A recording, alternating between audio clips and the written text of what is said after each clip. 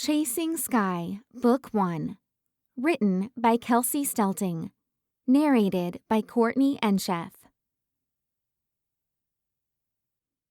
Chapter 1. Callum Watts burst through the door, parting his lips in an apologetic grin. "Sorry I'm late." "The first day, Cal?" the teacher asked. "Not a good way to start out." "I know," he smiled again, shaking his damp brown hair around his face, and Mrs. Valor practically melted into a pile of blushing, Callum-loving goo. Every line that formed around his eyes when he smiled etched itself permanently into my memory. No dimple left behind. He slid into an empty seat reserved especially for him between Saffron and Zach. Saffron reached out and scratched Callum's shoulder with her French-tipped nails. Callum matched her adoring smile with one of his own and hooked the strap of his backpack over his chair, then scanned the room. His brown eyes met mine. I looked down at my notebook. "Well, now that everyone's here, we can get back to class," Mrs. Valor said. She continued with the first day speech teachers gave every year, which usually included a syllabus and the word respect. Between wondering if Saffron could smell his cologne and fretting about volleyball tryouts, I barely caught a word. The bell rang, and I retreated to the hallway, not wanting to see if Callum would carry Saffron's books. "Hey, Skye," Kylie appeared beside me. I jumped, putting my hand over my heart. "You scared the crap out of me." She laughed and shrugged. "How was A&P?" "It was okay," I replied, without asking how she already knew my class schedule. In 2 years of knowing her, I'd learned to just go with it and enjoy her uncanny knowledge of everybody's business. "What classes do you have?" "Oh, this and that. We have English and history together." The warning bell rang, and she waved goodbye before veering off down a different hallway. I took my time walking to Spanish, where I found Señora Luna standing in front of a full classroom wearing a gaudy sombrero. For the next hour, she gave us the cultured version of syllabus day. "Y respeto." And then I made my way to the free reading period. I suffered through Mr. Winkle's nasally reminder to read a book and write a report every quarter before the bell finally rang and I could go to weights class. The gym lights were off as I walked down the sideline to the girls' locker room, but light from the windows shined on the volleyball net. Excitement crackled through my muscles and danced over my skin. New year, new volleyball season, new position, new me. I stepped down the stone stairs to the dingy locker room and saw Rachel and Shelby were the only girls there. Both of them were on the volleyball team with me the year before, so I figured we'd be a good group. We talked about our summers and volleyball tryouts, then headed back to the gym. Coach Roki waited for us in the corner by the door. About 15 guys already circled around him, and I hoped Callum would be in the group. When we got closer, I heard his laugh before I saw him. It brought a smile to my lips. Roki used his finger to count everyone out. "Okay, follow me." We walked through halls, giving me a better view of Callum. His shirt sleeves were cut off so low, I could see the muscles work in his shoulders as he walked. Coach Roki led us to an open area in the weight room, and Callum stopped in front of me. He must have grown over the summer because he stood several inches taller than my 5'6" frame. "You'll be in groups of 3 according to ability," Roki told us. "Girls, you'll go together. Callum, Bryant, Kaiser, your group." After sorting us into groups, Roki had us bench press. Shelby barely managed 75 pounds. Rachel followed at 105. When my turn came, Coach joined our group to spot me. I'd been nearing the record of 120 pounds all summer, but I was about to press 125. Laying on the bench, I stared up at the bar, wrapping my hands around the cold metal. Feeling every bit of the weight, I lifted it from the rack, lowered it to my chest, and started the slow push-up. My arms froze, elbows bent, and I struggled to get past the stall in my lift. "Come on," Roki urged. Grunting out of breath, I broke past the invisible stop and pushed the bar all the way up for 1 rep. I racked the weights, making a satisfying clang of metal on metal. Coach grinned down at me. "This is what you get for coming to summer weights."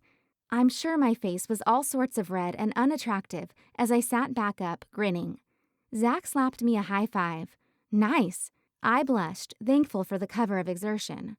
Sure, I wanted Callum's best friend to recognize me, but not especially for bench press. "Embrace it," Roki said. He must have caught the blush. Shrugging, I tried to make my face normal. Thankfully, Roki released us to go change, and I didn't have to stand around the rest of the boys much longer. I caught Callum looking at me on the way back to the gym, but he was probably just surprised about the record. The guys and girls split at the gym entrance, and we made our way toward the locker room. My arms ached as I struggled to change out of my gym clothes. "I'm gonna be sore tomorrow," I said, groaning. "Man, I wish I could lift like that," Rachel said. "Yeah," Shelby said, "but too much muscle slows you down in volleyball anyway." I jerked my head back, shocked. Was she being serious? "What do you mean?" Rachel asked, reading my mind. "The college coach I talked to this summer at camp said he'd trade speed for power any day." Shelby cast me a sideways glance. "Bulky girls are just slower." I could practically feel the cold cement floor on the underside of my jaw. She had to be kidding. "You have to have power to hit," Rachel shut her locker, "and serve." "That's just what the coach told me." Shelby sat down and started knotting up her shoelaces. I remembered the college where she went to the camp, a Division II nobody school. "What was their record last season?" I asked, trying not to let her comment make me regret all the hours I spent in the weight room over the summer. Shelby looked at me finally, her eyes narrowing once she realized what I meant. "This coach came from Upton, 32-1 last season. But don't worry, Skye, there are lots of bigger girls on community college teams." Shelby shut her locker, smiled at me, and flounced away. I ground my teeth, mad at what Shelby said, and madder I let Shelby have the last word. Rachel opened her mouth. I shook my head. "But," I raised my hand. "That doesn't even deserve a response." I tried to believe that lie, but I couldn't. The truth was, it stung, especially coming from a senior. Rachel and I made small talk while we finished changing and then headed to the cafeteria. We were lucky enough to fall in line a few people behind Callum and Zach. Callum looked straight at me. "Hey, what was the record before, Skye?" It took me a minute for my brain to connect with my mouth. 120, I think." "Cool, good job," he said and turned back to Zach. An insuppressible smile stretched my lips, and it lasted for a full 5 minutes until I saw Shelby at the table. Most of last year's volleyball team sat together, and I took a seat as far away from her as I could. Volleyball tryouts dominated the conversation. Tryouts at McClellan weren't really tryouts. Since it was a smaller school, everyone got to be on the team, but we did have to fight for playing time in the positions we wanted. Kylie waved her carrot stick around as she talked. "You know me, middle hitter all the way." "Same," Rachel said, shrugging. She'd played the spot for the last 3 years. Trying out was just a formality for her at this point. Just as I opened my mouth to talk, Shelby told everyone she wanted to be libero, meaning she'd get to wear a special jersey and play back row the entire game. She thought it would give her a better chance at playing in college the next year. A few of the girls told her she would be great for the position. I kept my mouth shut. The second half of the day passed much the same as the first half. English, RESPECT. American history, remember the Alamo? Calculus, the limit on a bad attitude does exist. Journalism, being a good journalist is about more than the quality of your work. Of course, everyone would forget the whole good attitude thing less than a week in, including the teachers, and school would be back to normal. What I'd been looking forward to all day finally came, the final bell. I threaded my way through the throng of students rushing to get home and made it to the locker room, changing in record time. I had on my favorite knee pads along with spandex, a cut-off t-shirt, and a pair of broken-in volleyball shoes. Within 15 minutes, I had stretched and was practicing my serve. "Ladies," Coach Umber's voice rang throughout the gym. "Take a seat at center court." The rest of the girls and I jogged over and sat in a semicircle under the net, facing Coach and Tasha Wilkins, the assistant coach. For the first 10 minutes, Coach took roll and asked us which positions we would like to try out for, jotting notes on a clipboard. When she called my name, I tried to sound confident. "Libero." I didn't dare check Shelby's expression. The other girls' poorly hidden looks of surprise said all I needed to know. Shelby had already said she wanted the position at lunch, and since she was a senior, I was supposed to back down and say defensive specialist or outside hitter, and wait for next year to have my turn. I just couldn't do it. If Coach thought Shelby was better than me, I'd take a different spot, but I knew what I wanted, and I wanted to be varsity libero. Coach nodded like nothing potentially disruptive to the accepted social order had happened and called on the last of the girls. After that, she had us do some warm-ups and then ran us through several drills. The practice wasn't overly difficult and wasn't anything compared to what regular season practices would be like, but I still worked up a sweat. Being back on the court felt like heaven. On the court was the only place I could let my mind go and let the rhythm of the game take over. Volleyball made sense in a way the rest of life never did, and I liked the way I fit into the game. I wasn't sure where I stood compared to Shelby, but I out-hustled her every chance I got, and I was sure Coach would notice that. In the locker room after practice, the atmosphere was different than other years post-tryout scene. Usually, a couple of girls were frustrated with their performances and complained. Best friends reassured each other, and most of the upperclassmen, like me, just smiled and changed. This time, when I walked into the locker room, everything got quiet. Chapter 2. School quickly fell into its regular pattern. The teachers assigned the first homework of the year, the girls didn't try as hard to wear the perfect outfit, and the guys weren't afraid to smart off in class. All day, I looked forward to one thing: volleyball, and proving that I was the right person to be libero. Tuesday's tryouts weren't hard physically, but the drills were basic and on the verge of boring. It wasn't until Wednesday that we were split into groups of passers, setters, outside hitters, and middle hitters. Passing in volleyball was the least gratifying role. Fans always forgot about a good pass just as soon as some hitter scored a point. But passing was always given the blame after a lost game. Maybe that was why the passers were the smallest group on our team. Some of the girls had good passes, but Shelby and I consistently performed better than the others. The difference was I went after the wild balls. Most of the time I would miss and wind up with a ragged floor burn, but every now and then I would make an impressive save, and I was sure Coach would notice. I hoped Coach would notice. I slept through my alarm Thursday morning and barely made it to class on time, without doing my makeup. Even Callum arrived before me. He looked up at me as I walked in and then continued talking with Saffron, who was doing a lot of giggling. I wanted to curl up under a desk when I saw Saffron. She had her hair teased and curled and wore a pair of diamond stud earrings that must have cost more than the old pickup I drove to school. I couldn't help but imagine what it would be like to be her, to be at the receiving end of Callum's backlit smile. At the end of the hour, Mrs. Valor announced there would be a quiz the following day, and I was glad I somehow managed to take decent notes. The bell rang and we filed out into the hallway. When Senora Luna announced we would be having a quiz the next day over our verbs, I let out a frustrated sigh. She looked pointedly at me. "Señorita Hofner?" "En español," she cut me off. I searched my mind for the right set of words and finally found them. "Lo siento." "No te preocupes," she responded and returned to the lesson. Going to weights was a relief. Just the warm-up made me feel more relaxed. Roki told us we would be doing back squat, and I couldn't wait. While Rachel and Shelby added weights to the bar, Roki pulled me aside. "Skye, the record in your weight class is only 200, and you were lifting 195 over the summer. You could take the record now that school started." An edge of doubt crept into my mind. I barely made 195 last week. He looked at me evenly. "Remember what I told you then?" Explode. "You've got the strength." He tapped my head. "It starts here." "Okay." I smiled at him appreciatively and walked back to the rack where Rachel and Shelby were waiting. They looked at me curiously, but I just shrugged. "I'm ending at 205, I said. "How about you guys?"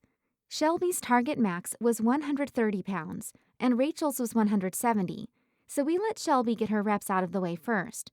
After Rachel finished, it was my turn. I did a few stretches so my muscles would be loose. The lift at 170 pounds wasn't easy, but I did 5 reps with good form. Coach watched my next couple of sets to make sure my squats were low enough and my chest stayed tall. Then I lifted my previous best, 195, exploding like Roki told me to. Put 5 more pounds on the sides, Roki said, and Rachel and Shelby added the weight. It was difficult, but I lifted it too. Energy coursed through me, and I bounced in place. I could do more. 2.5, I said. Once they added the little plates, I stepped to the bar, eyeing it. Chalk left white splotches on the slate gray handles, and it bowed slightly with the weight. That bar was a challenge looking me in the face. I wanted to kill it. I wanted to shatter it. I wanted to be the best. I took 3 deep breaths, filling my lungs to capacity each time, and dipped my head under the bar, testing the pressure on my shoulders. Lifting up, I released the weight from the rack and stepped back, balancing the bar. Slowly, measuredly, I squatted down. When I hit parallel, going back up felt more like lifting a car.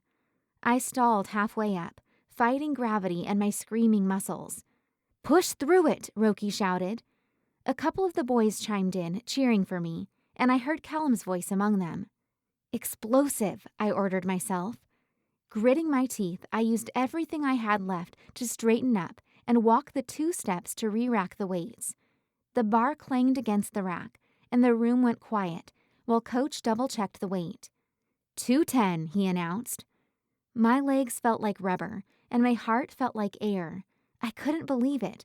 I had 2 records now, 2 places where I'd done better than anyone else at McClellan. I wobbled over to a bench and sat down to catch my breath. Zach patted me on the shoulder, and Rachel came and sat by me. "Nice," she said. I grinned at her, wiping at my sweaty forehead. "Thanks."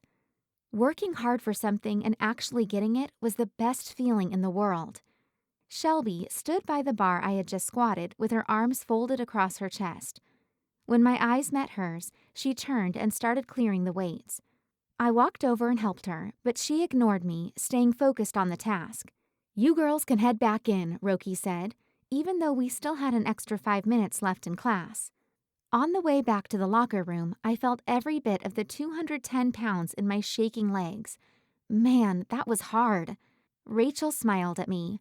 It was awesome. I couldn't have done that, but I guess weights isn't my thing. Shelby scowled down the hallway. "Well, it's not like you can get a scholarship for putting a bar over your head." Any energy I could have used for a retort had been put toward breaking the squat record. Rachel apparently didn't have anything to say either, because Shelby's one-liner put an end to our conversation. We reached the locker room, changed in silence, then left for lunch. "Skye! Skye!" I turned to see Callum a few steps behind me with a friend from my grade, Sheldon, walking next to him. "Hey," I greeted them and gave Sheldon a side hug. "What's up?" A crooked grin crinkled Sheldon's eyes. "Kel told me you broke the squat record today." Great. It was one thing to be known in my weights class as a lifter, but it was another thing for Callum to run around telling everybody in the school. But he'd thought about me. That had to be good. "You lifted 210, right?" Callum asked. "Yeah." Sheldon's eyebrows lifted, looking impressed. "Nice. What was the record?" I reached for a tray to hide the blush creeping up my cheeks. 200. Callum let out a low whistle. "Geez, you killed it." He turned the corners of his lips up into a little smile that was so adorable I wanted to squeal. No way his brown eyes looked that bright to anyone else. My neck felt hot as I shrugged. It wasn't a very good record. Sheldon squeezed my shoulder. "Still a record." The conversation stalled when I reached the serving line. Weights might not get me a college scholarship, but they got Callum to talk to me 2 days in a row. That felt like a success to me.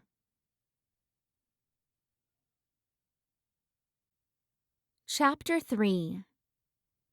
Since we'd already been practicing for a few days, the girls were less jittery, and Coach decided it was time for a scrimmage. She divided us into 5 teams of 6. Shelby and I were both the libero on our teams, and Kylie and Rachel were set as middle hitters on theirs. We had 2 volleyball courts set up in our gym, so only 4 teams could play at a time, leaving the other 2 groups to take water breaks and sit on the sidelines. When I wasn't playing, I paid close attention to Shelby and how she performed. I noticed her flaws. She didn't get up quickly after diving. She didn't dive very often, and she was slow on her feet. But I also picked up on her skills. Her passes were good, and while her serves weren't as hard as mine, they were more consistent. My team sat on the sidelines for a glacial 25 minutes, and then it was finally our turn to step onto the court and play against Shelby's team. She had the first serve and rocketed it straight at me. My pass wasn't perfect, but it wasn't awful, and it gave our setter a good chance to set Rachel up. The timing was off, and the ball glanced off Rachel's hand into the net. Shelby 1, me 0. I passed a couple more of Shelby's serves before my team scored a point. We ended up losing the match, but I served and passed just as well as Shelby, maybe better. As the scrimmages went on, I made more of my serves over, and my passing improved as well. Coach's whistle blew midway through the last game. Time was up. She told everyone to sit in the middle of the main court like we had on the first day of tryouts. She had her clipboard in hand as usual and was still writing as we jogged over and sat down.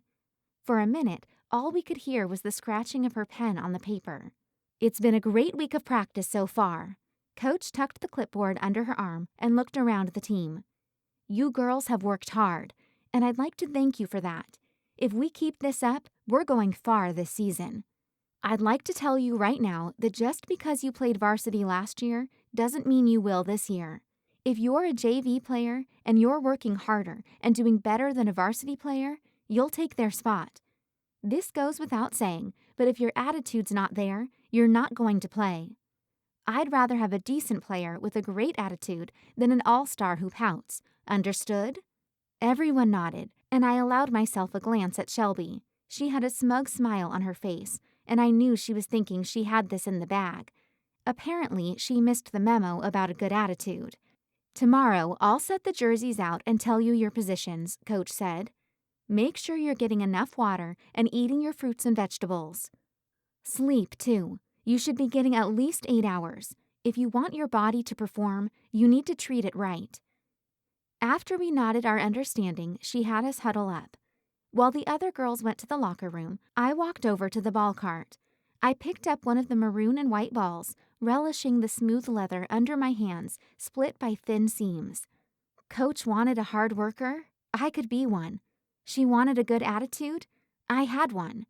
"What are you doing, Hoffner?" Coach called to me. I turned to look at her, seeing nearly everyone had left the gym. "I wanted to work on my serving. Is that okay?" 5 minutes, then get some sleep." I didn't miss her pleased smile before she turned to talk with Tasha. My feet thudded softly against the gym floor as I walked to the serving line. Serving was always the part of the game I struggled with. It was outside of the action, and I did better in the chaos of the game, sounds and colors flying around me. Now, in the empty gym, I picked up ball after ball, making sure to take a deep breath and envision myself hitting it over the net before even making contact with the ball. 5 serves went over, then 10. As I served, my exhaustion became harder to ignore. I felt each push-up in my arms, the squats in the bend of my legs. I missed a few and reminded myself volleyball was about maintaining focus, even when tired. Coach came out of her office and gave me an exasperated smile.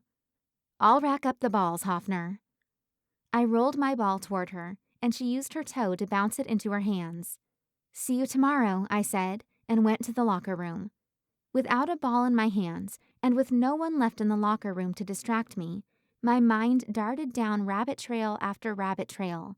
My thoughts were so loud, they practically echoed off the cement walls. Callum had talked to me twice in the first week, an improvement from last year, even if it was just about weights. Then there were Shelby's snide comments. Last year, she'd just ignored me, and I had no idea what I'd do if I didn't get libero.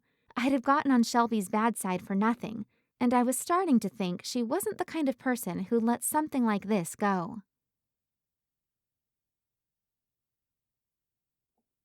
Chapter 4. Twice during A&P, I found myself doodling and not paying an ounce of attention to Mrs. Valor, prattling off names of the organelles. Even more often, I caught myself staring at Callum.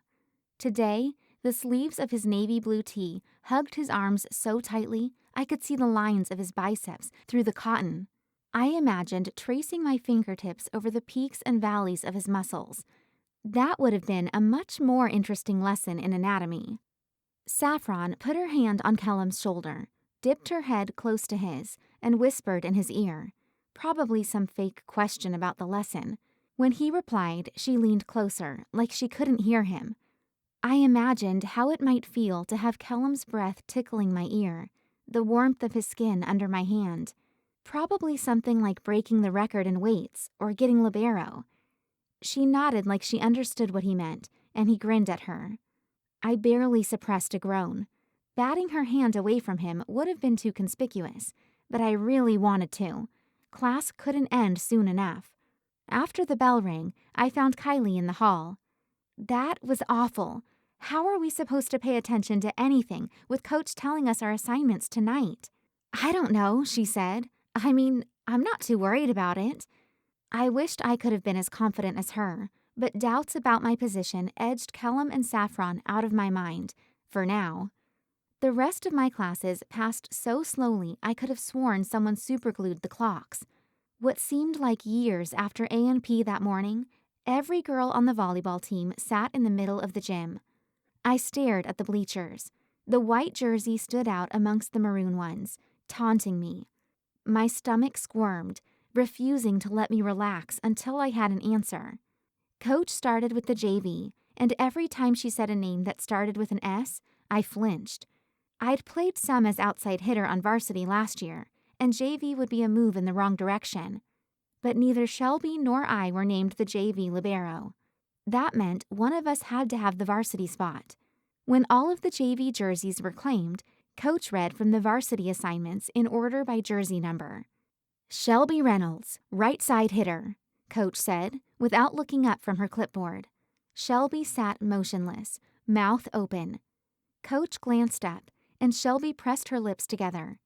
Slowly, she got up and made her way to the bleachers, sending me an angry look when Coach wasn't looking. I tried to ignore her glare, but I couldn't get over the bewildered looks some of the other players wore. Did they not think I was good enough? Coach continued reading, oblivious to the silent drama unfolding before her. Skye Hoffner, libero.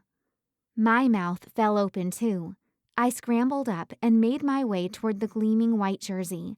Even though it felt like I was walking down a gangplank with sharks swirling below, I smiled. Those words were the sweetest I'd ever heard.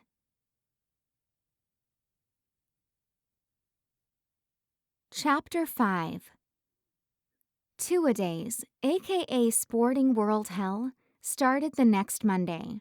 We practiced twice a day, hence the name, from 5:30 to 7:30 in the morning and for 2 hours after school let out. After the first day, I could hardly walk, but Coach still had us doing sprints. "You've got to be in shape for our first tournament," Coach yelled as we ran lines. "It's only 2 weeks away." I made it to the end of the court and put my hands on my knees to catch my breath. "We want to send a message at our conference. We mean business," Coach said, walking up and down the baseline. "Again." Unfortunately, it didn't seem like the entire team had winning the tournament in mind. Shelby had another goal entirely. For the entire week, she worked tirelessly to steal my position.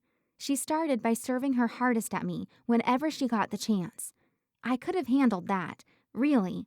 Shelby's serves were good. In fact, she probably had one of the best serves on the team, but each serve challenged me to improve. What I couldn't handle was playing on the same side of the net as her. Coach put the varsity against the junior varsity starters and had us scrimmage. Shelby and I started the game in the back row, right beside each other. A JV server tossed the volleyball in the air to serve. It soared over the net right at me. "Mine," I called and set in to pass. Just as the ball was inches from my arms, Shelby called, "I go," then bumped into me and took the pass. As I regained my balance, the ball went in the setter's general direction. Brittany set the ball, and Kylie scored a point on a line hit. "Nice pass," Kylie said to Shelby. Shelby smiled and turned toward the net, bending her knees, getting ready for the next serve. This time, the ball soared right between us. I called it, louder this time, and went to pass. With another last-second call, Shelby and I collided. her shoulder digging painfully into my side. She ran into me so hard, she sent me sprawling on the floor, which admittedly was pretty impressive for someone who could only bench press 75 pounds. Shelby went up to cover the hitter, and I peeled myself off the floor, rubbing my ribs. From the sidelines, Coach called, "Skye, you take those." I would have liked to, I thought. Instead, I nodded. After 2 more times of Shelby running into me, Coach added, "Be sure to listen if someone else calls it." Finally, fed up, I yelled, "Mine!" loudly, so I could get the next pass, but Shelby called it too, so I took a step back to give her room. If she wanted to play hero, I'd let her. She chose that moment to back off, and just before the ball hit the ground, she yelled, "You go!" I dove for it, but the ball smacked into the floor, and all I got was a nasty floor burn. Kylie came back and extended her hand to help pull me up, even though Shelby stood only feet from me. Since I didn't know what to do to get Shelby to stop, I did nothing. I said nothing. Not that I could say any of the many choice words I had for her in front of Coach. We made our way around the rotation, ahead of the JV team by only a few points. I hated to admit I knew Shelby's serve would help us. Her first time at the serving line, she made an ace none of the JV players had an answer for. I did the cheer with the team and reached out to give Shelby a high five. She tapped the back of her hand against mine like a limp fish. Kylie extended her hand to Shelby, and Shelby gave her a high five hard enough for me to hear the slap. My pulse flared up so high I could feel blood rushing through my ears. I turned toward the back of the gym and clenched my teeth together to keep from screaming. That snot could run into me hard enough to push me to the ground, and she couldn't even touch my hand when I was telling her good job? Drama like the kind Shelby was starting could derail a successful team faster than an injury or illness, and I wasn't going to take part in that. Besides, the only revenge I needed was knowing I'd go home every night to see a bright white jersey hanging in my closet, and Shelby would see ugly maroon. Chapter 6. The week passed slowly, but finally 2-a-days were over, and Mrs. Valor hit us hard in A&P now that we were less tired in class. Every day we had a quiz over different systems. First skeletal, then muscular, then circulatory, then nervous, and then digestive. By Friday, my grade in that class sat at a 90 even, and I was damn glad to have it. My parents would never let me do anything if I didn't keep my grades up. After school Friday, Kylie invited me to stay over for the tournament the next day. Before practice, Kylie and I stood outside the locker room, and I called Mom to ask permission. I knew her answer would depend on her mood, and I hoped she was in a good one. "Hey, Mom, how are you?" I asked, testing the water. She let out a heavy sigh. "Long day at work, huge rush at lunch hour." I chewed on the inside of my cheek and wondered whether it was worth asking now or not. "What's up?" Mom asked. "Kylie asked if I could stay at her house tonight so we could ride to the school together tomorrow." I held my breath and waited to see what kind of day it'd be. "How are your grades doing?" "A's," I said quickly. She sighed again. "Ask your dad. I gotta go." Without saying goodbye, she hung up. Kylie looked at me hopefully. Was that a yes? It was an ask dad.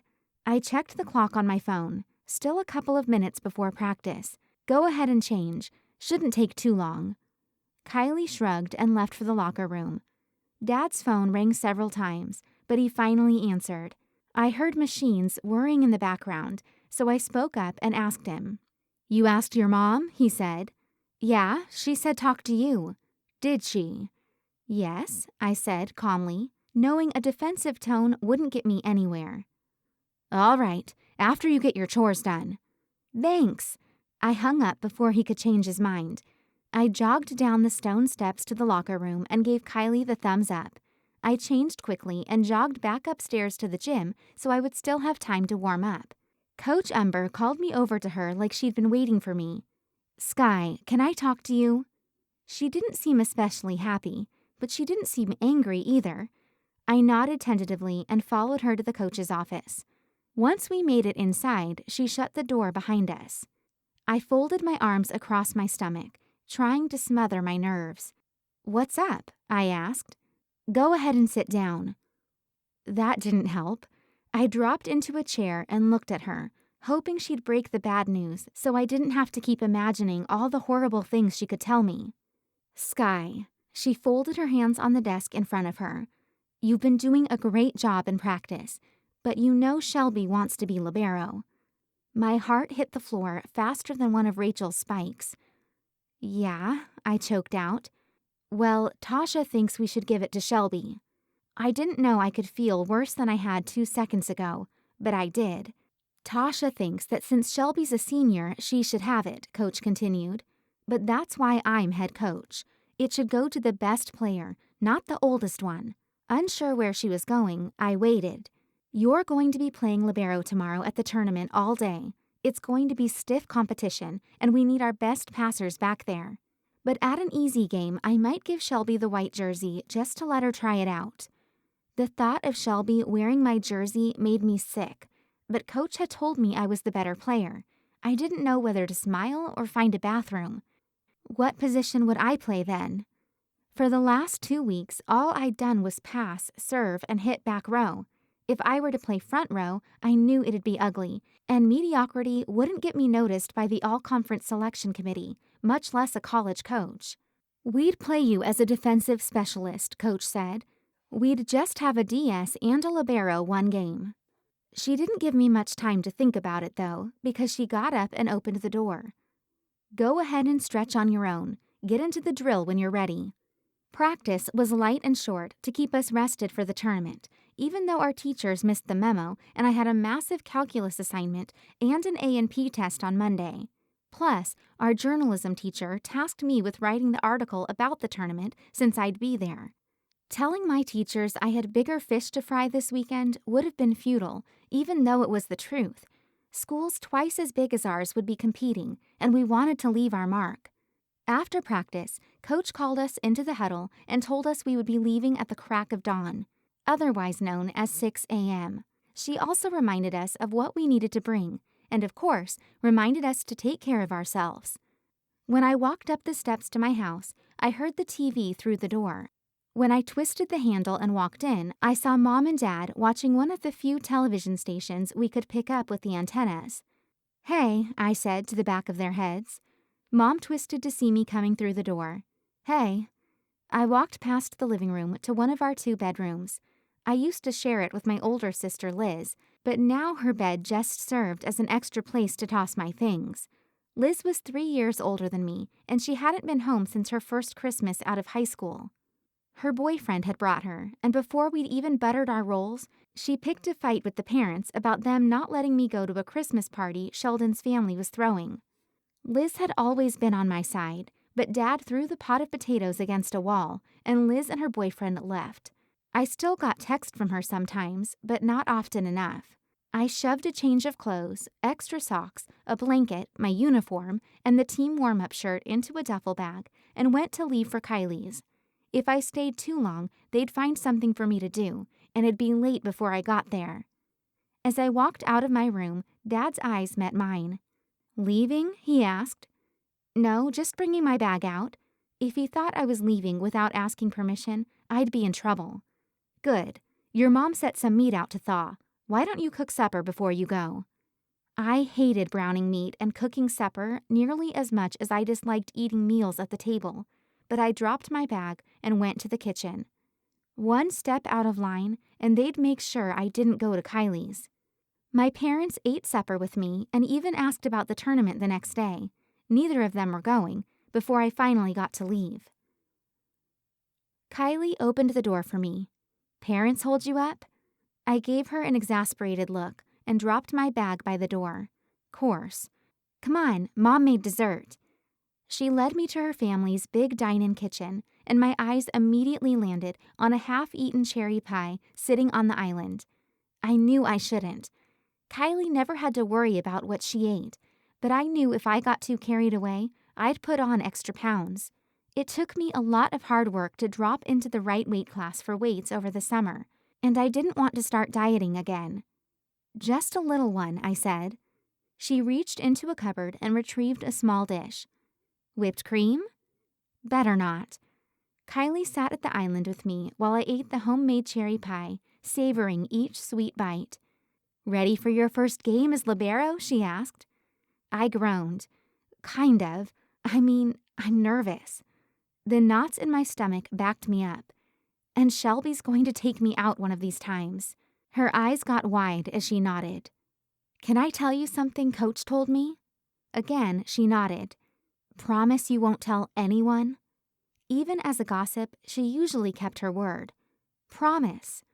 I told her about Coach maybe giving Shelby the libero jersey one game, and Kylie rolled her eyes. I dropped my fork on the island, feeling my frustration bubble back to the surface. Okay, you think it's ridiculous too. Well, Coach is right. Kylie put her elbows on the counter and rested her chin in her hand. Your passes are better. Pride ballooned in my chest. At least I had 2 people on my side. Soft footsteps paddled through the next room over. You girls should probably think about bed. Kylie's mom stood in the doorway of the kitchen.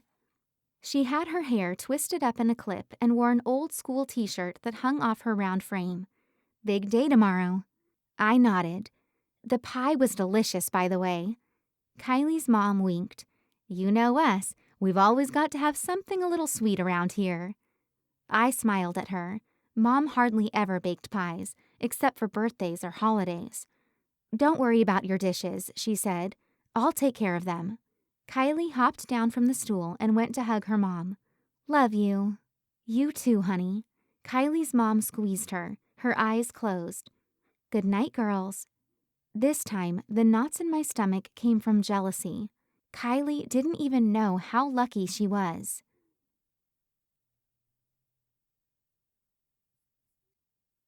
Chapter 7.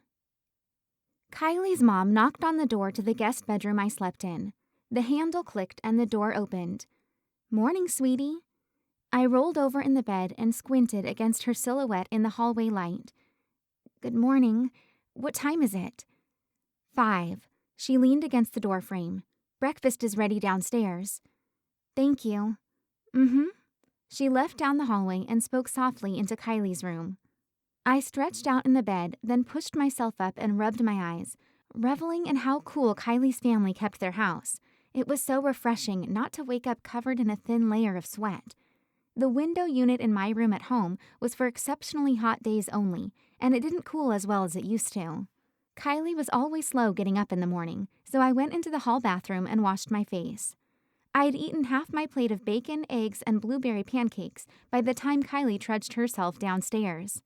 We rode together to the school where the old activities bus waited in the parking lot. With so many girls on the team, Kylie and I shared a seat. We didn't talk much, though. She listened to music on her phone, and I put my knees up against the seat in front of me and leaned back, focusing on the day to come. We didn't play until the 3rd game of the day, so when we arrived, people were already milling around the school, and we could hear the crowds cheering for the ongoing games, mixed with girls yelling, the smack and resounding echo of volleyballs hitting the floor, and the sharp referee's whistles. My adrenaline sprang to attention. I'd been waiting for this ever since hanging up my jersey the year before. We got dressed in the silence of a classroom repurposed as a locker room. Coach told us to get our minds right for the game against Northridge. They had 3 really good players, a setter who could put the ball at the perfect spot for her hitters even on a wild pass, a middle blocker taller than Rachel, and an outside hitter who was already getting recruited by Division I colleges.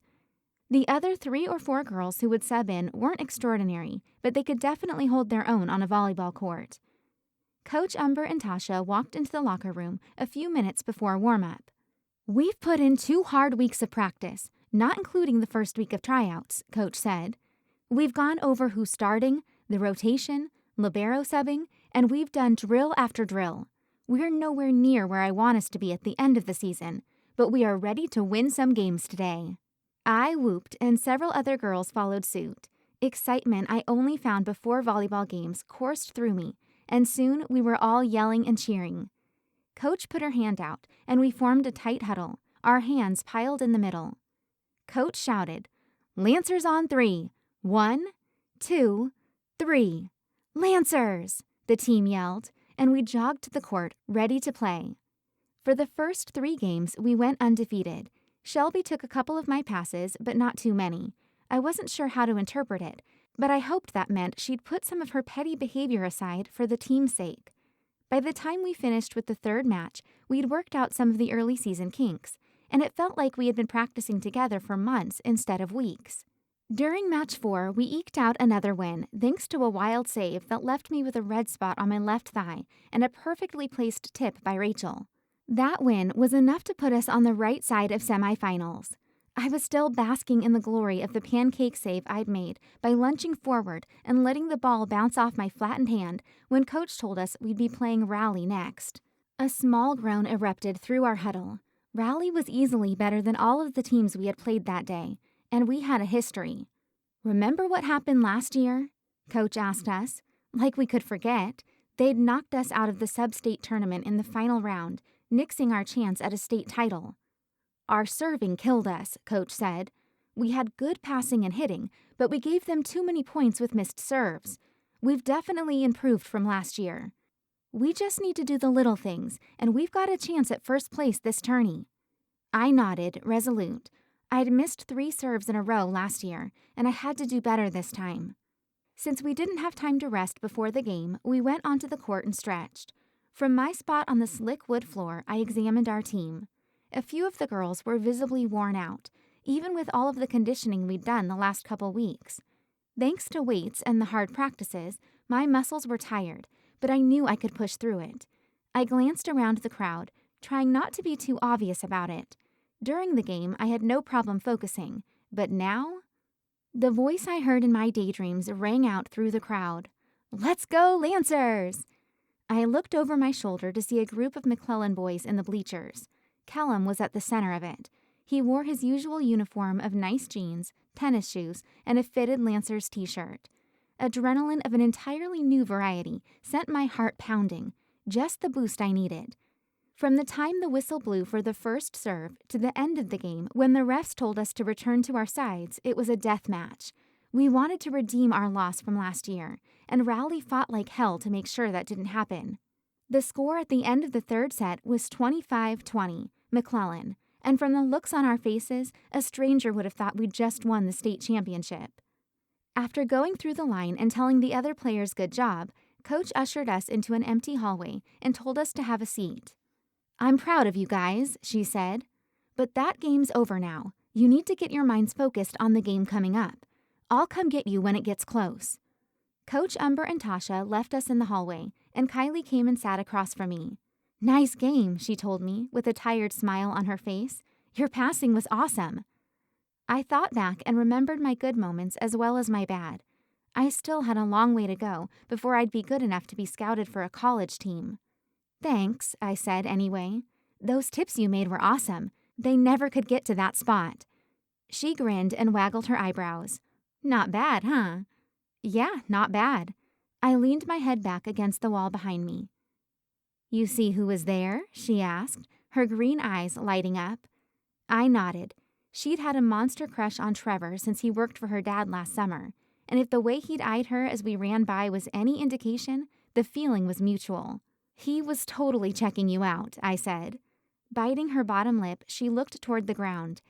"You think?" I rolled my eyes. "I know." She smiled like she agreed with my answer, and I wished I had her luck when it came to dating.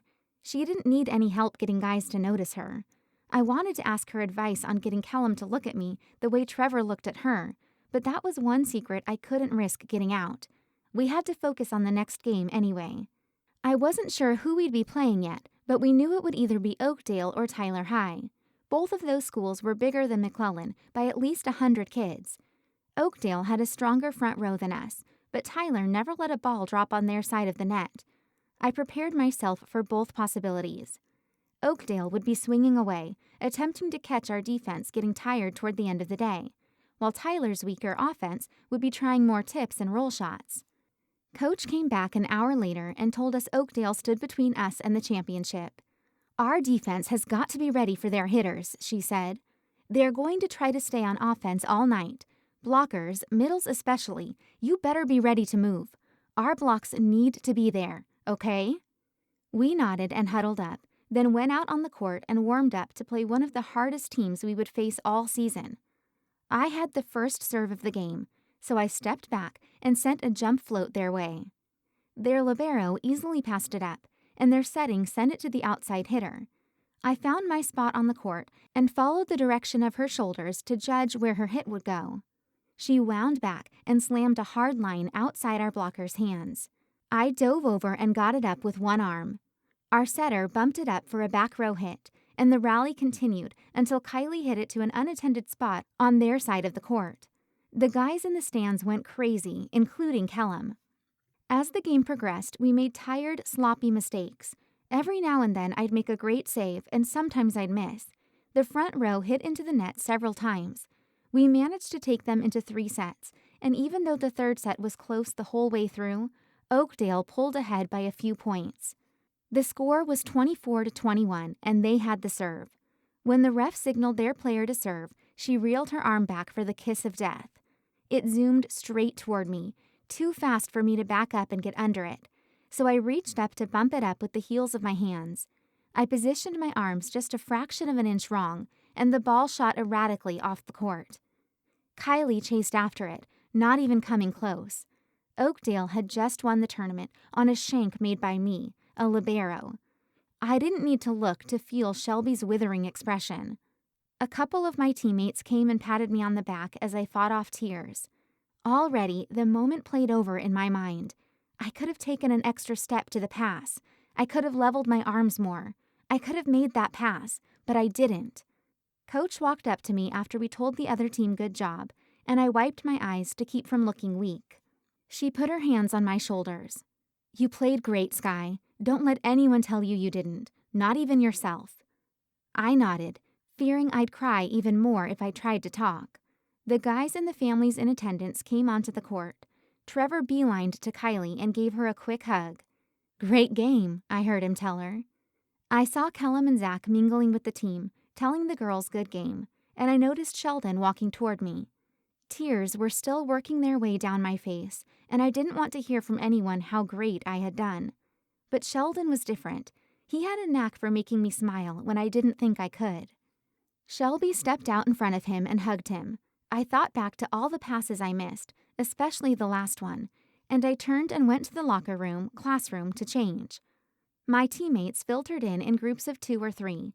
From across the room, I heard Shelby, Brittany, and Kylie whispering about the game. "If our passing would have been there, we would have won easy," Shelby said, just loud enough for me to hear, and sent me a pointed look I caught out of the corner of my eyes. "Yeah," Brittany whispered, matching Shelby's tone. "I couldn't keep up with all of them." "It could have been better," Kylie agreed. Coming from Kylie, the words hurt worse than my floor burn. I knew I wasn't the only passer, but passing was literally my only job, and I'd failed when it mattered. Brittany whispered something to Shelby. I couldn't quite hear what she said, but I could infer. I turned my back to the 3 and finished getting dressed. As soon as I had my hair brushed and my stuff gathered, I was out of the locker room and on the bus. Kylie didn't ride home with her parents, but she didn't sit by me either. Chapter 8. After I had Sunday to rest and reflect on the games, I'd settled down and was a bit more satisfied with my performance. Writing the article for journalism helped. According to the stats, I'd passed much better than I'd realized, and even had a higher serving percentage than Shelby. In A&P Monday, we spent the first 10 minutes of class talking about the tournament. Mrs. Valor congratulated Brittany and me in class, since we were the only varsity players taking the course. "Skye had some sick saves," Callum said. "Bet you have a nasty floor burner, too." I lifted my arm to show him a scab above my elbow. "The one on my thigh's worse." He chewed on his gum and nodded his approval. "Not too shabby." "That's nothing," Saffron said.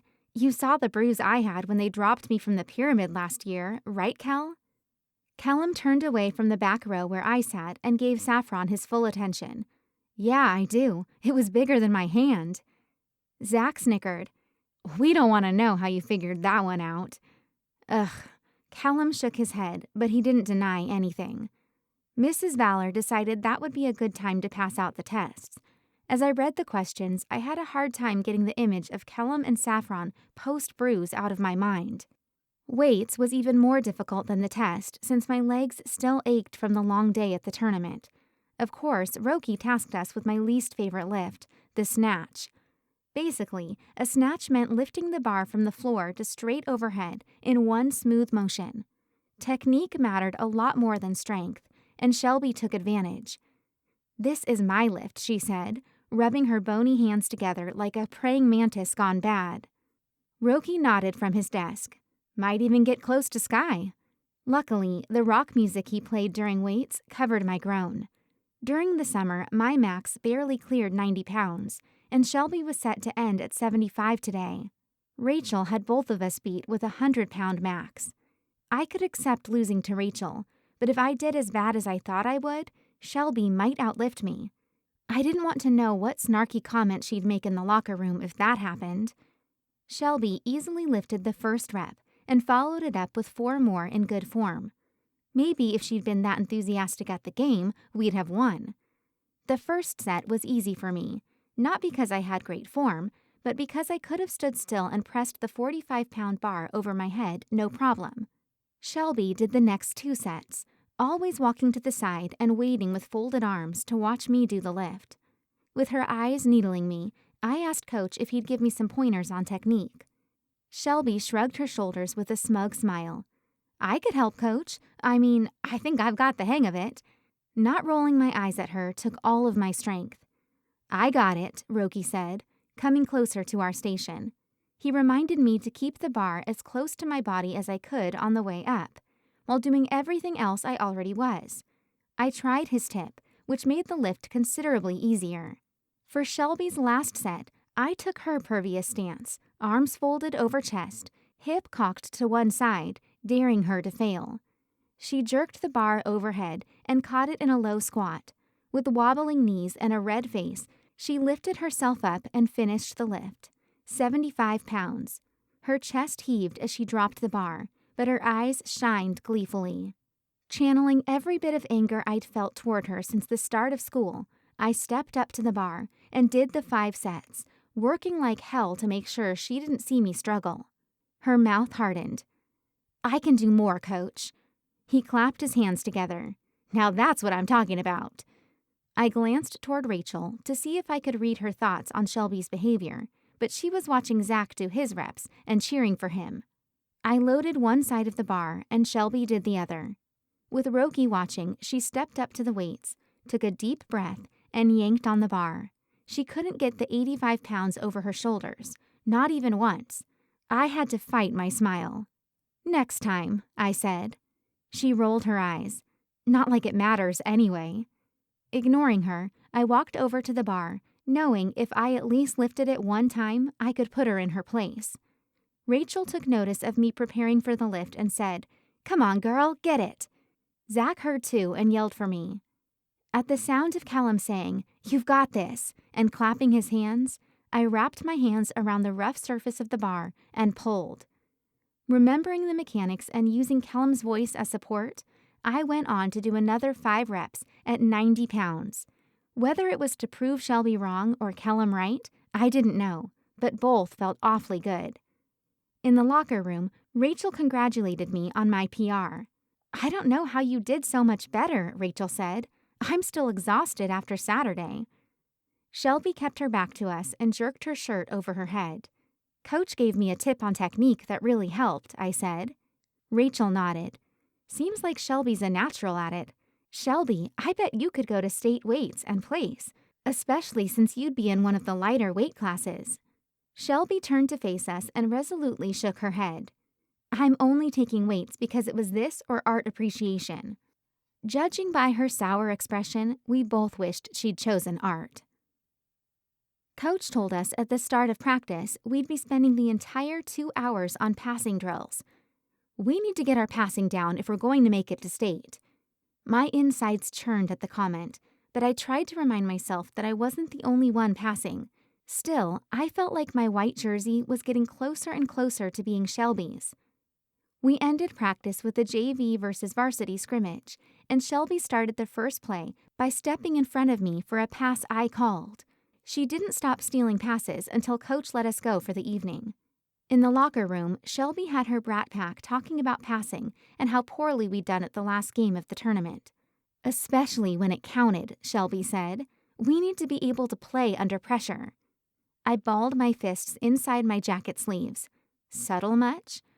Brittany agreed with her. It's like free throws, you know? You gotta make them because missing them could cost you the game. As fast as I could, I grabbed my things from the locker room and walked to the parking lot.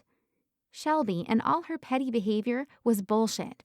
There wasn't another word for it, and if she kept it up, she'd ruin the whole season. I threw my gym bag and backpack into the bed of my pickup and climbed in. As I went to turn the ignition, I heard a rap on the window. I jerked my head to the side. Sheldon stood beside my pickup, his hair still wet from showering after football practice, and his face stretched into a friendly grin. After Shelby's crap in the locker room, I didn't feel like talking to anyone, but I used the handle to roll my window down. "What's up?" He shrugged and moved his backpack to the opposite shoulder. "I was wondering if we could talk." Before our big fallout last summer, we'd spent quite a few hours sitting in the school parking lot, deep in conversation. Even though we'd made up, we still hadn't fallen back into our old ritual. I probably had another half hour before my parents suspected anything other than practice running late. "Let's talk in your car," I suggested. "Mine's a mess." Sheldon smiled and nodded. I got out and followed him to his dark green Pontiac, which was at least 10 years newer than mine. I opened the door to his car and got in, and he did the same. Sheldon cracked the windows, letting the fall breeze drift through the cab, and turned the radio on low. An ad about the local hotel whiffed over the speakers, and I thought about Shelby. Her mom managed the hotel.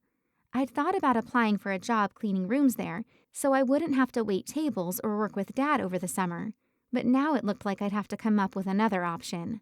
"So, you did well on Saturday," Sheldon said. "Whatever."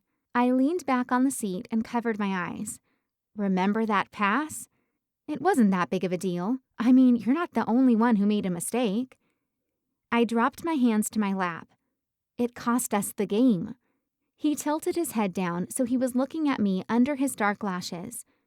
"You didn't lose the game. Every point you guys gave up before that lost the game. Yours was just last." My shoulders relaxed at the thought. Missed serves lost points too, and I'd done well there. Still, I'd already rehashed the loss for journalism, and I didn't want to do it again. "Can we change the subject?" "Sure." A soft smile touched his lips. "Are you excited for homecoming?" Oh, crap. In the drama surrounding volleyball, I'd forgotten about it. I didn't even have a dress or a date. Sheldon chuckled. "That's not the normal reaction, Skye. Aren't girls supposed to love this stuff?" "Yeah, but it's 2 weeks away, right?" He nodded. "I still need to find a date, and I need to buy a dress, and someone's jersey. That's not exactly cheap." Every year, girls bought a football player's white jersey to wear for the homecoming game. The money went toward the cheerleaders, which was almost as bad as spending the money in the first place. Plus, girls usually only wore their dates' jerseys. Otherwise, it sent the wrong impression. Maybe I'll just go with someone as friends, I thought out loud. Hell, I don't know. I really wished Callum would ask me, but if anyone had a chance at having him for a date, it was Saffron. "We could go together," Sheldon offered. "Just as friends, of course. And I can see if I can just give you my jersey." Sheldon was my savior. Yes, that would be great. Oh my gosh, thank you so, so much. He grinned. "No problem, really." Sheldon and I caught up on school for the next half hour. I didn't tell him about Shelby, though. Over the summer, I told him about my fight with Saffron, and that had been a big mistake. Saffron and I used to be friends freshman and sophomore years, good friends even, until she insisted I invite her to my house. She never understood why I always wanted to stay at her place and not the other way around. The second she'd walked in, her nose turned up. Our shabby furniture and my small room didn't even compare to her house, and she let me know. I'd cooled things with her after that, more out of shame than anger. I knew my family was poor, but I couldn't tell my parents how to spend their money or help my dad find steady work as a contractor. Even though he did good work, his temper had earned him a bad reputation in town. When I told Sheldon about the whole ordeal, I might have used some choice words for Saffron. Then he'd passed them on to her. Aside from Kylie, I'd lost 2 of my best friends in less than a week. Sheldon had apologized for running his mouth, and I, being lonely and missing his friendship, forgave him. But Saffron didn't apologize, and I didn't either. Everything I'd said had been true, and we both knew it. My phone rang, and Sheldon quieted so I could answer it. "Where are you?" Mom asked without greeting. "Just got out of practice," I lied. "On my way." 2.5 hours for practice is ridiculous, she said. "If your coach keeps this up, you're going to have to quit the team." My brows furrowed together. "What? Why?" "We need you to do things around the house." "So you don't have to?" I immediately squeezed my eyes shut and bit my tongue. I'd known it was the wrong thing to say as I said it, but it just came out. "You get home right now," she snapped, and the line went silent. Sheldon's lips tilted into a frown. "Everything okay?" I plastered a smile on my face. "Yeah, just gotta get home." He matched my smile, but the concerned look didn't leave his eyes. "Well, thanks for the talk." "You too," I said. He spread his arms, and I leaned over the console to give him a hug. I knew I needed one. The second I entered the door at home, Mom rounded on me and told me I'd have to clean the kitchen and living room. Dad overheard about my back talk and said I was grounded to my room for a week. No one threw anything. Mom didn't bring up pulling me from the team, and since I tried to spend most of my time at school or in my room anyway, I considered it a win.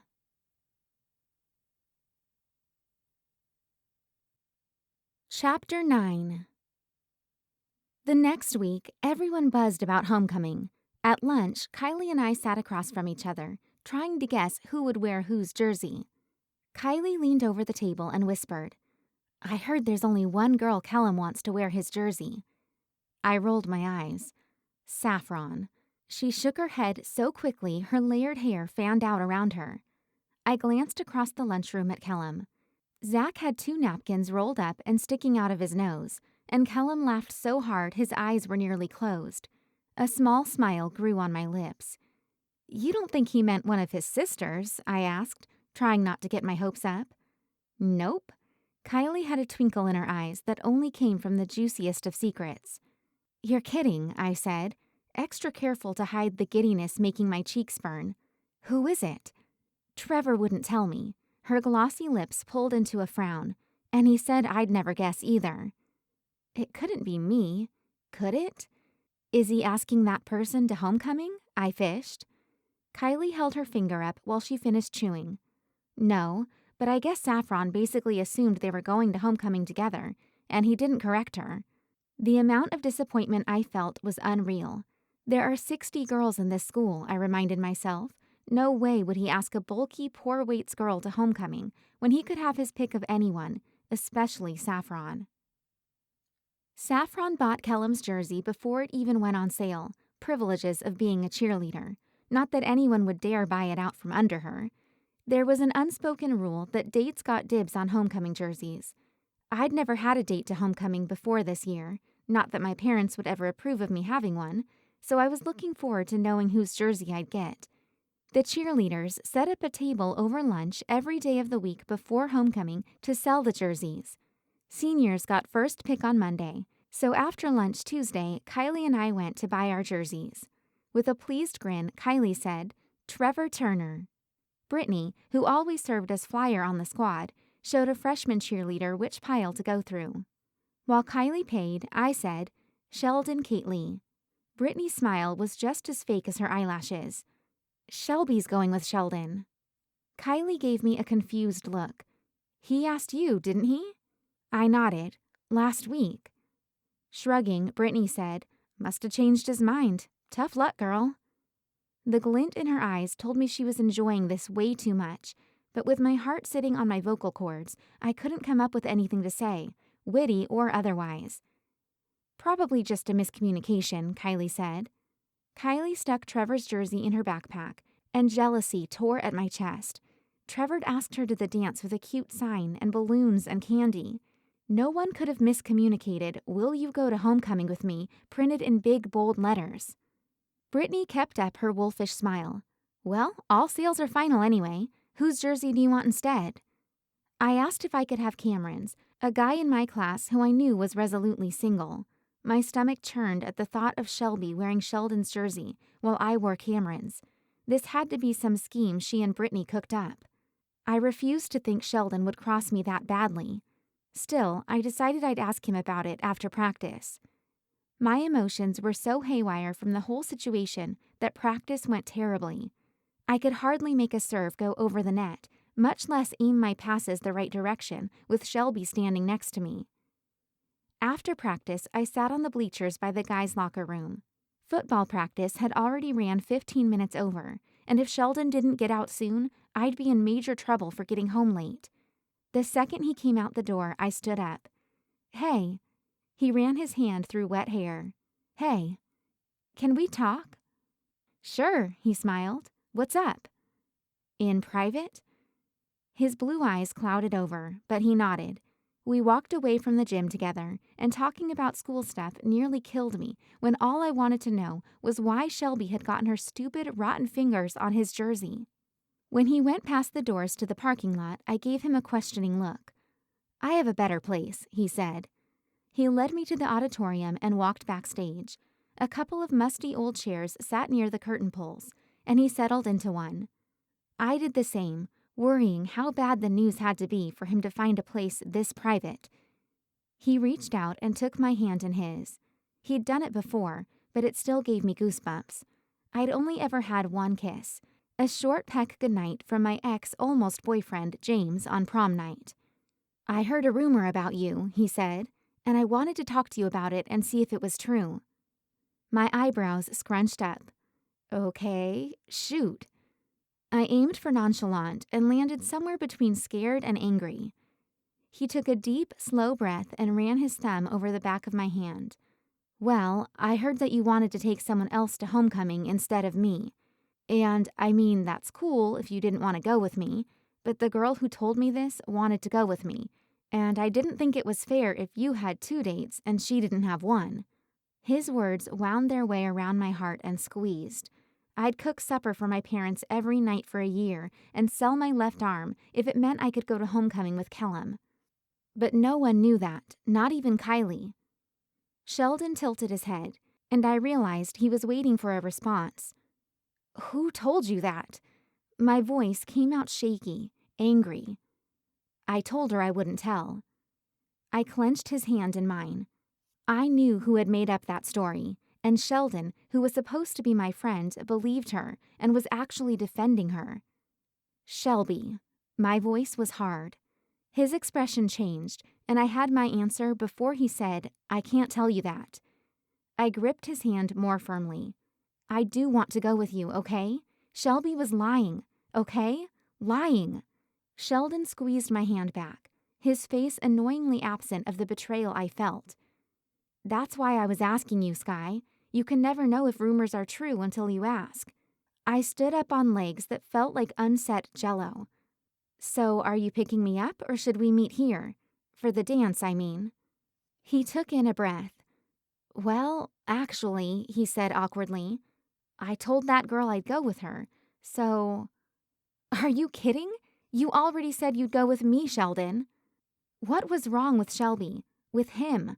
There were at least 50 other guys in school she could have poached, and she chose Sheldon.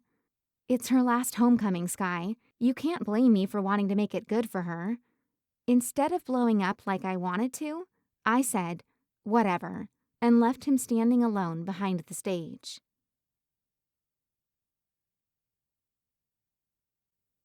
Chapter 10.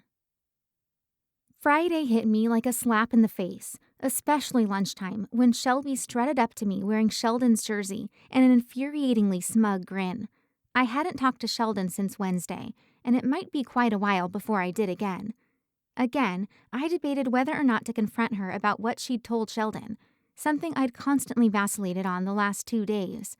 If she made one comment about the jersey, I told myself I would. "Hey," she said. All the volleyball girls are coming out to my house to get ready before the dance, so you're invited if you want to come." The look on her face said otherwise. Afterwards, some people are coming out to watch a movie. Before I could say yes or no, she sauntered off, and I turned to Kylie. Kylie looked between me and Shelby's back. "She's just now getting around to telling you?" "What do you mean?" She wiped her hands on a napkin. "I knew about it Monday." Kylie knowing something before me wasn't new, but something about the whole deal smelled just as fishy as gym clothes left in a locker all weekend. Had all the girls on the team known and not told me? I asked Kylie as much, and she said she didn't think so, but focused a lot more on her food than usual. "Oh," I said, not quite buying it. "So are you going?"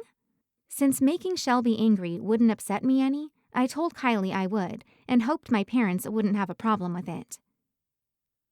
The entire school and half the town crowded around a pile of logs the sophomores had built up. Over the pyramid of kindling, a dummy wearing an imitation Woodman football uniform waited to be burned. Only in Texas, I thought. People went crazy about football. I wrapped my arm around myself to ward off the evening chill and the loneliness I felt. Kylie wasn't anywhere to be found, and Rachel hung around a crowd of boys from her class. I'd never had many friends, but usually I had at least one close one. Now I was starting to wonder. One of the sophomore class sponsors, a mom with big hair and an even bigger voice, told everyone to step back. After they had, she lit the kindling. Flames tickled the wood, and fireworks shot out of the logs, exploding the dummy. I cheered with everyone else as the fireworks cracked and popped with the fire. Everyone milled about after the display, and I felt a little less lonely. I took pictures with a couple of the guys in my class, including Cameron, so I could have one of us in matching jerseys. A few girls on the volleyball team wanted pictures too, but I noticed more people posing for photos with Shelby.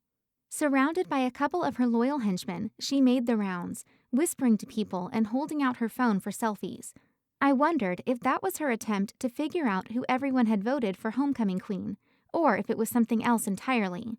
As the guys left to get ready for the game starting in an hour, Shelby found me and talked to me voluntarily for the second time that day. I, for the millionth time, debated whether to confront her about all that had been going on. She hooked her hands in her pockets. "So, Callum's inviting some people out to his house to watch a movie after the game. He told me I could invite some girls out. I think we're going to leave pretty soon." Eyebrows raised, I asked, "And I'm invited?" I saw her warring with something, but she finally said, "I was told to invite you." Again, I didn't get a chance to reply, much less think about what on earth that meant, before she walked away. Someone told her to invite me? It couldn't have been Callum, could it? I pulled my phone out of my back pocket and dialed Dad. The odds of him being distracted and saying yes on a Friday evening were pretty good. "Hey, Dad," I said when he answered. If the voices in the background were any indication, I'd guessed right. "What's going on?" "It's homecoming tonight," I said. "The school has a lot of fun things set up this weekend." "Spit it out," he hissed quietly, probably so none of his friends could hear him. I was wondering if I could stay to watch a movie with the other students. "At the school?" "Yes," I said, hoping to God Dad would never find out about the lie. "Sure," he said. "Be back by 11. I looked up at the darkening sky, doing the math. "The movie won't start till after the game," I said, trying to keep the whine out of my voice. "Could I stay out a little later?" "You're lucky you're getting to go out at all. Take it or leave it." He hung up. Apparently, he didn't need to know my answer. I arrived at the football field during the coin toss. Callum, Zach, and Kaiser, the team captains, stood in the middle of the field, giving me time to appreciate how good Callum looked in a football uniform. Although he wasn't as thick as Zach, he more than filled out his football pants, and his arms looked toned and tanned. I imagined being close to him at the dance, feeling his hands settle on my hips, seeing his 1,000-watt smile up close. Before kickoff, I found a spot in the stands by Kylie. Everyone in the crowd was wearing maroon and gold. Several of the more avid students had their faces painted. One of the freshman guys waved a giant flag that said McClellan Lancers in big gold letters. Whether the cheering helped or not, our team was up by 7 at halftime. Callum had a few amazing tackles. He even sacked the quarterback in McClellan's end zone, which I figured out meant extra points for McClellan. All of the girls seemed more excited for the crowning of homecoming royalty, though. At halftime, Callum, Zach, and Rick moved to the middle of the field along with Rachel, Shelby, and another senior named Lexi. Mrs. Grady's voice poured over the loudspeakers, giving little bios for each of the nominees. I clapped for Shelby, but I hoped Rachel would win. Everyone knew who the king was going to be. And the king is... Mrs. Grady paused for suspense. Callum Watts. A cheer erupted through the crowd, and Callum bowed, grinning. When everyone finally quieted down, Mrs. Grady announced the homecoming queen. Rachel Luther. Yes! I couldn't help but let out. I whooped and clapped enthusiastically.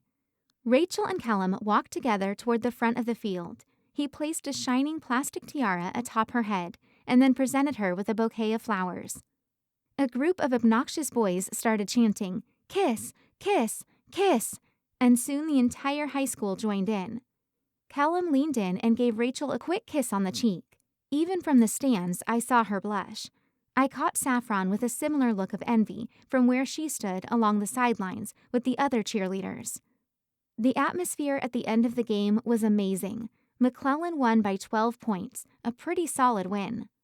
The boys looked about like we did after we beat Raleigh Saturday, except their yells were much deeper than ours. Even though I hurried to Callum's house after the game, cars were already parked down the street.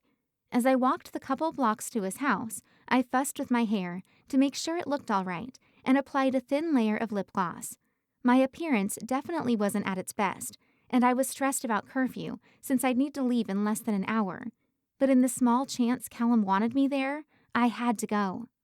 His parents let me into the house and directed me to the basement. I walked down the stairs to see the room packed with high schoolers.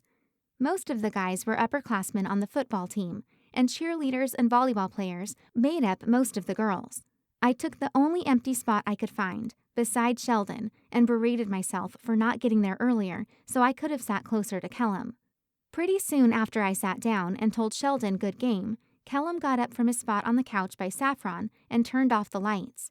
I was glad for the dim lighting to hide my wild hair, and so I could sneak peeks at them. Callum didn't have his arm around Saffron like a few other couples. Hope blossomed in my chest, every bit as welcome as a spring rain on cracked soil. Maybe he had been the one to have Shelby invite me. Throughout the movie, I kept checking the time on my cell phone. I knew I was pushing it on curfew, but I also knew there was about a 50% chance my parents wouldn't wait up for me, or that Dad was even home. I was going to be at least 10 minutes late when Callum got off the couch and walked upstairs. It was now or never. I said a quick goodbye to Sheldon, then I left my seat and made my way up the stairs. At the top, I heard Callum's parents telling him goodnight and to make sure everyone left after the movie. I waited until I heard a door close, probably to their bedroom, and hiked the last few steps. Another door closed, and I cringed, thinking Callum had probably gone to the bathroom. Defeated, I walked to the door. Just as I reached the threshold, Callum came into the living room. "Oh, hey," he said, breaking out one of his easy smiles. "Hey." I shoved my hands in my pockets. Why hadn't I thought this through? "Leaving?" he asked, taking a step toward me. I nodded. "Yeah, curfew." "That's too bad." His smile dimmed. "You'll miss the best part of the movie." Didn't he know I'd been watching him all night? "I know," I said. "My parents are really strict." He put his hands in the pockets of his sweatpants. "Well, I'm glad you came." He looked like he wanted to say something else, and I silently begged him to tell me he liked me, give me his number, tell me to drive safe, anything that would indicate he at least felt a tiny speck of what I felt for him. But he didn't. "I'm glad I came too," I said. "See ya." He said goodbye to my back as I pushed out the door. After looking behind me and making sure he wasn't watching, I jogged down the street to my pickup and sped home. Slowly, so it wouldn't make any noise, I cracked open the door. Dad's truck was gone, but the TV was on. Mom slept in a tangle of blankets on the couch. I didn't breathe until I was safely in my room with the door shut behind me. I hardly slept all night, going over and over my conversation with Callum and guessing at all the things he hadn't told me. Chapter 11. I woke up totally exhausted. Napping and doing homework before the dance would have made for a perfect day, but Dad had other ideas. He'd snagged a job wherever he was the night before that kept him out until 3 a.m., and he said it needed to be done this weekend. Since I doubted I'd have time to go home and get my stuff together after work, I grabbed my dress, something borrowed from Mom's friend's daughter, and a duffel bag with shoes and clothes to change into afterward. I sent a quick text to Kylie to make sure she'd bring her makeup and left with Dad. In the pickup, I glanced over at him. He had deep circles under his eyes and drank heavily from a thermos of coffee. I wondered again where he'd been the night before and why Mom never got upset with him for staying out so late. If I came home even 5 minutes late and she caught me, I'd never hear the end of it. Dad had the radio on a classic rock station, and that was the only sound for our half-hour drive. He never told me where we were going, but we pulled up to a house in Corals with a sign that said Lane Ranch and Feed Yard. No freaking way. "What are we doing?" I asked. He parked in a cleared lot where his friend's cement truck waited, churning its contents. "Helping Branch pour concrete," Dad said. "His hired men took the weekend off, and I told him we'd help." "Is he even paying you?" I asked. It was a knee-jerk reaction. Dad always helped Branch, and Branch was just a good-for-nothing womanizer who slept around on his wife and ignored his children. "He helped me last week." Dad got out of the pickup. After the door closed behind him, I said, "Yeah, but the jackass didn't help me." Dad gave me a hurry-up look through the windshield, and I jumped out of the pickup. Several guys already stood around Branch's cement truck, including Rhett Lane and his dad. Rhett went to Rotordale, the next school over, and was blisteringly hot, like hotter than Callum hot. As we walked up, Rhett gave me an appraising look and a crooked smile, bright enough to match any country music stars. "Hey, Bill," Branch said. "Skylar." Rhett's dad nodded at us, and so did Rhett. "It's Skye," I snapped. Rhett barely hid a snicker, and I gave him a pained look. We didn't know each other well, but Annika, my friend from Rotordale, had introduced us after a game, and I saw him from time to time around McClellan. Rhett's dad stepped forward and extended a hand. "Hi, Skye. I'm Howard. You've met Rhett?" I shook his hand and nodded. "Nice to meet you." Branch tipped his coffee mug way back, draining the last drops. "Well, I'm ready to start when y'all are." The guys grunted their assent, and Branch jumped into the truck. I covered my ears against the backup alarm as he situated the truck in front of the frame of what I guessed would be a shop. Branch got out and passed around shovels. Dad and Branch worked in tandem, pouring and spreading the cement, and basically ignored me. I gravitated toward Rhett's dad, who exuded a quiet kindness. He took time to show me the best techniques for shoveling the cement and even said a good job from time to time. Only an hour in, my arms ached, and my back burned from bending over with the shovel. I stood up and rested a foot on the edge of the spade, trying to slow my breath.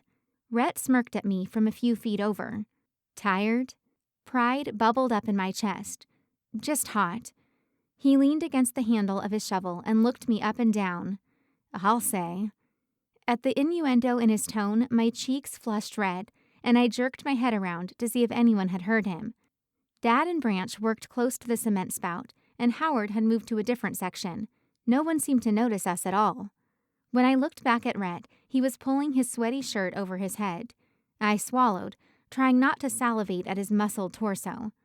"How'd your game go yesterday?" I blurted, and silently thanked whatever part of my mind came up with something normal to say.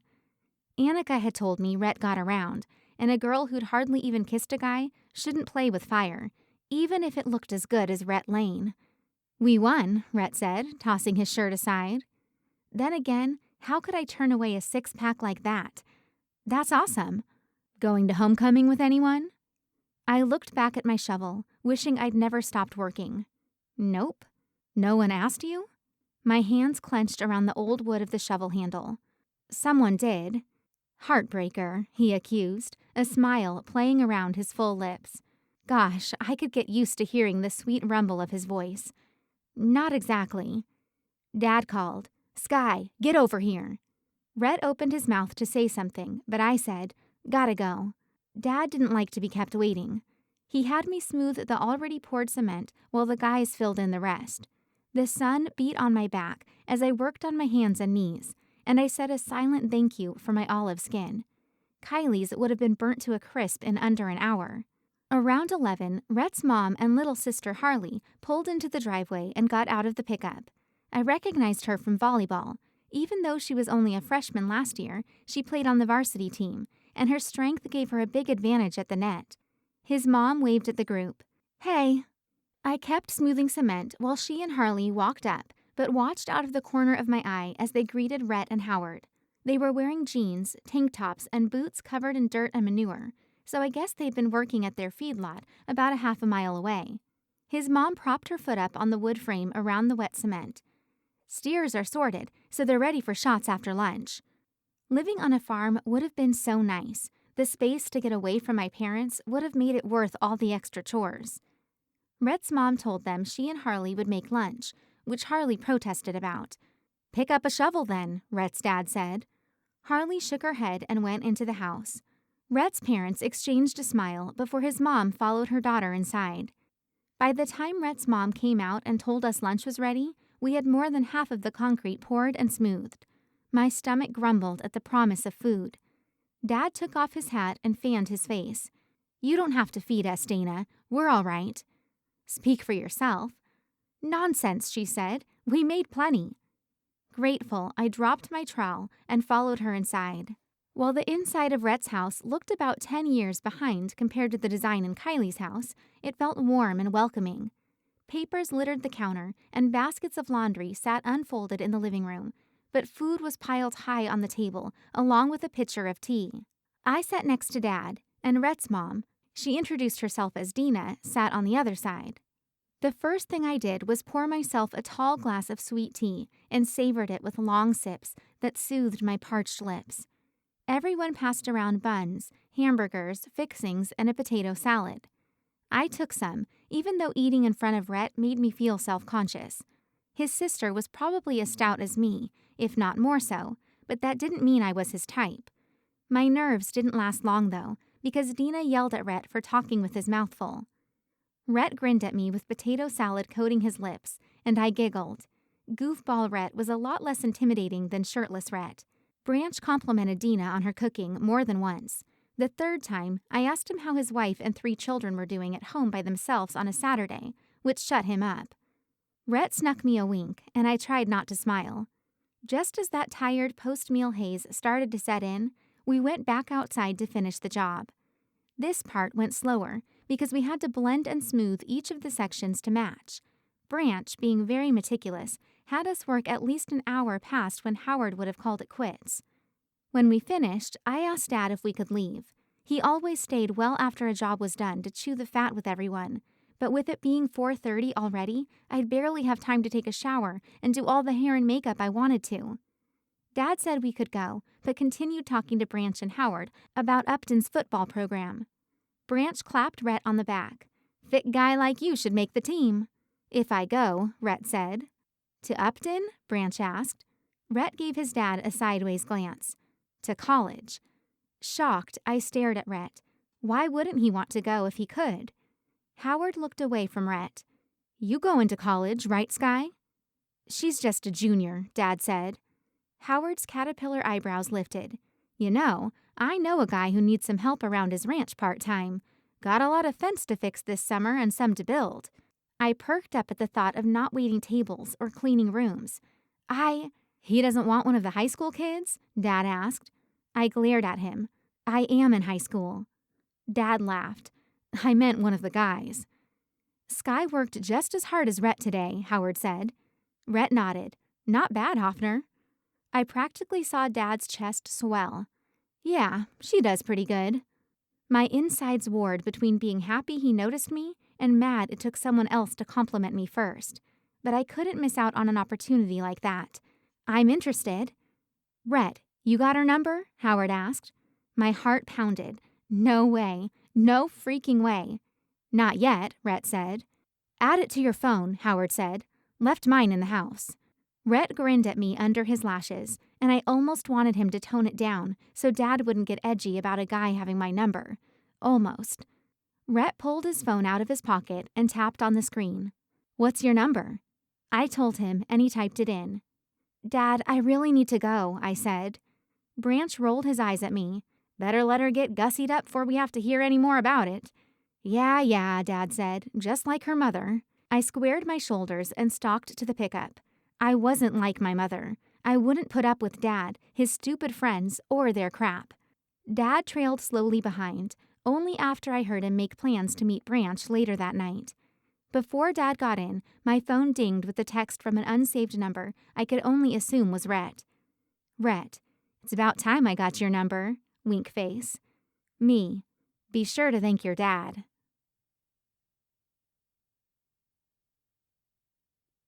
Chapter 12. Kylie texted me before we even made it halfway to town, asking where I was. Me, "Had to work with Dad. Be there soon." "Can you drop me off at the Reynolds' house?" I asked Dad. "I'm going to be so late if we stop to get my pickup." "Yeah, they live over on 5th, right?" "Yeah, thanks. Even though it's your fault I'm late." We made it to Shelby's house, and I grabbed my duffel bag and dress. I got out, and Dad gunned the engine and drove off. My cheeks flushed, hoping no one had seen that, because they had to have heard it. They'd judge me the second they saw me anyway. I looked down at myself. Old, grimy t-shirt, gray stains in the knees of my pants, and I certainly didn't smell like playful citrus or whatever the hell the newest line of perfume was. Quelling my shame with a deep breath, I started toward the front door. Shelby's little sister answered and gave me a look that told me, A, she thought I belonged with the trash on their curb, and B, she'd heard about Shelby's problem with me, whatever that was. She yelled for Shelby and left me standing on the front porch. Shelby walked up wearing a pair of cotton shorts and what looked like one of her dad's button-ups. Though her makeup wasn't done, her hair fell around her narrow face in tight curls, already done. She looked me over like her sister had, and her nose crinkled like she smelled something bad. Maybe she had. "Hey, I had to work," I said defensively. "Can I take a quick shower here?" Shelby's mom appeared behind her shoulder. "Hey, Skye." "Hi, Mrs. Reynolds," I said with a smile. It wasn't her fault she'd birthed a manipulative brat, or maybe it was. Mrs. Reynolds continued on her path, leaving Shelby to deal with me. "There's a bathroom downstairs where some of the girls are getting ready," Shelby said finally. "But you definitely need to take your boots off." Fighting a blush, I bent over and slid the dirty shoes off my feet. Shelby probably never had to lift a finger, and here I was showing up grimier than a sooty Cinderella with no chances of snagging a prince. Shelby led me to a room where it looked like she'd shoved the JV girls. I said a greeting to them and followed Shelby to the bathroom. She pointed a finger at the shower. "Not sure if you've seen one of these before." I jerked my chin back. "Excuse me?" I was so not in the mood for her crap. "Oh, I mean a smart shower." A pleased grin crossed her lips. "You have to program in the temperature." "I'm sure I can get it," I snapped. "Towels are in the closet," she said, and left. Finally. I hated that it took me a good 5 minutes to work her stupid shower. It might have cost them more than all of my family's vehicles combined, and I thought it was ridiculous. Regular showers worked just fine. I hurried through cleaning up, even though I felt sore all over, and my anger at Shelby only made me tenser. Lifting weights had nothing on a day of scooping concrete in the hot autumn sun. I pushed the button to turn the shower off and stepped onto the mat. I grabbed one of the towels from their closet and ran the massive thing through my hair. A knock came on the door. "Yeah?" I called. "It's Kylie." "Hold on." I tugged my t-shirt over my head, then pulled my shorts on. "Okay, you're good." Kylie came in, her makeup looking stunning. Cracking a grin, I said, "Please tell me you can do that to my face." "Girl, I've got the hookup." She lifted a zebra print bag bigger than most of my purses. "Nice," I said, starting to relax. "Where's everyone else?" She jerked her head upward. "Upstairs. It's crowded up there." I peered over her shoulder at the frenzy around us. I didn't even want to know what Shelby's room looked like. Anna Lee, a freshman standing in front of a mirror with 2 of her friends, must have overheard because she asked, "You want to stay down here?" 1 part annoyed and 2 parts glad she'd eavesdropped, I said yes. While Kylie plugged in her curling irons, I put some mousse in my hair in case I didn't have time to fix it up. Kylie had a picture of how she wanted her hair done, so I followed it closely and did her hair into a cute half-up, half-down style. Annalee's friend Lorraine loved Kylie's hair so much, she asked if I could do hers too. I glanced at my phone. An hour and a half was enough to do both of our hair, right? Their friend Savannah seemed to have a knack for doing hair too, and between the two of us wielding curling irons and Kylie doing makeup, we formed some sort of impromptu salon, complete with gossip a la Kylie. I finally finished their hair with only 30 minutes left before we had to leave, and I was freaking out. "Do we even have time for my hair?" I asked. Kylie nodded. "I think Sav and I can get it." I hurried to blow dry my hair, then Kylie and Savannah took 2 curling irons and worked on putting loose curls in my hair as quickly as they could. While they twisted strands of my hair around the hot barrels, Shelby popped her head around the door. "Hey Kylie, Britt told me that you had a ton of makeup, and I was wondering if I could pretty please borrow some?" "No," I wanted to shout. We barely had enough time left to do my hair, let alone have Kylie work magic with my makeup. I needed to look my best to have even a speck of a shot with Callum. "Sure," Kylie said, still focused on my hair. "Just bring it down when you're done because we still need to do Skye's makeup." Shelby walked further in the room, gathered up all of the makeup, even though hers was already done, and then went back upstairs.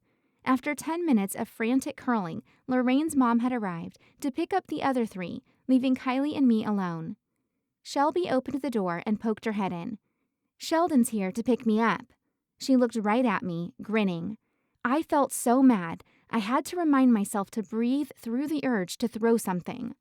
Kylie clamped and unclamped the curling iron to release a curl. "We'll see you tonight?" "See ya."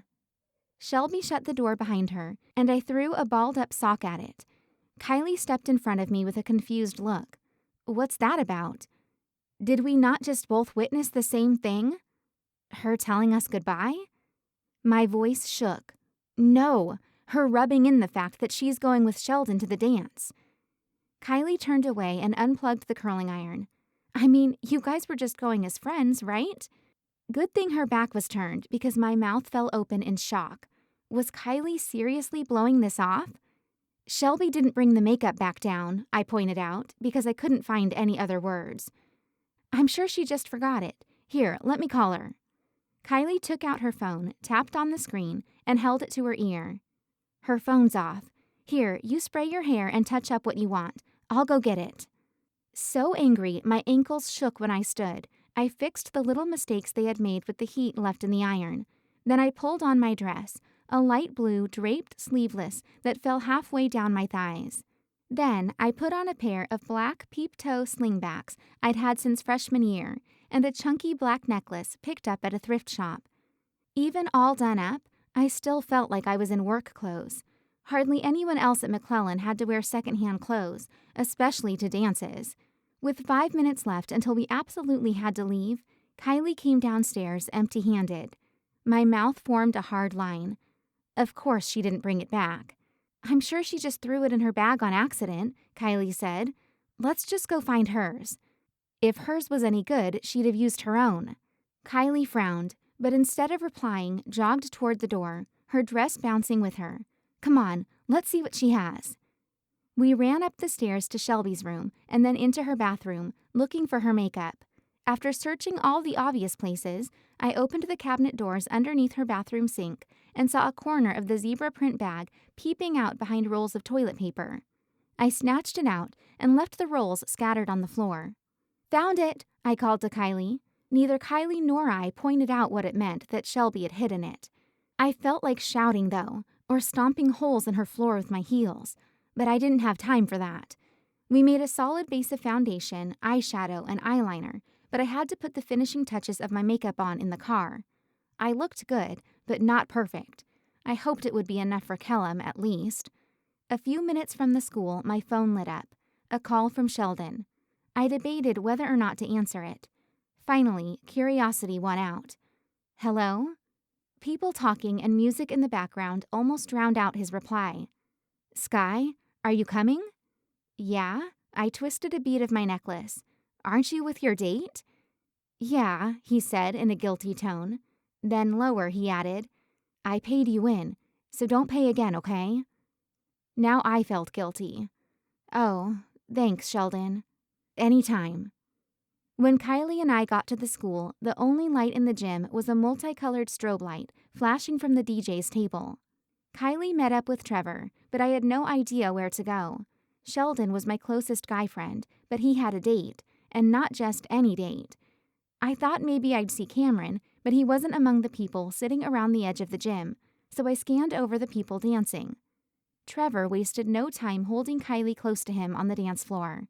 They looked really cute, and I hated the spark of jealousy that flared up in my stomach. I should have been happy for her, but all I wanted was someone to hold me like that. I looked away just as much to repress my jealousy as to see who else was dancing, then immediately wished I hadn't. My eyes panned to Sheldon, dancing, with Shelby. Fuming with the added fuel to my hate fire, I teetered in my heels to an empty folding chair along the wall. We should have saved time on makeup and just written idiot across my forehead in black eyeliner. It served me right for even thinking that maybe Shelby wasn't out to get me, that she would cool off eventually. But all she'd done since I'd gotten libero over her was try to mess with me, first in volleyball, then with Sheldon. But what could I do? Accuse her of stealing my just-as-friend's date? Tell everyone she moved some makeup?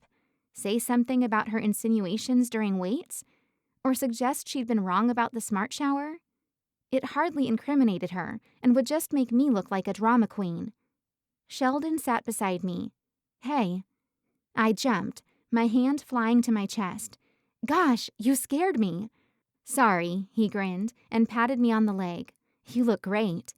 Thanks. I took in his gelled hair and light green shirt that hugged his shoulders. You too. So why aren't you dancing? I gave him a look I hoped told him I wasn't dancing because my date got snatched away by the almost homecoming queen. Tell you what, he said, his eyes searching mine. For what, I didn't know. Save the next one for me. Okay. He asked if I wanted to do a fast dance, but I passed, and he went to join the cluster of people hopping around on the dance floor. Still calming down, I observed more of my surroundings. Callum was sitting 3 seats away, by himself, like God had placed him there just for me. Of course, I'd been too engaged in my pity party to notice. This was the perfect chance to talk to him. Let him see me somewhere other than weights or first thing in the morning. I inhaled deeply, wishing I could breathe in confidence as easily as oxygen. Hey, Callum. He looked up, his brown eyes glittering black in the dim lighting. What's up? Other than my heart rate? He leaned forward with his elbows on his knees and rested his cheek on his interlaced fingers, never breaking my gaze. I shrugged. Not much. You look nice, he said, giving me a friendly grin. I looked for Saffron and found her amongst the group of people grinding. If she'd heard him say that, she'd change her name to Rathron and sick a herd of locusts on me. But Callum was worth it. You look good too, I said. I like your shirt. Like he'd forgotten his outfit, he looked down at his shirt, which nearly matched my dress. It contrasted his tan skin and chocolate hair perfectly. Thanks, Skye. Sheldon walked up between us and asked in a terrible Spanish accent, ¿Quieres bailar, bonita señorita? Shoving my disappointment in the dark corner of my brain where it belonged, I gave Callum an apologetic smile and answered, Por supuesto. Of course. Hopefully, I'd get another chance to talk with Callum before the night was over. Sheldon led me to the dance floor, swaying his hips on the way. Our dance was so fun, laughing, joking, not caring what anyone else thought. It felt like old times again. Maybe it could be like old times again. Sheldon made sure I joined in on a group dance with him, and then Cameron asked for a slow dance. Within 15 minutes, I had forgotten everything Shelby had done to ruin my night. Within 30, I had decided it was the best homecoming ever. A slow song started playing, and I searched around for potential partners. Mostly everyone was taken, except Callum. While Saffron danced with another guy in our class, he sat along the side of the gym, talking with an underclassman on the football team. I had a chance. I just had to take it. Keeping my balance with a pounding heart and pointy heels was hard, but not as hard as saying, Hey, Callum, do you want to dance? He looked up at me again with those dark, inviting eyes, and my stomach swooped. For a second, I feared he would decline, but he stood, took my hand, and led me out to the dance floor. This isn't how it's supposed to work. His minty breath assailed my senses. We were so close to each other. I'm supposed to ask you to dance. My stomach swooped again, and my mind fumbled around for words. Did that mean he wanted to ask me to dance? Well, we could stop dancing if you wanted, and I could let you ask. Did that sound flirtatious enough? He laughed and pulled me a little bit closer. No, this is fine. His eyes caught mine, and I wished I could see this from his perspective, just so I could experience it twice. When I found my voice, I said, "Maybe you should come ask me to dance later so we can make things right." He laughed a little, and the sound microwaved my insides. Sounds like a plan. We danced for a little while without saying anything, and then I complimented him on the game. The frown that marred his features caught me off guard. Was I supposed to tell you bad job? I teased. His smile returned, but it was like someone had turned the dimmer switch down. No, The last chords of the song played over the speakers, and the DJ spoke into his microphone. None of his words computed as I waited for Callum to finish, but he dropped his arms from my waist and thanked me for the dance. I'm still expecting you to ask me, I reminded him, with what I hoped was a sweet smile. I will, he promised. Throughout the rest of the dance, I floated on a cloud. Every guy who asked me to dance, I obliged, too happy to turn anyone down. I danced to most of the fast songs and enjoyed all of the group songs. This is the last ditty of the night, y'all, the DJ said. Make sure and grab someone special. Callum had yet to ask me to dance again, but how romantic would it be for us to share the last song? He could look me in the eyes, confess his undying love for me, and ask me to stay with him forever. Or maybe invite me to the movies. Either would send me over the moon. I was still in the middle of the gym from the last song, and as I looked around, I saw people pairing up. Callum stood on the outside of the dance floor, and our eyes caught. He started walking toward me. Skye, a guy in my class named Reese at my shoulder. Would you like to dance? I glanced back at Callum. He had stopped coming toward me. He reached up and scratched his neck, then looked away. Reese waited for my answer. Sure. The guy probably just saw a classmate standing by herself and, like a gentleman, asked her to dance. It would have been rude of me to say no, but I couldn't help but wonder if Callum was actually coming my way. Over Reese's shoulder, I watched in horror as Callum walked up to Saffron, took her hand in his, and spun her in a slow circle. She came back from the circle and practically fell into his arms, like the heroine in a 50s movie. Maybe my moment with Callum was all in my head. At the end of the song, Reese thanked me for dancing with him. Even though I was a little irritated with him for ruining my almost dance with Callum, I smiled and thanked him for asking me. I made my way toward the door, and Kylie came up beside me. That was so fun, she said, and I saw you dancing with Callum. Very cute. I blushed. It was fun. You guys would make a cute couple, she winked. How did you know? I whispered. She smiled. I can read you like a book, girl. I groaned. I've been trying to play it cool. You are, she reassured me, but to trained eyes like mine, you are head over heels in love. Kylie drew out the last word. I'm not in love, I imitated, just very strong like. She laughed, but there's nothing magical about like. I sighed. What Callum and I have isn't magical. Really, we don't have anything. We'll see, she said. Sheldon came beside me and threw an arm over my shoulder. Skye, you riding to Shelby's with me? I slipped from under his arm at the mention of Shelby. Your date isn't riding with you? He shook his head, looking hurt. Brittany said she wanted Shelby to ride with her. I looked over at Kylie. Trevor stood behind her, his arms wrapped around her waist and his chin on her shoulder. She twisted her head and gave him a quick kiss. Sure, I told Sheldon. I'll just need a ride back home afterward. Sounds cool. On the way out of the gym, he waved goodbye to Shelby, and both her and my eyes narrowed. He held the door to the parking lot open for me. So, what did you do all day? Shelby said you showed up at her house in muck boots. Thankful for the darkness outside, I scowled. I had to go pour cement with Dad.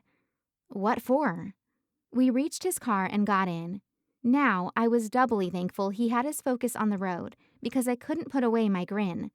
The shop at Rhett Lane's family's ranch. In the reflection from the dash, I saw him turn to me and waggle his eyebrows. He is cute! His voice went high and nasally. Oh, and that butt! I laughed out loud. Am I speaking with Sheldon or Shayla?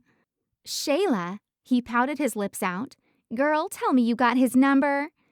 Laughing even louder, I said, actually, his dad got him to take my number. A bewildered look crossed his face, and he laughed. What? I think he wanted Rhett to have someone's number who actually works. I leaned back against the seat and rolled my head to the side to look at him. But he said it was because he might know someone who could give me a summer job. A boyfriend and a job in one day? Nice. I rolled my eyes. Rhett's way out of my league. Only if you say he is. A tiny anger pilot light sparked in my chest. I couldn't even get my best friend to take me to homecoming. How am I supposed to get a guy like that to even think about me? He text you yet? Part of me wished Sheldon had said something, anything, about betraying me, but apparently that opportunity had passed. Earlier today, I said, but I forgot my phone at Shelby's.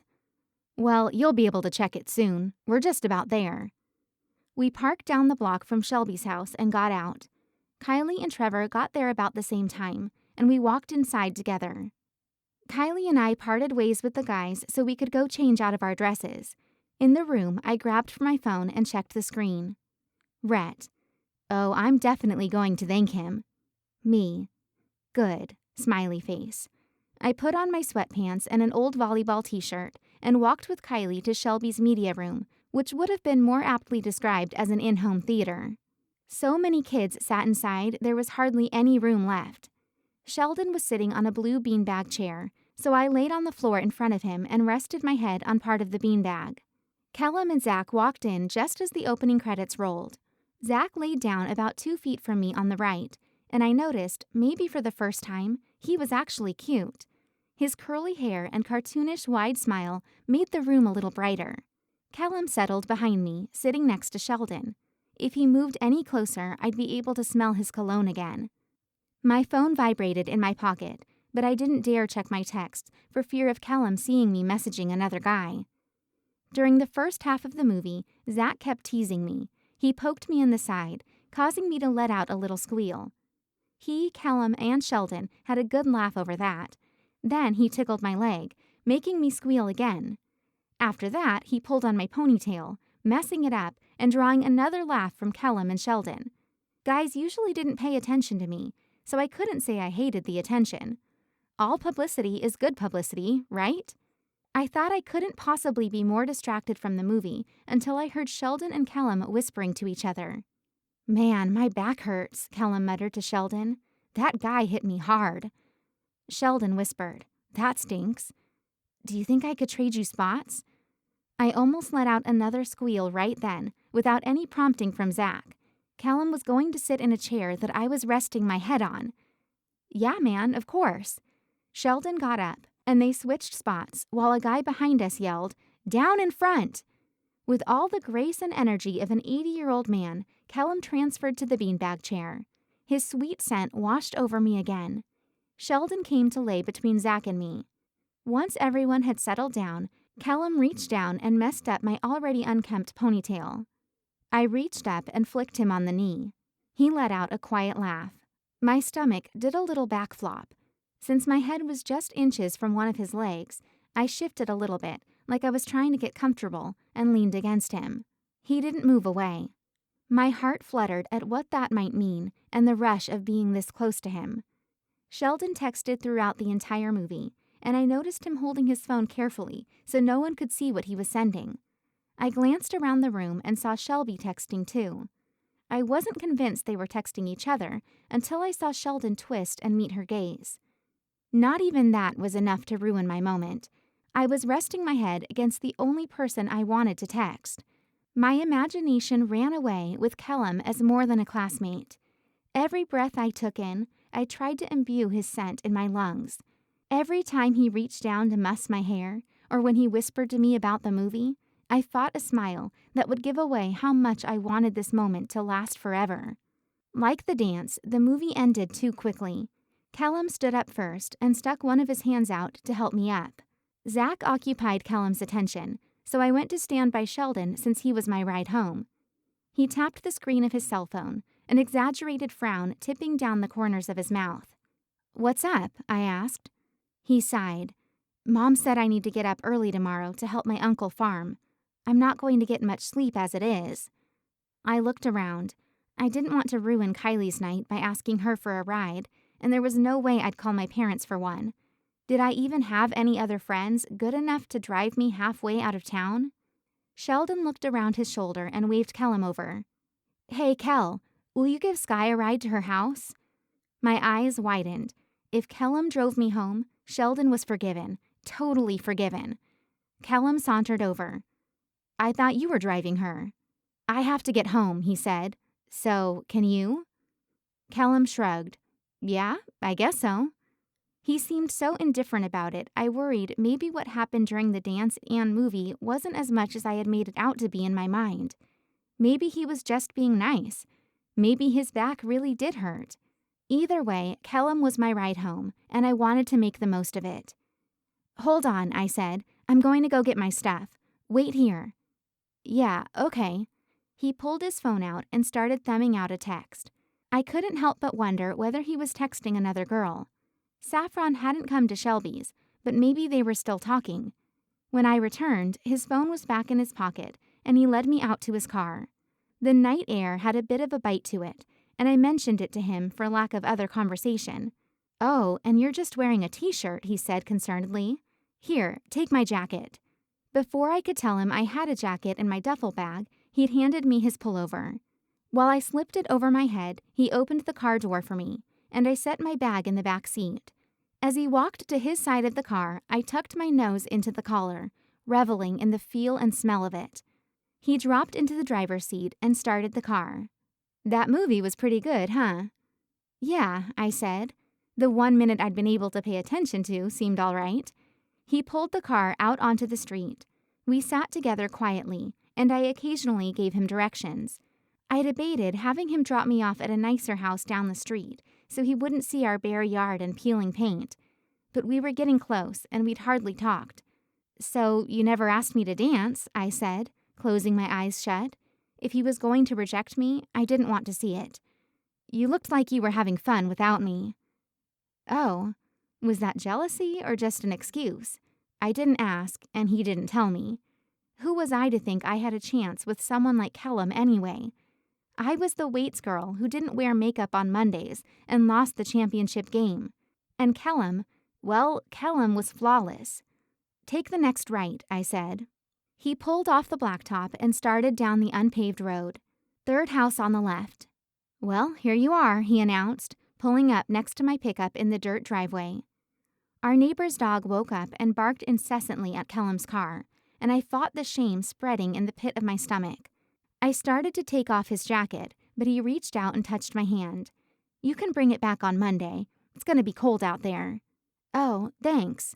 I could still feel the electricity where he had touched my hand. Did he feel it too? Callum was looking at me with that ever-present twinkle in his brown eyes, reflecting the orange light of a distant street lamp. I wanted to say something, to ask him if I even had a chance with him, but fear stopped me. I said goodbye, grabbed my bag, and shut the door behind me. Chapter 13. At the beginning of volleyball practice Monday, Coach had all the girls sit in a huddle. It must have been big news, because we almost never started practice at center court. "Come on," she said to a couple of stragglers. After they jogged to the group and sat down, she folded her arms across her chest, gripping her clipboard. "I wanted to have a talk as a team so we could get refocused," Coach said. "I know that homecoming can be distracting, and it's that time of year when all your homework seems to pile up." No kidding, I had a stack of assignments higher than Saffron's ponytail. "It's also that time of year where we start to see some friction," she continued. "You girls spend a lot of time around each other, and there are bound to be some misunderstandings. I understand that. You aren't all best friends with each other, and I don't expect you to be. What I do expect you to be is good people. On this court and off it, you owe each other respect, not because you're perfect, but because you're human." Coach gave us a long, hard look, making eye contact with each of the players. When she caught my gaze, I looked down. "If you are treating someone wrong, you need to stop it right now," Coach said. "For yourself and for the team. If someone's treating you wrong, you need to turn the other cheek. Be the bigger person." I hoped Shelby heard every word. I knew I had. In practice, I went out of my way to be a good teammate and turn the other cheek, like Coach had said. When Shelby scored a point on her serve, I cheered. When she sent a pass right to the setter, I made sure to tell her good job. I even let her go ahead of me in line at the water fountains during a break. She didn't reciprocate, but at least she didn't steal any more of my passes. The next day's game was against Roterdale, and I'd been looking forward to playing them all season. Rhett would be there, along with my friend Annika, and James. Last year, James took me to their prom, and on the way home, he said he wanted to date me. But when he dropped me off late, Dad went outside and shouted at him, beat on the hood of his pickup, and told James he'd call the cops and beat him up if he ever showed up again. I tried to explain that Dad was just in one of his moods, that he was all hot air, but James called things off with me, said he didn't want to be involved in any drama. This drama with Shelby wasn't exactly something I wanted on display for him to see either. I hoped she could stomach her pride long enough to treat me like a teammate during the game. After practice, I sent Sheldon a text. I hated to admit it, but he and Shelby were friends. Maybe I could get his advice. Me: "Hey, can we talk after you get done with practice? Playing Ardale tomorrow." I set my phone down and changed. When I left the locker room, he still hadn't texted back, but the football team usually got out of practice after us anyway. I decided to wait in the parking lot since the fall weather was so beautiful. On my way to my pickup, I saw other football players in the hallways and leaving the school. Maybe Sheldon was out of practice and just hadn't seen my text. Glancing around the parking lot, I caught sight of his car, and I saw him sitting in the car, with Shelby. I couldn't tear my eyes away from them. Standing off to the side, I had a clear view of Shelby and her pitiful-looking face. I saw the back of Sheldon's head, nodding as if agreeing with her. She had her arms folded over her chest, like she needed them to hold herself together. Sheldon reached out and put a comforting hand on her shoulder. She buried herself into him, initiating a hug. My lungs froze in my chest, fighting against the scene. Shelby looked up, and her eyes met mine. It snapped me out of my trance, and I looked at the ground, but not quickly enough to miss seeing her smirk. Gravel ground under my feet on the short walk to my pickup. The sound kept my brain off thoughts of Sheldon and Shelby, but only for a moment. I wasn't dumb. I knew what this meant. Shelby had wrapped her little hook of a finger around Sheldon's heart and jerked, just like she'd snag a fish. Chapter 14. Sheldon never replied to my text, and his cold shoulder toward me the next day proved my suspicions right. After 3 failed attempts at conversation in our morning classes and in the lunch line, I was fed up enough with Shelby to scream. I had no idea how to be in the same room, much less play on the same team with her later that afternoon. Nowhere would have been far enough away from her, but I settled with the opposite end of the volleyball table. Savannah, Lorraine, and Anna Lee made space for me, and I was grateful I could disappear behind their chatter. Anna Lee looked at Savannah. "Are you going to talk to Rhett there?" "Hush," Savannah said in a whisper, swiveling her head like she was checking to see who else had heard. When she seemed satisfied no one had, she mumbled something like, "Maybe," with bright red cheeks. Anna Lee grinned and gulped down her bite of food. "He's been texting you every night for the last month, and he's hot, hot, hot." Her voice rose another octave on the last hot. "You have to make a move." Curiosity beat out my jealousy. Barely. Savannah had gone to homecoming with a boy in her class. Rhett hadn't mentioned a girlfriend either, but I hadn't been brave enough to initiate texting with him since homecoming. Lorraine patted Savannah's shoulder. "Anna, Sav's dating Hudson." "But Savannah likes Rhett more," Anna Lee said. I had the feeling this wasn't the first time they'd discussed this. Savannah gave Anna Lee a desperate look. Inside voices. Annalie laughed and lowered her voice a tiny notch. You're not denying it. Savannah put her head in her hands. Ugh. I wanted so badly to tell her that Rhett played women as well as he played football. Even though she was only a year behind me, she seemed so young with her bangs and braces and flushed cheeks. Talking with a guy isn't cheating, Annalie said. Right, Lorraine? Lorraine looked like she was searching for any excuse for it to be. No, I guess not. Well then, Annalie said, you've got to talk to him. He has to want to talk to me first, Savannah said. With a sure smile, Annalie said, oh, he will. The bell rang, and for the next hour, I let myself get lost in thought about the conversation I'd heard at lunch. I couldn't believe sophomores were deciding between boys, while I pined for Callum from a distance. When we got out of class to leave for the game, I felt relieved until I made it to the bus. Kylie and I had sat together for the last several games, but this time she sat next to Shelby. Keeping my eyes ahead, I walked past where they sat, looking for a seat toward the back of the bus. Rachel patted the empty spot beside her. Want to sit with me? Gratefully, I slid in next to her. On the 30-minute ride to the game, I worked on calculus homework, and Rachel read from a library book. Just having her there made me feel better, though. We pulled into the tiny town and drove down one of the few paved roads toward the school. Their athletic director met us at the school's entrance and led us to the boys' locker room. As far as boys' locker rooms went, this one wasn't so bad. At least it didn't smell like rotten socks. We all changed, even though the JV team would play before the varsity. During their warm-up, the varsity players helped chase balls. As the buzzer signaled the start of the game, I left to fill their water bottles. Since both water fountains were in use, I waited. I wished I could see my friend Annika, but she had her time occupied with helping their JV team. Hey, came a low, smooth voice. I turned to see Rhett Lane behind me. He looked every bit as good in school clothes as he had in work clothes. How are you? I asked. His eyes made a path from my shoulders down my volleyball uniform, spandex and all. Gonna beat our girls? Fighting back a blush, I shrugged. We'll see. The person ahead of me finished at the fountain. I lifted the half-empty bottles. I better get these taken care of. He lifted his chin. See you around, Skye. My stomach tumbled over the way he said my name, but I reminded myself he was all Savannah's. See ya. During the JV game, I cheered for the team, but I had to force myself to look away from James. He sat across the gym with some of his friends, looking so good it hurt. I had to find a way to get my mind off him and on the game. Rotordale hadn't done well the last few games. According to Annika, Sea Lions could play better volleyball, but I had my doubts. Rhett's sister was really athletic and owned the net, and Annika never missed a serve.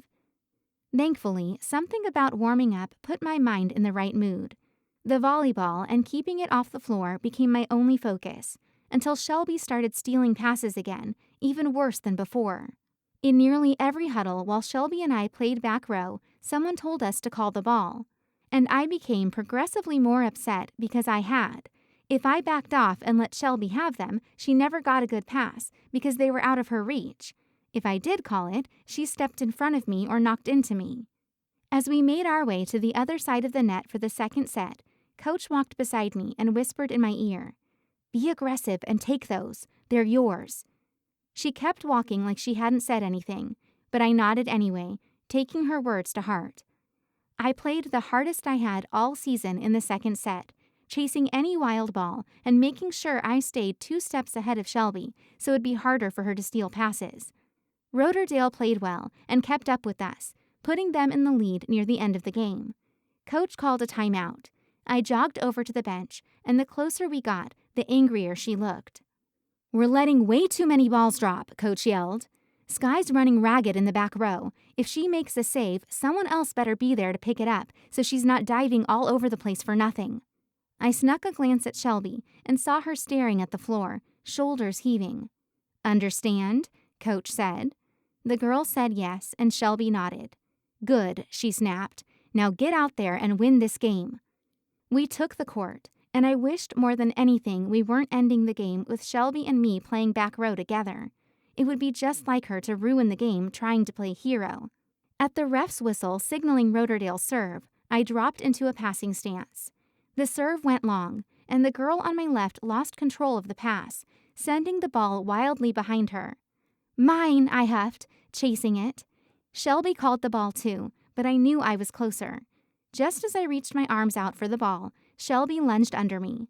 My feet caught her hips, and we both went rolling on the floor, costing us the point. She had rolled farther than me, which was good because I was ready to give her a bruise like the one I'd have on my shoulder in the morning. She could have seriously injured both of us with that stunt. The ref blew her whistle. Coach had called a timeout. Shelby and I were the last to the huddle, but Coach waited for us. "Sit down," she snapped. "Both of you." I opened my mouth to object, but Coach was already telling 2 other girls to sub in. I grabbed my water, stalked to the end of the bench, and sat down. Shelby was not going to ruin volleyball for me. A full scholarship was my only chance at college, and I couldn't risk sitting on the bench for the rest of the season.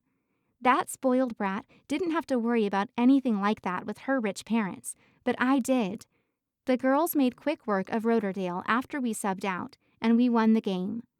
Going through the line, I hid my frustration and told each player good job.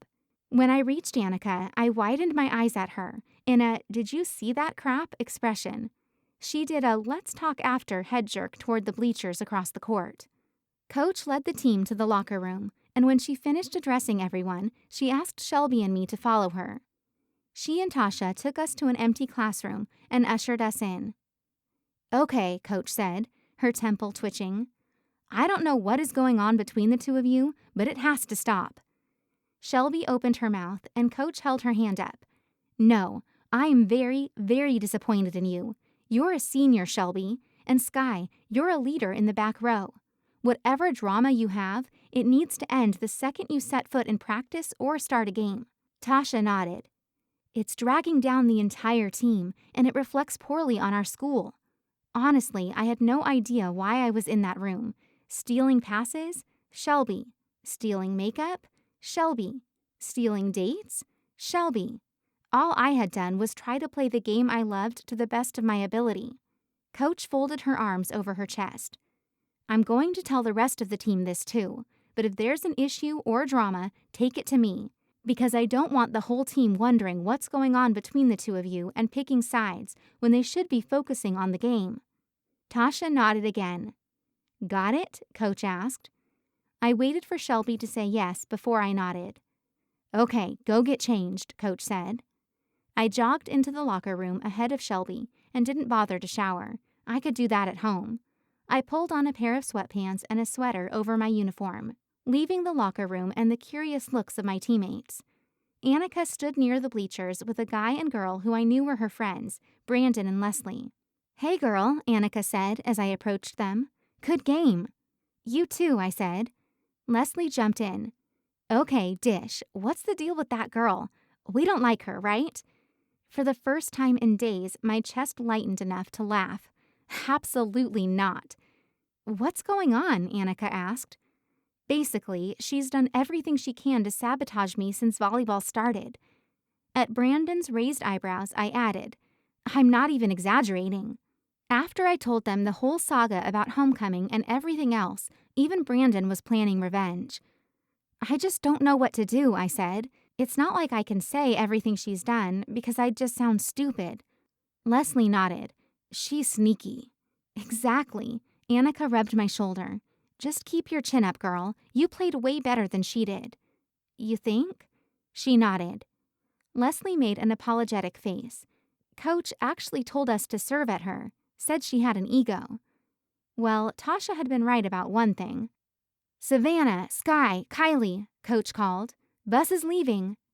Confused, I looked over my shoulder. Savannah was giving Rhett a quick hug, but what I didn't expect to see was Kylie smiling up at James and waving him goodbye. I brushed it off and gave Annika and Leslie a quick hug. Kylie wouldn't betray me like that. She couldn't. Chapter 15. Practice got much better after Coach's talk with Shelby and me, probably because Shelby realized she could lose her chance to play at all if she kept acting like she did. My relationships with everyone else didn't get any better, though. I didn't ask Kylie about James because I didn't want to hear her answer yet. I'd done extra chores Tuesday and Wednesday so I could ride to the out-of-town football game with her Friday and was planning to talk to her about it then. But Thursday at lunch, she said her brother needed to borrow her car, so she was going to ride with Shelby. It sounded a lot like a lie, but I felt too sad to call her on it. Savannah overheard my conversation with Kylie, though, and invited me to go with her, Lorraine, and Annalee. When I asked Mom if I could go with them instead of Kylie, she said yes, but only because Annalee's mom was driving. The ride up there was long, but they kept me entertained. A drizzle started a few miles out of town and got progressively heavier as we neared the game. We decided to stay dry and watch from inside the minivan. A few minutes into the first quarter, a car pulled up beside us. Annalee's mom said, "Oh, there's Jane. I think I'll go sit with her." Grabbing an umbrella from her purse, she added, "See you in a couple of hours, girls. Have fun." She left and shut the door behind her, then ran through the downpour to Jane's car. "Girl talk," Annalee exclaimed, and we all laughed. "So, what's the deal with you and Shelby?" she said directly to me. Uncomfortable, I said, "I don't know. Why?" "Well, we were at the bonfire." Annalee indicated the three of them, and Shelby walked over, and she invited us to Callum's to watch a movie, and she was like, "Just don't tell Skye, okay?" And Savannah and Lorraine and I looked at each other and were like, "No." You should have seen her face. She imitated a deer in the headlights expression. It was so funny, and then she was like, "What?" And I said, "We're not dealing with all of this drama." And she went and invited you. So Shelby had been telling people to not invite me to Callum's? "She's just jealous," Lorraine said. "I was waiting for my sister one day, sitting in the gym, and I heard Shelby talking to Coach. She was complaining about why you get to pass so much and asking why she wasn't libero and stuff." I groaned. I felt like an idiot that she'd done all of that behind my back and I hadn't known about it. And what right did she have to be mad at me anyway? If Shelby had wanted the position so bad, she should have put the work in like I had. I'd earned it, not Shelby. Savannah's phone lit up with a text, and the glow from the screen illuminated her smile. "Was that Rhett?" Annalee asked. Savannah's blush gave her away. "You two looked cute the other night," I said, trading my scowl for what I hoped was a supportive smile. Annalee nudged Savannah's shoulder. "They better look cute. He asked her out." Savannah smiled as she thumbed out a text on her phone, then tucked it in the pocket of her hoodie. "What about Hudson?" I asked. Savannah and Lorraine both frowned. "I broke up with him," Savannah said. Lorraine squeezed her knee. "You did the right thing. It wasn't fair to lead him on." "It's just..." Savannah looked out the side window. "It felt like we were best friends, not boyfriend and girlfriend." "Best friends who kissed," Annalee pointed out. "But still," Savannah said. "Rhett, he's..." "Hot," Annalee finished. Lorraine rolled her eyes. "You think everyone's hot, Anna." "Not everyone," Anna pouted. "Just Rhett and Kyle and Bryant, especially Callum. Callum is so hot." "But isn't he seeing Saffron?" Lorraine asked. "I don't think so," Anna said. "Bryant said something like he thinks Kel's stringing her along." That was news to me. "What do you mean?" "Yeah, Bryant said they'll hang out like one night a month or something, but then when she asks him to make it official, he says no," Anna explained. Callum had always been a gentleman, I thought, remembering the jacket he'd lent me. He probably just didn't want to hurt her feelings. "Wait," Savannah said. "When were you talking to Bryant?" Annalee began explaining her relationship with Bryant, and I tried to focus on the game. The boys were losing by more than 20 points. Across the field, I caught sight of a red sports car and did a double take. Through the thinning rain, I saw Kylie and Shelby sitting in Kylie's car together. Her brother needed the car my ass. Our boys lost the game horribly, and I stewed about Shelby and Kylie for most of the night, so it wasn't a good time for anyone, except Lorraine's mom, who got into the van, cranked some 80s music, and sang along. On the ride home, my mind ruminated on Shelby and her actions. She'd already attacked the relationships that mattered most to me. First Sheldon, then Kylie, then the other girls on the team. I wondered how many people had agreed not to invite me to Callum's before these girls, not even close friends, had stood up for me. I became more and more frustrated as I realized I couldn't do anything about it. Shelby's dad was one of the school's big boosters, so there was no chance anyone would incriminate his darling daughter. Besides, going to a teacher or coach about it would just make me look like more of a victim than I already was.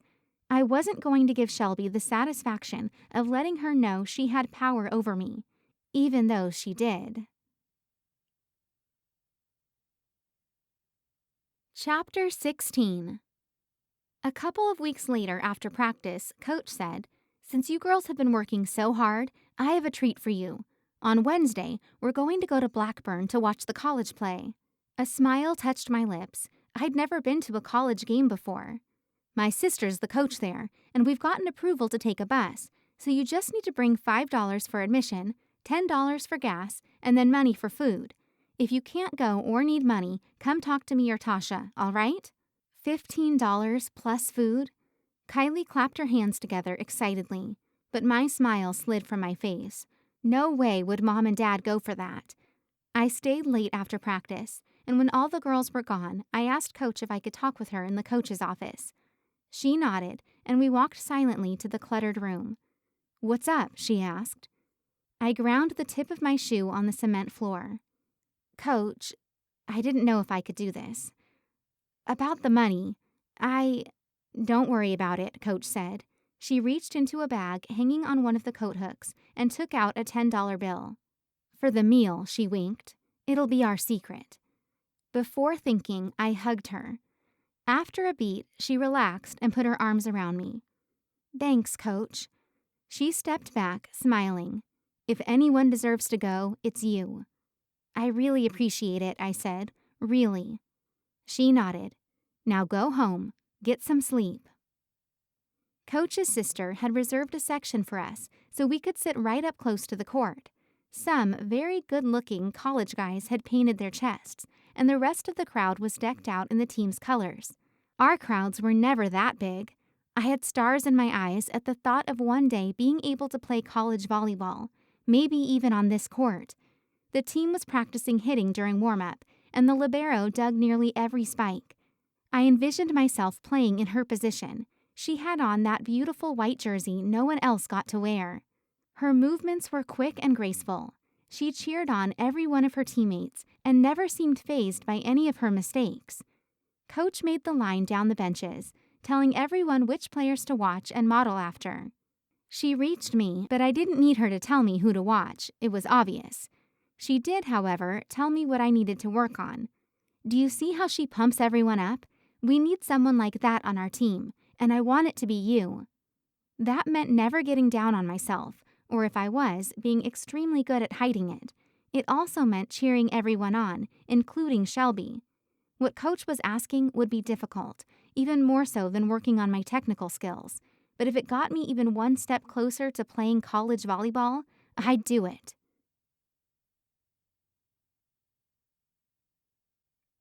Chapter 17. The next day in practice, the pressure felt just as present as the net. Sub-state was coming up on Saturday, and it could easily be our last day of the season.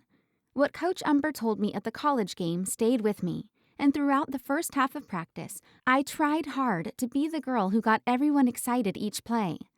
Even though Shelby only ever let me high-five the back of her hand, I still offered it. I made sure to talk throughout the game, yelling if there was a tip or a spike coming, who I thought it was going to, if I had a pass, or if someone else did. The talking seemed to help sync the team in our movements, making us play more cohesively. We started scrimmaging, varsity versus JV, and I thought it had to be one of our best practices of the season, filled with energy and excitement sparked by the college game. Midway through the match, a JV player tipped the ball over the net, and I yelled, "Tip!" Shelby sprinted from the back row to pass it up, calling for it.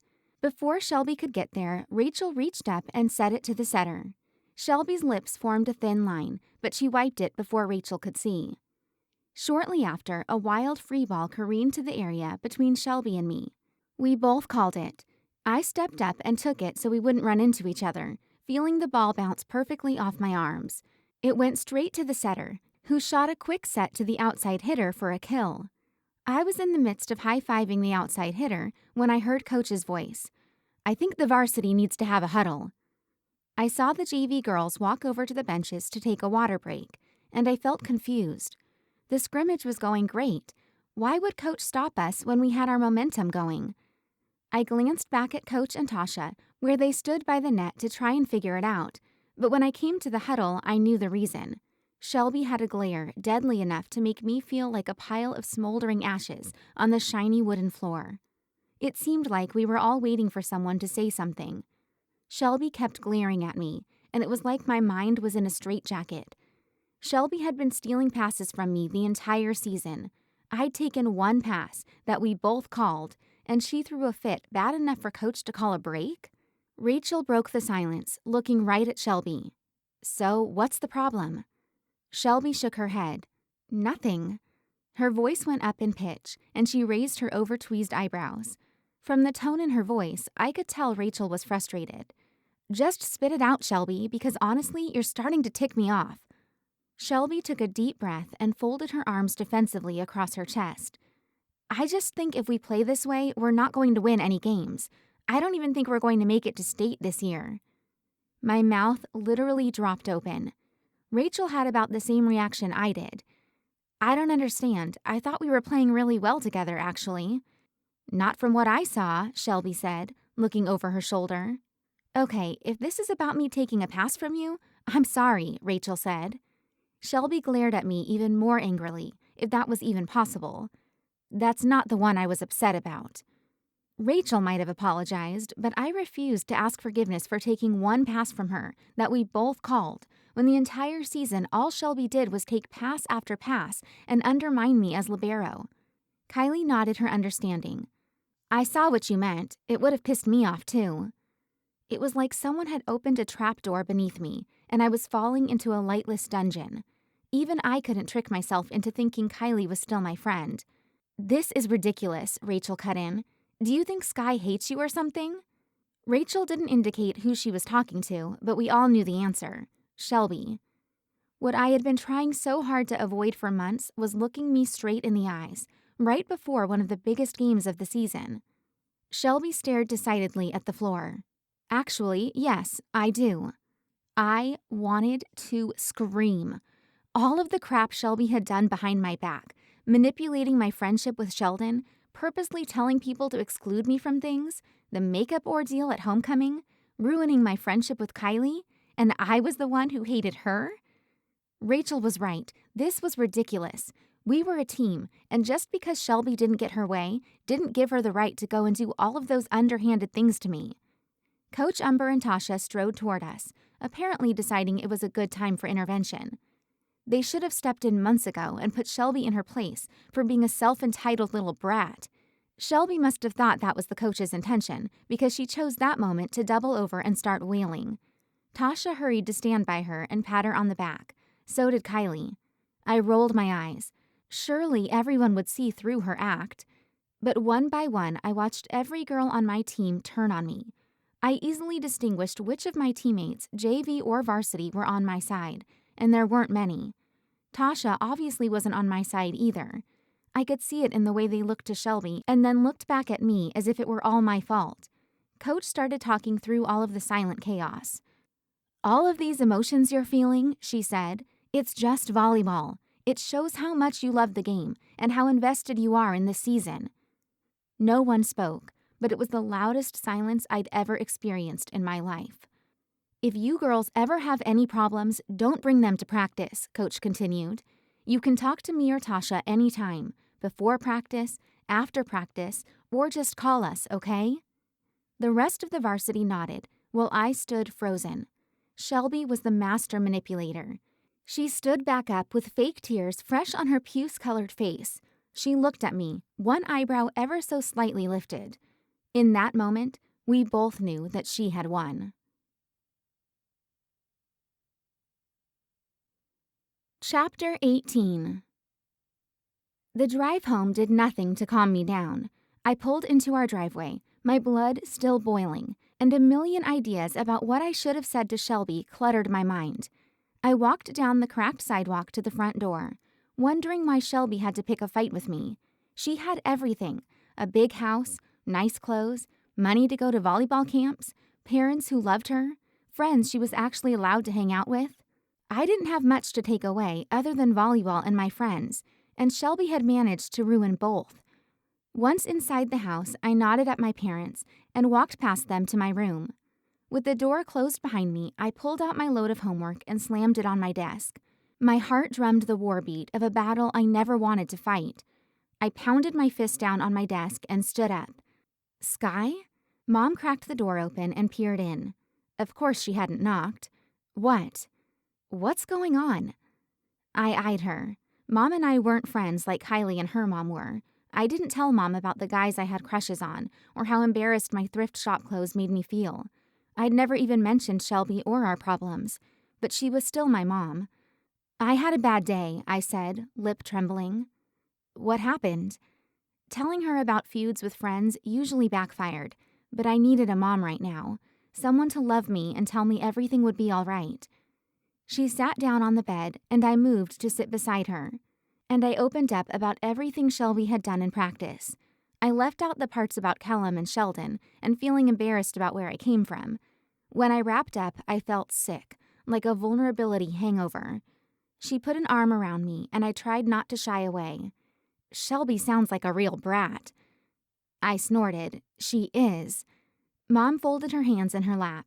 You know, if it's that bad, you should quit the team. I mean, what's the point in wasting all of that time and money on something that makes you miserable? I bit back the truth. She didn't get it. She couldn't get it.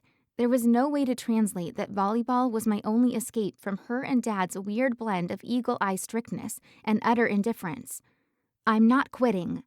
Then I guess you'll have to deal with it. She left my room, and I got up, furiously pacing across the old carpet. All I had been doing since volleyball started was avoiding my problems. It was high time I confronted one. I picked up my phone and looked through the contacts. While scrolling down the list, I paused over the name Shelby Reynolds. What would I say to her if I dialed her number? Unable to come up with an answer to that question, I found Coach Umber's number and called her instead. The phone rang once, twice, 3 times before Coach finally picked up. When she answered, I stopped pacing and sat down. Coach, it's Skye. I thought I had formulated some kind of plan, but now I was lost. We were silent for a moment before I could finally speak. About today, I tried to figure out what to say. Well, I continued, frankly, I'm kind of pissed. Not the most politically correct way to state things, but it did the chore. I heard Coach sigh on the other end of the phone. It wasn't an exasperated sigh. She just sounded tired. Let's talk about it, she said. Tell me how you feel. If I would have been in a better mood, I might have made a joke about how she was a volleyball coach gone psychiatrist. Instead, I poured out the whole story, even more openly than I had done with Mom. I told her about how I knew Shelby didn't like me, even before I was announced libero. I explained the makeup ordeal at homecoming, how she stole my date, and the outright lie she'd told him about me. At my admission of Shelby's attempt to exclude me from the movie at Callum's, Coach spoke up. I heard about that. Seriously? I felt shards of ice slicing through my core. Coach had known about it and had done nothing? When I played college volleyball, one of the girls hated me, Coach said. Absolutely hated me. She flat out told me I didn't deserve to be setter. It got really ugly for a while, but I'll tell you what my coach told me. You just have to be the bigger person. There will always be a girl like that, whether you're playing volleyball or just at work. So what you need to do is be nice no matter what. It may not sound like the best plan, but that's what needs to happen. Coach, that's not working. It's not, but you need to keep being kind. Shelby talked to me earlier, and she told me she's been having a hard time. Senior year is rough for a lot of people, especially for her with her dad being gone for work a lot, and deciding which college to go to, and not being good enough to be libero. Coach paused. I guess the best you could do is maybe send her a text. Just say something like, I'm sorry we've been having problems, but I hope we can work through it. Okay, I said. It was the first order I wouldn't be taking from her. Shelby should apologize to me, not the other way around. Telling her sorry or any variation of what Coach just said would be reassuring her that she won and that she had done nothing wrong. I wasn't ready to put an L on my personal scoreboard so quickly. Chapter 19. In school the next day, I paid very close attention to my classes. When Mrs. Valor told us to memorize the 3 types of arthritis, I wrote them down and studied them, even though Callum was looking especially attractive with his new haircut. When Signora Luna told me to conjugate verbs, I did so con gusto. When Roki told me to do 50 pull-ups in 10 sets of 5 reps, I gritted my teeth and did them until I felt like my arms would fall off.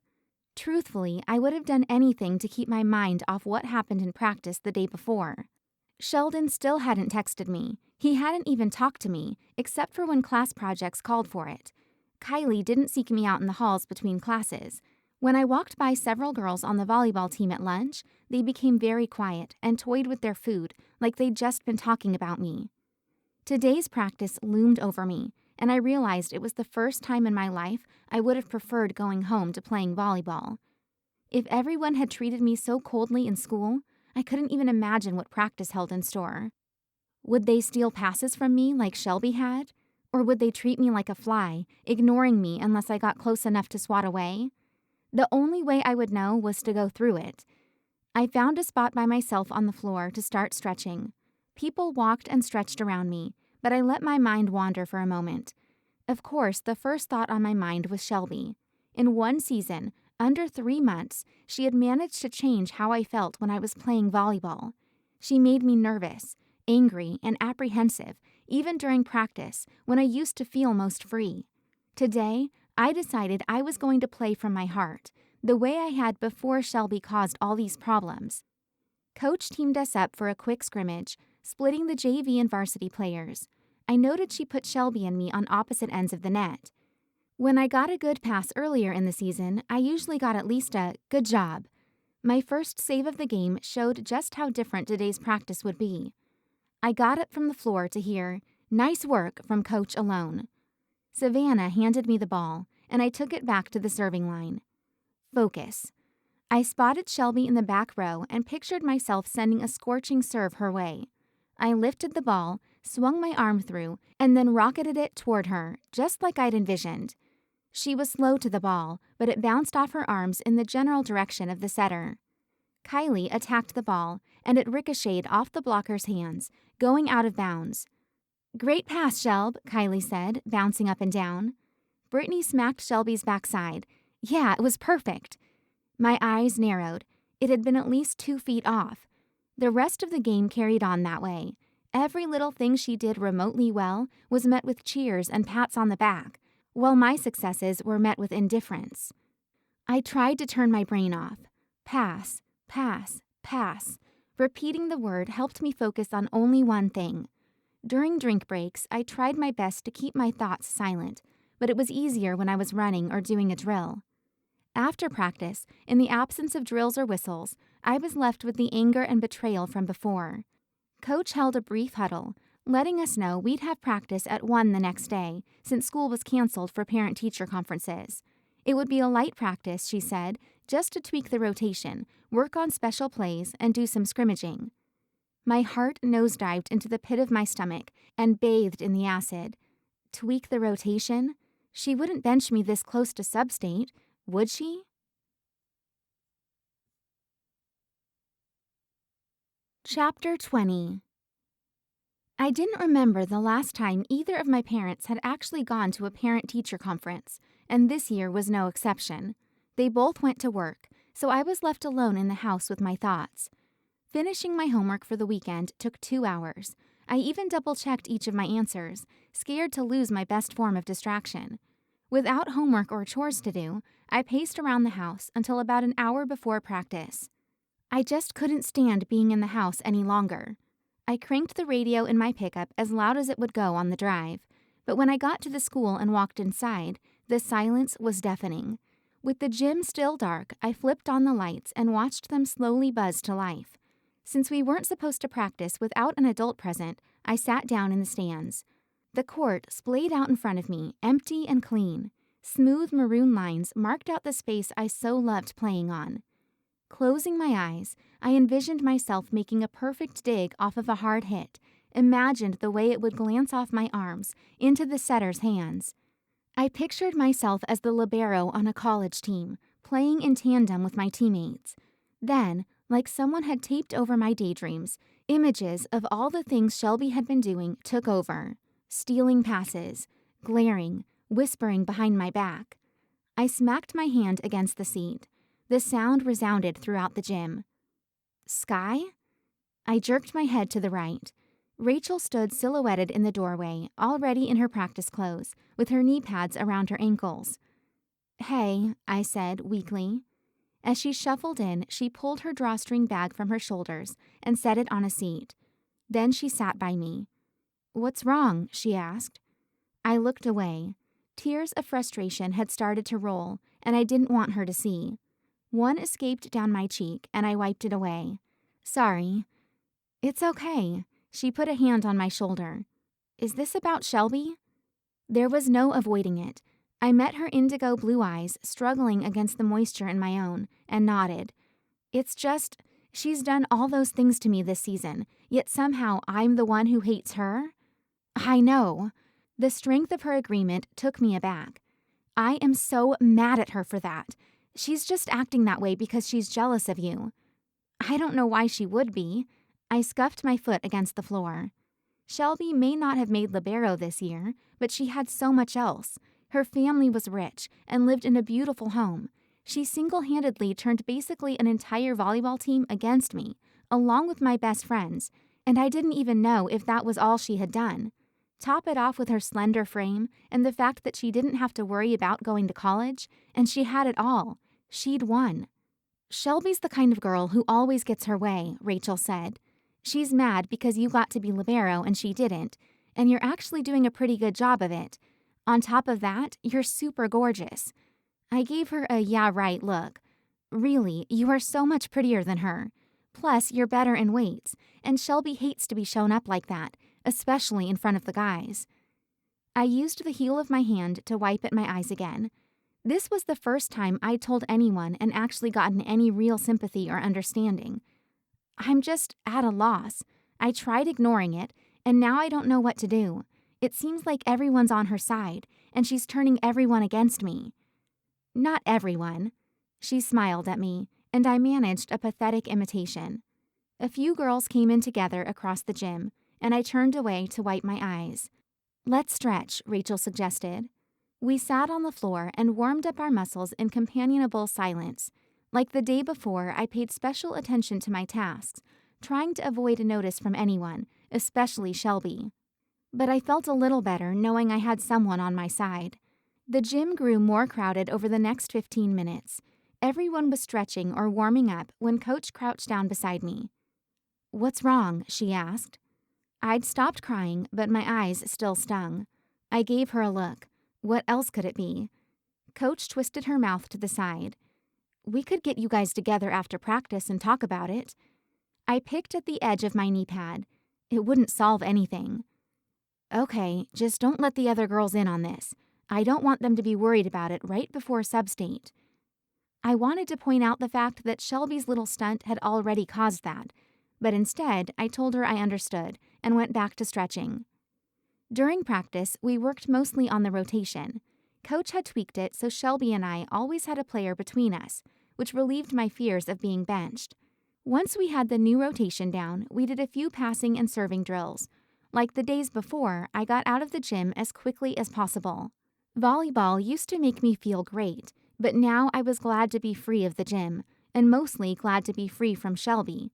Sub-state was the next day, and I had to sort through my issues so I could play well. At home, I struggled to figure out a plan.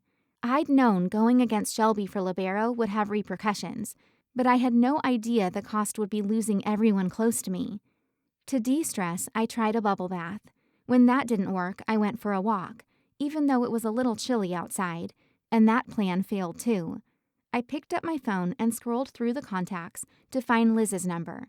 My parents didn't like me talking to her, so I never called her when I was at home unless they were gone.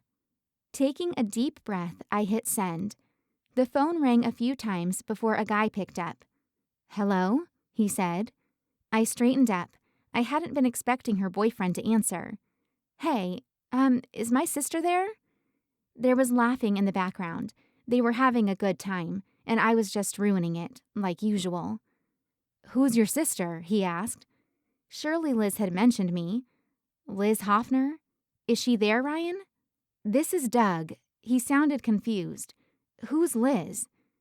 My heart fell along with any hopes for advice I could actually use.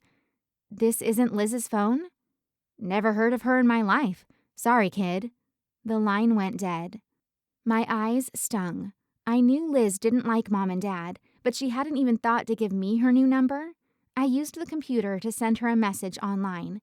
It popped up like she'd seen it, but she didn't reply. I went back to my room and found a diary I hadn't touched for at least 3 years. It was the cute kind with sparkles and a lock. I picked up the key in the bottom of my closet and twisted the lock.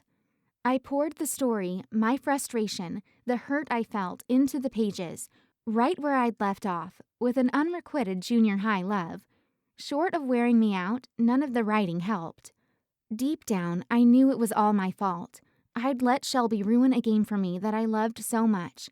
I was the better player. I'd earned my spot. Shelby should be the miserable one. No longer would I ignore Shelby. She was going to have to ignore me. We stepped onto the court for our first sub-state game, and the electricity in the air coursed through me. 10 times as many people showed up than were at our first tournament. Most of the boys in our school and several of the girls had their faces painted maroon. The cheers from our fans and the fans of the other teams formed one big commotion that matched the thunderous beats of my heart. When the refs blew their whistles to start the game, it didn't matter who the crowd was cheering for, us or our opponents. It just mattered that they were making noise. Our energy carried us to a 5-point lead early in the first set. With the support from the crowd and the intensity of the game, we played as well as we had last year at state, probably even better. If I felt like a movie star before the game, nothing could compare to how I felt after actually winning the game. The issue with Shelby was gone for the moment. My theory about making it her problem had worked. I felt better, and she could pout on her own time without me worrying about it. The high I felt after winning lasted through the game we had to sit out.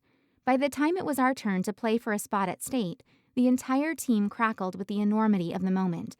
We let out a battle cry of, "Lancers!" and took the court. The other team couldn't offer anything, tip, spike, free ball, or serve, that I didn't answer with a decent pass.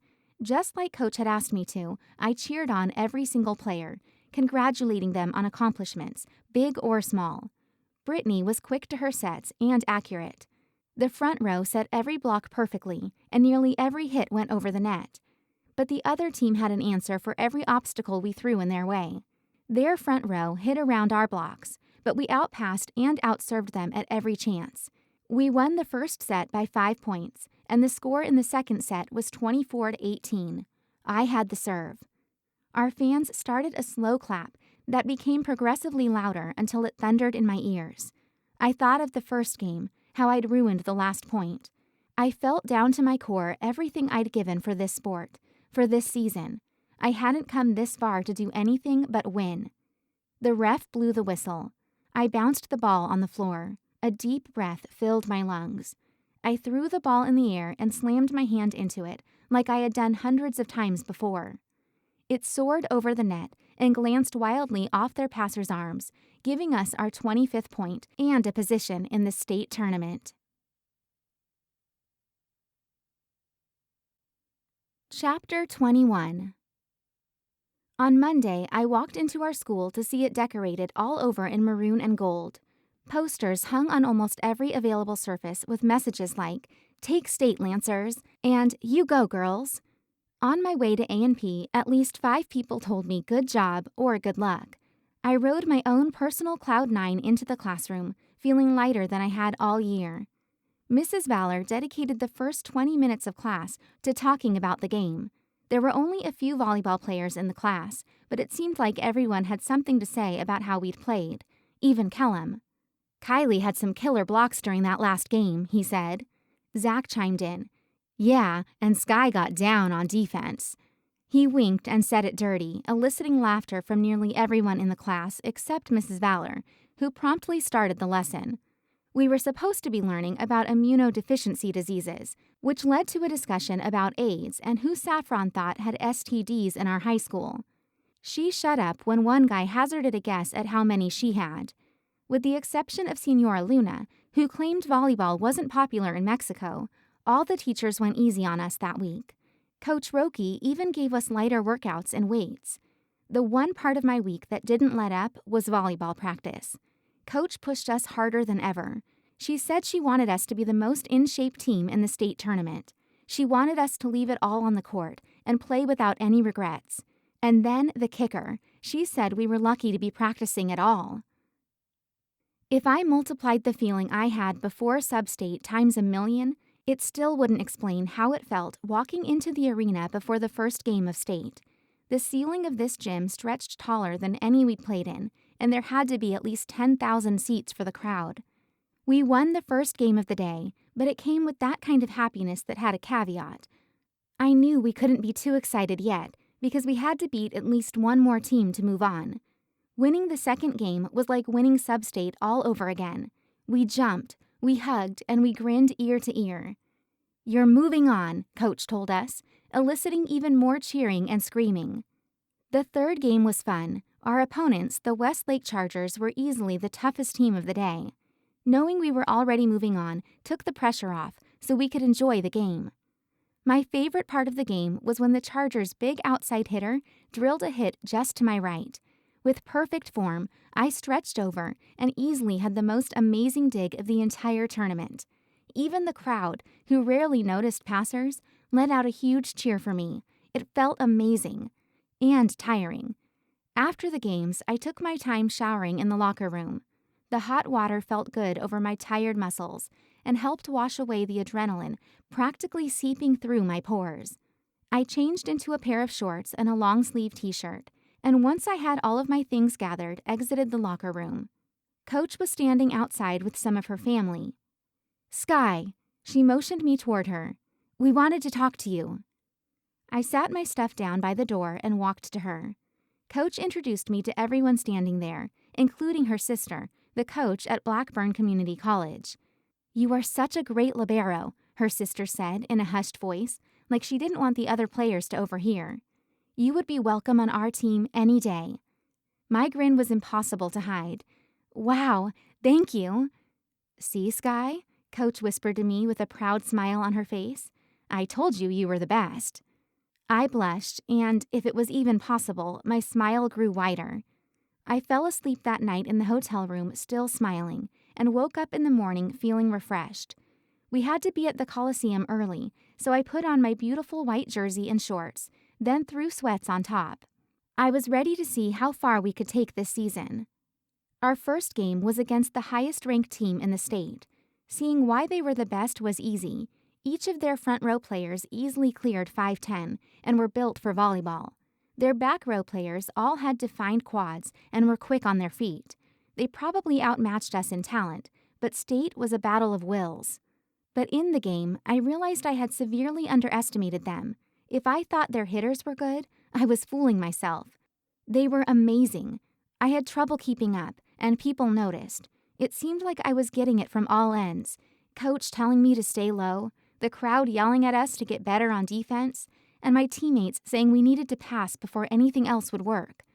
I took it as a personal offense. My sole job in the game was to pass, and I couldn't even do that. Sweat dripped from my hair down my neck.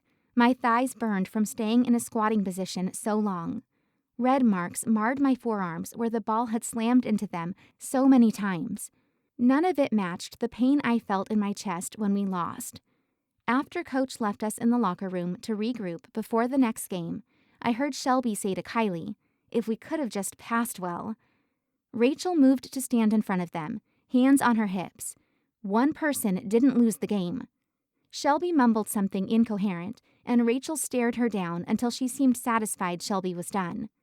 I actually agreed with Shelby, though. I had failed my team, and now we didn't even have a chance at the championship. I wasn't saying I was the whole team, but like Coach said so many times, it starts with a pass. Thankfully, we had some time before we played for third place. I stayed on the outskirts of the team. I knew they were still angry with me. Whether Rachel let them grumble about it or not, they felt the passion, the burning desire to win, just like I did, and they were disappointed I hadn't helped them pull off a victory. Coach came and squatted next to me. "Skye, can we talk for a sec?" I nodded. "Come on." She stood up and stuck her hand out for me. She helped me up and led me out of the locker room to a quiet corner away from the courts. "How are you feeling?" she asked. I gripped my left arm with my right hand. "That game was bad." "You had some great passes, but one person can't win a game from the back row." "One person can lose it, though." Everyone talked about how bad our passing was. My throat caught on the word. I'd ruined my life just to pass all season, and I couldn't even do that right. "You're not the only one passing, Skye." The truth in her words chipped at the rock in my stomach, if only slightly. I hadn't played my best, but she was right. Other people on the team had to pass too. "Look," she said, "everyone makes mistakes, but if your goal is to play at the college level, you've got to shake it off. Recruiters are looking. They might not be able to talk to you since you're a junior, but they're going to look for girls who are mentally tough. Skills mean nothing if you can't fight back." Fight back. The words echoed around my brain, and I told Coach I would do better this game. I had to. I stepped onto the court for warm-up with the same kind of concentration I'd practiced with the last week. Pass, pass, pass. I repeated in my mind the one word I told myself a million different times. My feet became quick through the exhaustion, and my mind remained positive, even though I'd failed in the last game. My attitude wasn't contagious, though. Before the game even started, I could tell we'd lost. Everyone was just going through the motions. We cheered when we earned a point and tried to pick each other up when we messed up, but our hearts weren't there. Shelby started to be a pain again. More than once, I reached over to high-five her, and she stuck her limp fish hand out, barely letting me tap the backside of her hand. We lost the first set by 3 points. As the second set wore on, I became more and more desperate, and a desperate player doesn't make much of a difference. I dove for balls I didn't even have a remote chance of getting. I cheered much louder than everyone else. I slapped more high-fives than necessary and clapped my hands together so frequently I probably looked like a time-lapse seal. In fact, I probably didn't make a difference at all. We lost the second set by much more than the first, 25-10. The only reason we didn't lose by more was because the other team subbed in some JV players in a state game. In a trance, I made my way to the out-of-bounds line, and then did the customary post-game handshake. The other team went to their side of the net and jumped up and down in a celebratory huddle. "Third place, baby!" one of their seniors shouted. As I looked around, I saw girls on my own team with the opposite reaction. Shelby had her hands on her knees, crying. Kylie folded her arms across her stomach, like she was trying to hold herself together. Girls were hugging, comforting each other, and I stood still, alone. Pain sucked at every part of me. I felt like I couldn't breathe. Volleyball season was officially over, with a 4th place. I knew it was better than not making state at all, but we had a chance at a title, and I had screwed it all up with my bad passing. I'd lost everything, for nothing. Before we had a chance to fall apart more than we already had, they presented medals to the top 4 teams.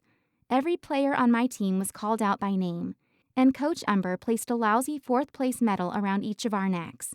She hugged each of us, and I barely kept from crying out when she reached me. My parents found me once awards were done. They'd only come to the last day of the tournament. Mom hugged me, and then Dad did the same. Dad gave me an extra long squeeze. "Out of everyone, you messed up the least." I let out a strangled laugh in his shoulder. "Thanks, Dad." My parents stepped back from me, and other parents found me. The best compliment I received from anyone, aside from Dad, came from Saffron's dad, who had come to watch her cheer. He smiled sadly at me and then pulled me into a sideways hug. "You played with some real heart out there, kid." I felt a pang of guilt that Saffron and I weren't friends anymore. It took almost half an hour, but I finally cried myself out. Several people still mingled on the court, but I made my way toward the locker room. Near the door, I saw a new crowd of people, guys from our high school. My eyes were red and puffy, and sweat plastered my hair into a slick mess. I wanted nothing more than to sink into the concrete floor and slip under the door unseen. As I came closer, I saw Trevor hugging and consoling Kylie, and Sheldon joking with Shelby. I wondered if they would be a couple soon. They deserved each other. Callum stood with a couple guys in his class, looking at his phone screen. When I walked by, he looked up. "Good job," he said earnestly. I shrugged, not wanting to argue, but not ready to accept that I had actually played decently. "Thanks for coming." He smiled, crinkling up his eyes in the corners. "No problem."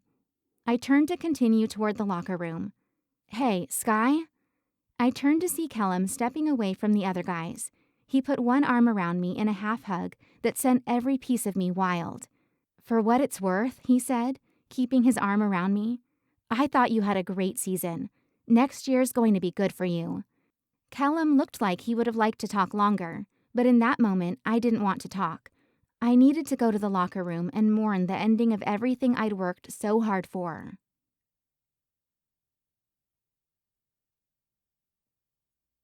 Chapter 22. On Friday, I found a note on my locker. "All girls interested in joining the basketball team meet after school today in the big gym to sign up. Coach G." The unassuming yellow paper left a basketball-sized lump in my throat. This was nothing new, really.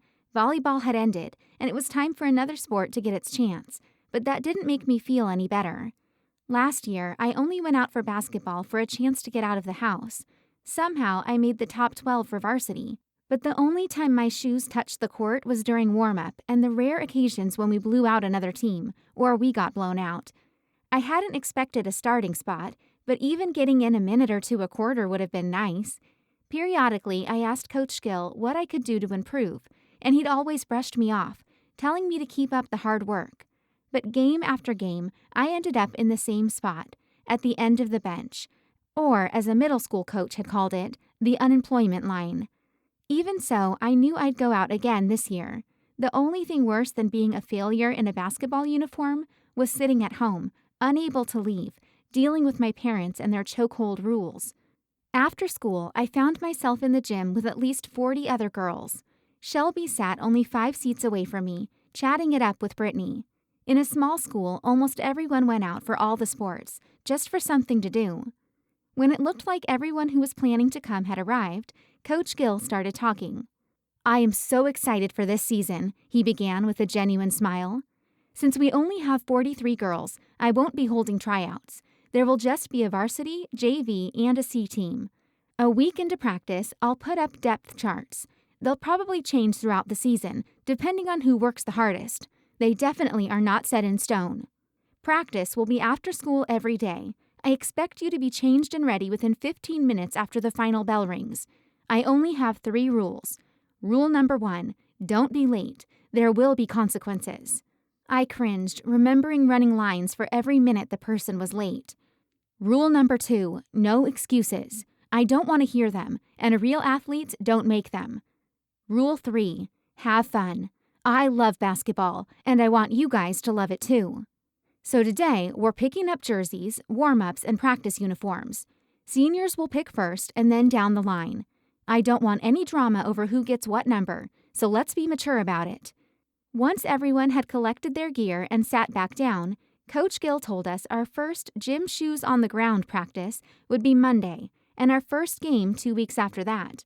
Then he said we could go home, and that's exactly what I did. When I walked through the door, Mom stood by the island, holding up a piece of paper. "Do you know what this is?" My eyes roamed the letter and recognized the company name in the top corner. The credit card bill had come back. My parents had a card for gas, and they let me use it as I needed to fill up my pickup. She shook it at me. "Any explanation as to why it's so high?" I dropped my backpack on the couch and tried to stay calm. "How much higher could it be?" $50, Skye. Gas hasn't gone up a penny in the last month." "Mom." I fought to keep my voice calm, but clenched my hands under my sleeves. "I haven't been anywhere extra, but my pickup's getting old, and mileage isn't as good as it was when Liz drove it." At the mention of Liz's name, Mom scowled. "You've been sneaking around, haven't you?" "I couldn't sneak around if I wanted to," I told her, rubbing my brow. "I don't have any friends to sneak out with." I choked over the last part, tears stinging my eyes. All I wanted to do was fall in bed and pretend volleyball season had never happened. "Then where's all of this money going?" she demanded. Seriously? It was the first time I'd even hinted at my problems since Substate, and she didn't even care. "I don't know," I swallowed. "Ask Dad." "Stop lying to me!"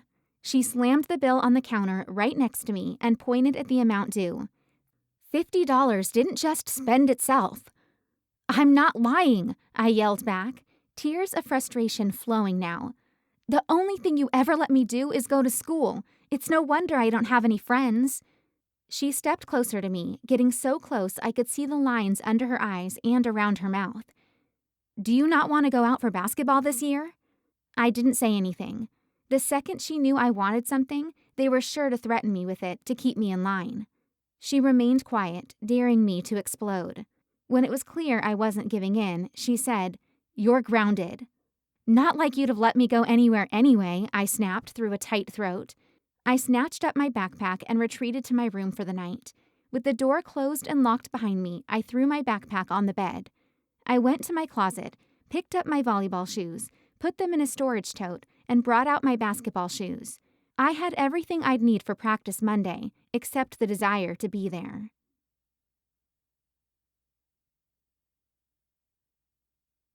Chapter 23. Mrs. Valor wrote a conglomeration of words pertaining to the nervous system on the board. She wanted us to memorize each of the main nerves, how they functioned, and what they did for the body. I copied the information into my notebook, but it felt more like rewriting hieroglyphics. "Okay, let's do something different today," Mrs. Valor said. "I'll point to you, and you count yourselves off, 1 through 12. Pair up with the person who has your number to study. I'll give you the rest of the hour." Callum called number 3, and a minute later, when she pointed at me, I did too. Why today? Somehow, by some serendipitous, sadistic twist of fate, I'd been paired with Callum on my worst hair and makeup day of the year. I looked up from my notebook to him, and he broke out in an easy grin. It melted my tension, if only slightly. He slid out of his chair. "I'll come back there." I cautioned a glance at Saffron, who made a show of hugging the girl she got partnered with. Callum took the vacated seat next to me. "Breathe, Skye." The deep breath I took both steadied and dizzied me as his special scent filled my space. Were the butterflies in my stomach trained to dance at the hint of Old Spice? "So, how do you want to do this?" he asked. "Dinner, dancing, prom, Vegas, happily ever after, or something like that?" "I'm not sure," I filtered my thoughts. "What do you think?" "I'll read what the nerve does, and you can say which one it is?" "Yeah, that sounds good." He reached for my notebook. Thinking of the doodles I'd made earlier, I said, "Oh, we should use your notes." His brown eyes caught every ray from the fluorescent lights. "I'm sure yours are better." I couldn't argue with him looking at me like that. I'd absent-mindedly sketched hearts and flowers in the margins. At least it wasn't Mrs. Callum Watts. "Okay," I said, and passed them over. With his finger on the page, he read off the first nerve, then looked expectantly at me. How could I have even a glimmer of a hope with a face like that distracting me? How Saffron managed to pass any of her classes with him at her shoulder was beyond me. We made it down the list of nerves, and I realized it was my turn. He handed me the folder, and our hands touched gently. I jerked my hand back, electricity coursing through me. As I hid my blush behind the folder, I thought Mrs. Valor had failed me. All this talk about the nervous system, and she never once explained why a simple touch from Callum had my nerves sending lightning bolts straight to my gut. Callum rubbed his hands together. "Okay, I'm ready." I looked up from my notes, and his eyes locked with mine. Which nerve functions by carrying afferent impulses for the sense of smell? Sense of smell. I flushed and went back to looking at my notes, wishing my brain would stop playing dead. I heard him chuckling, but then his hand touched mine again, and my mind flew into hyperdrive. "You're shaking," he said. I set my notes in my lap. How could I tell him he had my body on the fritz? "Missed breakfast this morning?" He saved me. I nodded. "It's olfactory," he said. "What?" "The nerve." He smiled again, tilting his head to the side so his hair fell over his forehead. Gosh, he was cute. Was I right? He asked, the smile still dancing in his eyes. Thankful for the chance to fall out of his web, I looked at the page. Of course. By the time class was over, I was wide awake. And disappointed. Why couldn't Mrs. Valor have chosen to pair me up with him on a day when I looked halfway human? When my hair was straightened nicely and I had actually taken time to do my makeup. Life wasn't like that, though. Instead of just being Waits girl to Callum, I expected I'd also earned the title of that scary, confused, hungry chick who doesn't wear makeup. For the first 20 minutes of practice, we did monotonous, tedious ball handling drills, my least favorite part. Then, Coach Gill had us do some basic dribbling. Down with your right hand, back with your left, he yelled at the freshman girls, who didn't quite have the hang of it yet. At last, we moved on to a drill that was more enjoyable than ball handling, if only slightly. 3-man weave. I was in the third group that would go, and I paid close attention to the first 2 groups. I clapped when a girl made her layup and winced at the bad passes. When my turn came, I was totally focused. The fact that I didn't like basketball didn't matter. I caught the ball and threw a crisp pass to the next player. We came close to the basket. I caught the ball, then shot a layup that bounced off the glass and through the net. To see how the team would do in a live drill, Coach had us play half-court 5-on-5. Both teams just ran a simple offense and a man-on-man defense. As luck would have it, I got to guard Shelby. Even though I outweighed her by a good 30 pounds, we both played at wing. She had speed on her side, and I had strength. One of our teammates passed her the ball, and she held it in front of her. Freshman mistake. I swatted at the underside of the ball, popping it up out of her hands and snatched it out of the air. Coach whistled and had them start over on offense. I tried not to look too satisfied at her sneer. She got the ball again, but protected it better this time. She dribbled it, trying to needle her way closer to the basket. I kept my knees bent and moved my feet quickly to cut her off. Unable to make any headway, she passed it away. On offense, I didn't try anything special. If my defender gave me enough room, I took the shot. If she guarded me too closely, I drove. More often than not, I snapped a pass into Rachel at post so she could score a point. Conditioning was my favorite part of practice. Coach set 7 minutes on the scoreboard and told us to run around the gym until the buzzer sounded, and then we could go home. This part was easy. Instead of having to think and worry about losing the ball or being inferior to other players, I could just work. And I did.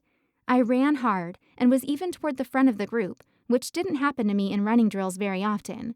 I realized I must have gotten in better shape from playing libero and volleyball this year. Mentally, I thanked Coach Umber for that gift. At the end of the 7 minutes, I bent over, sucking in huge gasps of air to soothe my burning lungs. Within a couple of minutes, my heart rate and breathing slowed down, and I joined the rest of the girls, sitting in the middle of the gym, post-stretching. When we finished, both coaches walked over to us. "It's been a pretty good first practice," Coach Gill said. "Actually, much better than I expected." Coach Leary nodded in agreement. "I want you girls to come ready tomorrow, and if it hurts, ice it. We don't need any ongoing injuries." Everyone huddled up and yelled, "Lancers!" And then we went down to the locker room. Most of the girls were buzzing about how sore they were going to be tomorrow and who they thought would be the varsity starters. I thought it was moot point. Most of the girls who started in volleyball would start in basketball, except for a few who were hardcore about the sport. They hadn't gone out for volleyball and instead went to the city every weekend to play on a club team. Rachel found me on my way to the parking lot. "Hey, wait up," she called to me, and I stopped so she could catch up. On top of being an amazing middle blocker in volleyball, Rachel was a great post. She was skinnier than most of the other posts in our league, but also quicker. Her speed and coordination helped her to be one of the highest scorers on our team last year. She caught up to me, and we fell into step. "I want to talk to you about basketball," she said. "What's up?" "I think you're going to be playing more this year. I doubt you start at first, but you'll get plenty of playing time at wing, and maybe even point guard if you play your cards right. So just remember to be really smart with the ball in practice." She didn't seem to be joking, but I rolled my eyes. "Yeah, right. That bench is calling my name." Rachel shrugged. "Just telling you what I saw today." "It would be great," I admitted, "but I really doubt it." We walked outside together, and the icy wind sliced through my sweater and jeans. Rachel wrapped her jacket more tightly around her shoulders. "You're in such good shape, and volleyball made you a lot quicker. I think you might even get Shelby's spot." I looked around to see if anyone had heard, half expecting to see Shelby sitting in Sheldon's car, continuing her takeover of my best friend. Sheldon's car sat empty, though, and Shelby's car was already gone. I came to a stop beside Rachel's car. "I'm not looking for a repeat of volleyball." She tucked a loose strand of soft brown hair behind her ear. "It'll get better." The sound of crunching gravel distracted me, and I saw Sheldon walking across the parking lot with his backpack slung over one shoulder. "You think?" I asked. "I do." She pulled her door open. "I better get home and work on some homework. See ya." She got in her car, and I walked the 20 feet to my pickup. Before throwing my backpack in, I looked over and saw Sheldon leaning against his car. He gave me a half-hearted smile, the cold breeze blowing his short hair. I turned my eyes toward my pickup and got in. I didn't know what that smile meant, but I wasn't sticking around to find out. Chapter 24. School was much easier to pay attention to without volleyball as a distraction. Instead of worrying about the drama between Shelby and me, which, as far as I could tell, had cooled since state, I could actually focus on classes. Callum, of course, distracted me with every lift of his perfect lips and every shake of his shaggy hair. After partnering up 2 weeks ago, it was almost like we were friends.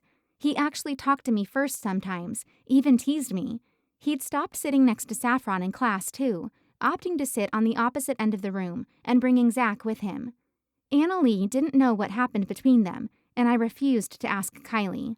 One day during A&P, our guidance counselor, Mr. Yen, knocked on the door and came in. "Can I talk to Miss Hoffner?" he asked in his old, gravelly voice. Mrs. Valor nodded and then said to me, "I'll print off the notes for you." "Ooh, Skye's in trouble," Callum teased, eliciting a few laughs from the rest of the class. I gave Callum a pained look and rolled my eyes. With effort, I pressed myself up from my seat and lifted my gray backpack over my shoulders. My legs ached from basketball practice, so my walk out of the room was more like a jerky waddle. Mr. Yen made small talk on the way to his office. Mostly, he asked about how volleyball went and how I thought the basketball season would work out. He was nice, but I felt relieved when we made it to his office so he could get to the point. "Have you signed up for the ACT yet?" he asked. "Well, the December one's on the same day as the sharpshooters tournament, and I think we have a tournament on the February date, too." He sighed. "Guess there's no way around that. You got a 24 last time, right?" I nodded. "You're gonna do real good this time. You need to sign up for the April test date, okay?" Without waiting for my response, he added, "Just make sure you get studied up before you take it." "Sure thing," I replied. "Is that what you wanted to talk to me about?" "Not the only thing," he answered. "I wanted to talk to you about debate. It starts next week." "Mr. Yen, you know it interferes with basketball." We'd had this conversation several times the last 2 years. He thought my grades would make me a good addition to the team he coached. But the important meets nearly always coincided with regionals and sub-state basketball. Mr. Yen pulled out a desk drawer, reached in, then handed me a brochure. "Upton U is starting a debate team this year. They're offering books and tuition scholarships. Thought that might catch your interest." I stared down at the pamphlet. I couldn't give up basketball, which kept me in shape for volleyball, and invest all my time into something I might or might not be good at. "Thanks," I said, handing him back the pamphlet, "but I think I'm going to pass." He put his hand up. "Keep it. I hope you'll reconsider." Monday, Coach had us check the depth charts before practice started. The C team and half of the JV players would go to the little gym with Coach Leary for the majority of practice, and the better half of the JV players and the varsity practiced in the big gym with Coach Gill. Most of the girls made a mad dash to find their names. From the back of the crowd, I saw the looks of disappointment when girls discovered they'd be in the small gym, and the happiness coating the girls' faces who got to stay with Coach Gill. Once the line thinned out, I stepped forward to look at the paper, even though I already knew where I would be. Neither team, varsity nor junior varsity, had a place for me. I'd end up staying with Coach Gill for practices, At games, I'd play only a quarter or two of JV, so Coach Gill could save me for all 4 quarters of varsity games in the off chance some supreme disaster happened and I was the only one left on the bench. School and practice over the next 2 weeks took all of my attention. My parents still blamed me for using more gas than they thought I should, so I was extra careful to keep my grades as high as possible and didn't stay late after practice. Not that I would have had the energy to shoot extra hoops afterward anyway. Basketball wasn't like volleyball, where there were little breaks in the game and where form and technique were so important. Basketball was more of a survival of the fittest kind of sport. When it came time for the first game, I realized I was actually excited. I dressed for the JV game and took care to do my hair so it looked good during the game. I carefully laced up my old Nike basketball shoes and exited the locker room. The warm-up for the game went just like any other. I sank some of my shots and missed some too. When the buzzer rang with a minute left, I took off my warm-up pants and shirt. The starters were supposed to sit on the bench, so I sat down since I'd been playing on the JV side against the varsity in practice. "Stand up, Hoffner," Coach Gill ordered. Confused, I moved to stand by Savannah and Lorraine. Was I getting demoted? "Starters are Mandy, Delana, Jessie, Polly, and Annalie," Coach Leary said, then told them their positions and which offense and defense they'd start the game with. All the while, I guessed at what I'd done wrong in practice to earn a spot on the bench for the JV game. The game started, and the girls played with all the vigor a first game deserves. At the quarter break, they ran back to the bench, sticking their hands out for water bottles. As a JV player sitting on the bench, I played bartender and helped pass out the drinks. "Go check in for Jessie, Skye," Coach Leary said. I handed Annalie her water bottle and jogged over to check in at the score table. From the bench, Jessie told me what girl to guard. She'd been playing wing, so I already knew my position. When a ref came over to our huddle and said, "First horn, coach," I was ready to play. The girl defending me was easily the quickest defensive player on the other team. Her hands constantly swatted at the ball when I had it. She even nicked me with one of her nails in an attempt to steal. Buckling down, I played carefully through her pressure, just like I had been in practice. At the end of the quarter, I didn't have any turnovers, but I had 6 assists and 4 points. Coach Leary slapped me a high five when I came back to the bench at halftime and told me good job. As the game wore on, though, I could tell Coach Leary was getting more and more frustrated. Girls my age, who should have known better, kept offering excuses for their defensive errors and turnovers. Varsity girls, who wouldn't normally be subbed into a JV game, got put in, but they were cocky. Their overconfidence translated into laziness, which put us way behind on the scoreboard. I didn't see any more playing time until the 4th quarter, when Coach Leary put me in at point guard. Like the 2nd quarter, I stayed calm and focused, adding 4 points and 5 more assists to my total. Unfortunately, my gains weren't enough to help the team pull off a victory. In the locker room, Coach Leary paced in front of us, twisting a program in his hands. "What was that?" Silence hung in the air. "Okay, I'll tell you what that was. It was crap. I don't want any of you girls making excuses to me, ever. If they're tough on defense, you play tougher. I saw 0 mental toughness from you varsity girls."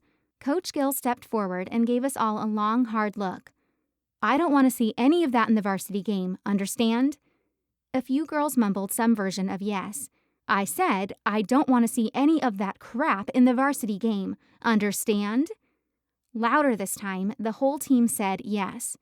"That's more like it," Coach Gill said. "Now, we have to sit and wait out the boys' JV game. But when it comes our turn to go out there, I want a hard warm-up, and I want to see effort from everyone. If I see that same performance in the varsity game, you'll be sitting the bench, and you'll stay there for the rest of the season." We nodded. As an afterthought, Coach Gill said, "Anything to add, Leary?" "I think you covered it," he said, smacking the wadded-up program against his knee. When we took the court to warm up for the varsity game, more people had filled the stands. The intensity lacking in the JV game started with the warm-up clock. We ran the drills hard, just like Coach had asked, and then came to the bench when it was time. I didn't take a seat because I knew I wouldn't be starting. Coach didn't tell me to sit down either. The game began, and we jumped out to an early lead. Rachel was the top scorer of the first quarter with 8 points. Not much of a surprise. What did catch me off guard was Coach Gill telling me to sub in for Shelby at wing in the 2nd quarter. It had to be a fluke. Still, I stood up and checked in with the bookkeepers at center court. My lack of expectations took any pressure I might have had off my shoulders. He'd sub me out the second one of the better girls rested up, and that would be the end of my playing time for the evening. Starting out, I played cautiously. I didn't score, but I didn't turn the ball over either. After a few times down the court, my defender left me wide open. I held the ball, waiting for her to guard me, but she gave me space, daring me to drive on her. Instead, I pulled back, took a breath, and sunk a three-pointer. The crowd went wild, and I couldn't believe they were cheering for me. Playing a varsity game felt amazing. The pace was much quicker, and I didn't have to worry whether the other players on my team would remember the offense or not. I scored once more on a fast break, and even got a few assists in to Rachel and Kylie. At the end of the second quarter, I jogged down to the locker room with the other girls. When we got there, I took one of the towels from a manager and wrapped it around my neck to soak up the sweat. Coach talked to us about what we needed to improve. Be more aggressive. Make sure to box out. Set strong screens. I paid close attention, even though I'd put money on not seeing the court for the rest of the game. Still, when we took the court to warm up during halftime, I had balls passed to me. My teammates thought I was a varsity player, that I needed to warm up to play. I didn't start the third quarter, but a few minutes in, Coach Gill subbed me in for Brittany. I guarded the same wing as before, and I noticed as the game wore on, she got sloppier. While she waited for another player to come open, she held the ball out in front of her. Just like I had with Shelby, I popped it up and snatched it out of the air. Lexi raced ahead of her defender toward our basket, and I launched her the ball. She scored an extra 2 points, and Rachel clapped my back. "Told you," she said, smiling broadly. Settling into the flow of a varsity game, I made a few more assists to Rachel and felt happy and sweaty when the fourth quarter came around and I was still in the game. Coach subbed me out a few minutes into the last quarter. The game was tight, with a score of 46-40 in our favor and several minutes left in the game. Lexi drove the ball down center court and fell. Her knees made a loud crack on the gym floor, and she rolled over, crying.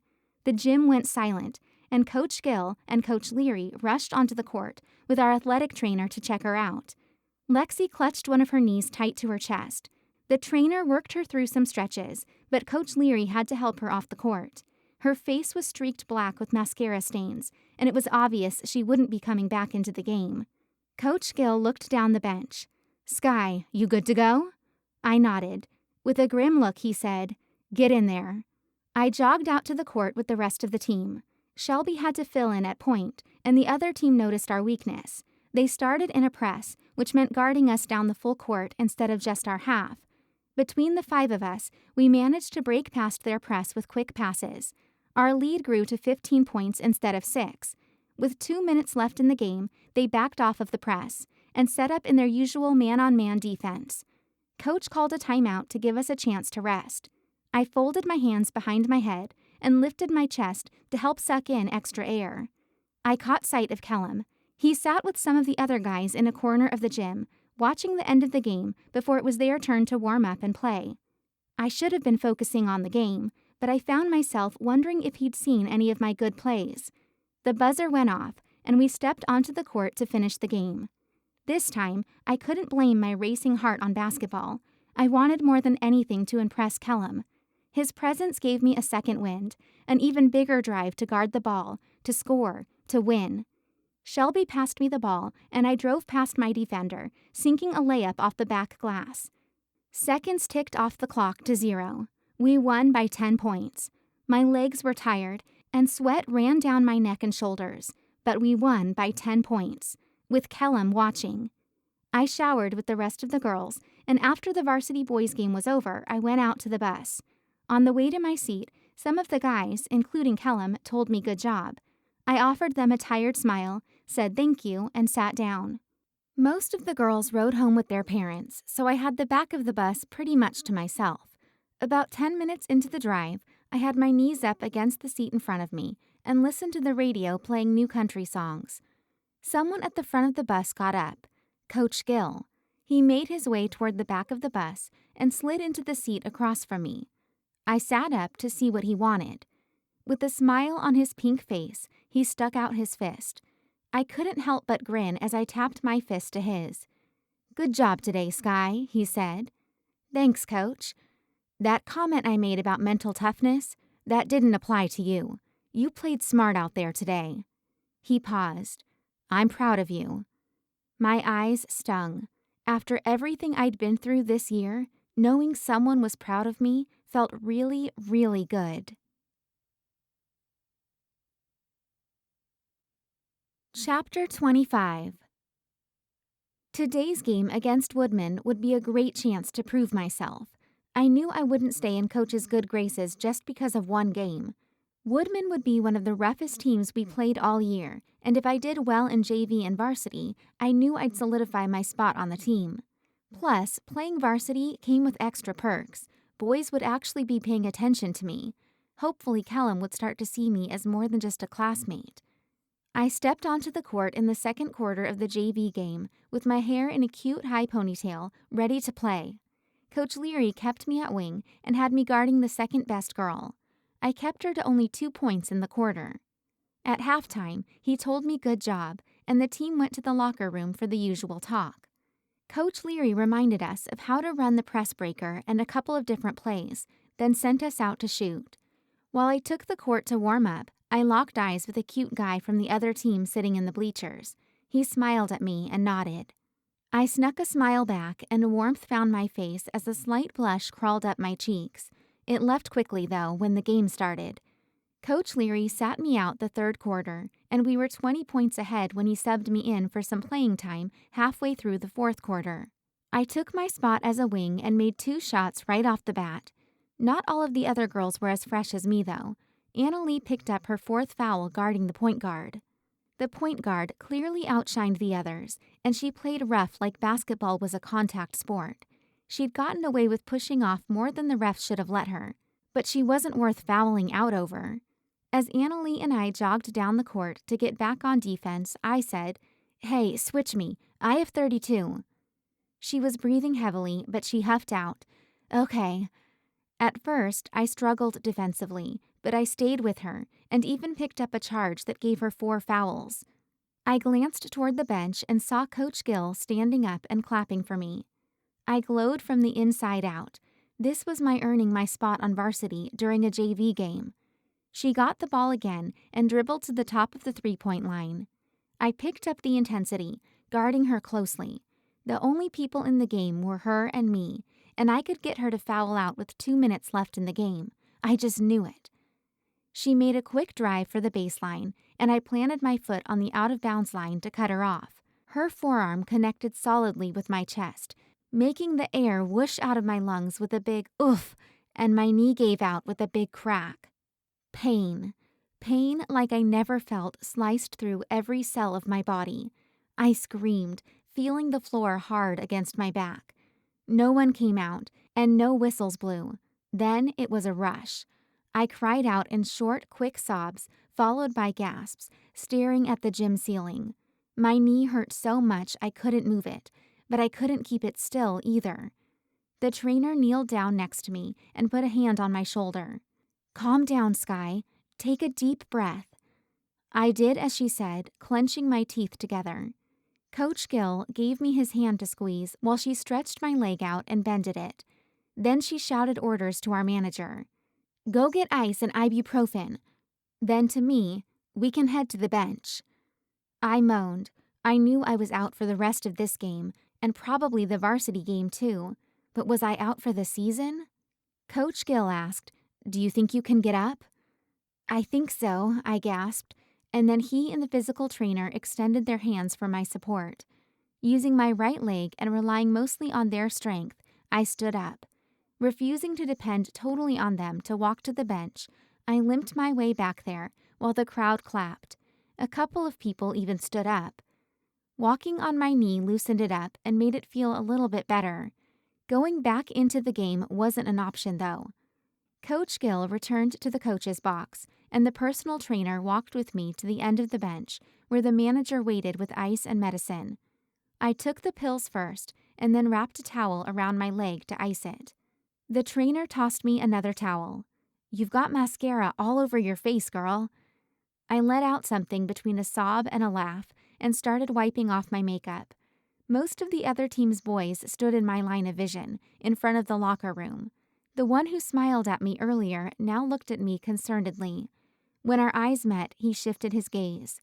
I looked back down at my knee. "So, what do you think it is?"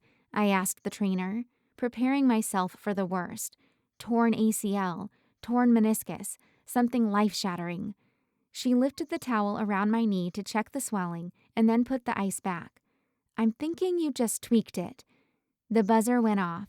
I awkwardly stood up so I could shake hands with the girls on the other team, but I didn't shake hands with the girl who charged me. Sportsmanship be damned. I tried to listen while Coach gave a typical post-game speech in the locker room. When he finished, the girls left to wait for the varsity game, and he made his way toward me. "I want you to stay here and ice for 20 minutes. He looked at his wristwatch. "Then walk around and get it loosened up. If it's just a tweak, we need you in the varsity game." Too surprised to talk, I nodded. All there was to do for the next 20 minutes was wait. Every movement of the second hand on the clock seemed to take hours. My knee felt so cold and stiff by the time 20 minutes had passed, I struggled to get to my feet. I started walking up and down one of the more secluded hallways in the school, and the more I moved, the better my knee started to feel. As I walked and stretched, I started to think maybe I would be able to play through the pain. The other team's coach walked by while I was stretching and looked down at my leg. "How's the knee?" she asked. I smiled. "It's great," I lied. "I hope I'll be back for the next game." She nodded and wished me luck, then continued on her way. I wasn't alone for too long after she left. Coach Gill showed up within 5 minutes.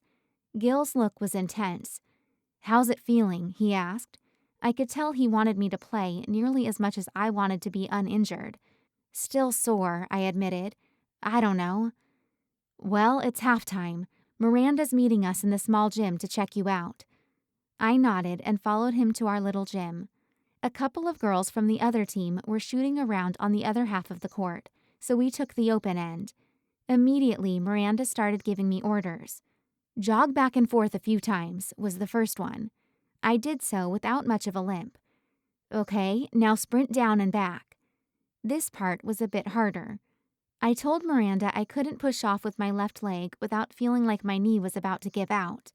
She nodded and was pensive for a moment before giving me the next order. "Try to do a defensive shuffle." It was easy just going straight back and forth, but once I had to start changing directions, my knee felt unsteady. It didn't give out, but I knew if I was going 100% or even just 75%, it probably would. "I think you could try to play. It just depends on your pain tolerance," Miranda said, and excused herself to return to the boys' game. Gil stood with me in the gym, the other girls bouncing ball the only sound. "Try is all I ask," he said, and left behind Miranda. I was still undecided as I walked back to the locker room. If this was just a tweak, I would hate to see what a real injury felt like. When it came time to warm up for the varsity game, I jogged onto the court with the rest of my team, and my gut ached from the scrutiny of my teammates. They were sizing me up to see whether I could help them win the game or not. I could feel it. The first drill of our warm-up was layups. Easy enough. A teammate passed me the ball, and I was determined to show them I was ready to play, even if I would have to deal with the mounting pain. I took 2 hard dribbles, then jumped up to lay the ball in, and landed. Hard. Pain seared through my knee and blazed out my fingertips. I braced myself against the padded wall under the basket, clenching my teeth to keep from screaming. Before I could cause too much of a scene, I limped to the bench where Coach met me with a questioning look. I just shook my head. He squeezed my shoulder. Tears welled in my eyes again, and I looked away from him. "It's okay," he said, a fake smile on his face. "I asked you to try, and you did. It's all good." But it wasn't all good. I wanted to stomp my foot on the ground and throw a screaming fit. Something was finally going well for me. I was playing varsity basketball for the first time in my life, and Coach was proud of me. Proud of me. Shelby wasn't even trying to ruin it, which made it that much better. Made it that much harder when everything went wrong. But that was my life. Whether it was Shelby or an injury, something was bound to go wrong. Not my friendships, not my crushes, nothing. More angry tears poured down my face, and I hurried to wipe them away.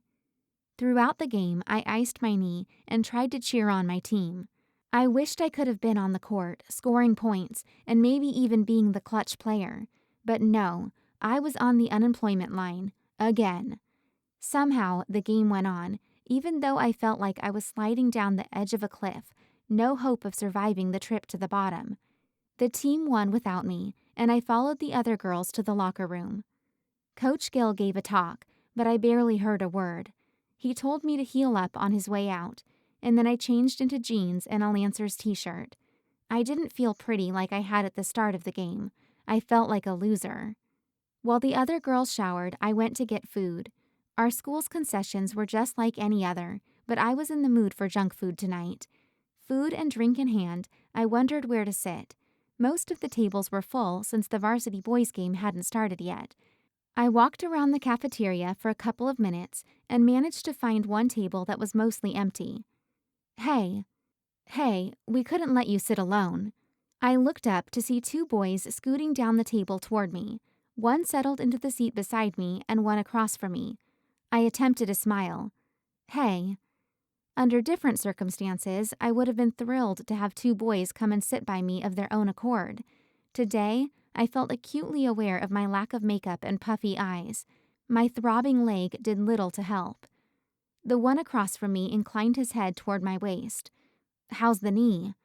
Even in my bad mood, I couldn't help but notice his wide blue eyes. Looking down at the table, I shrugged. I don't know.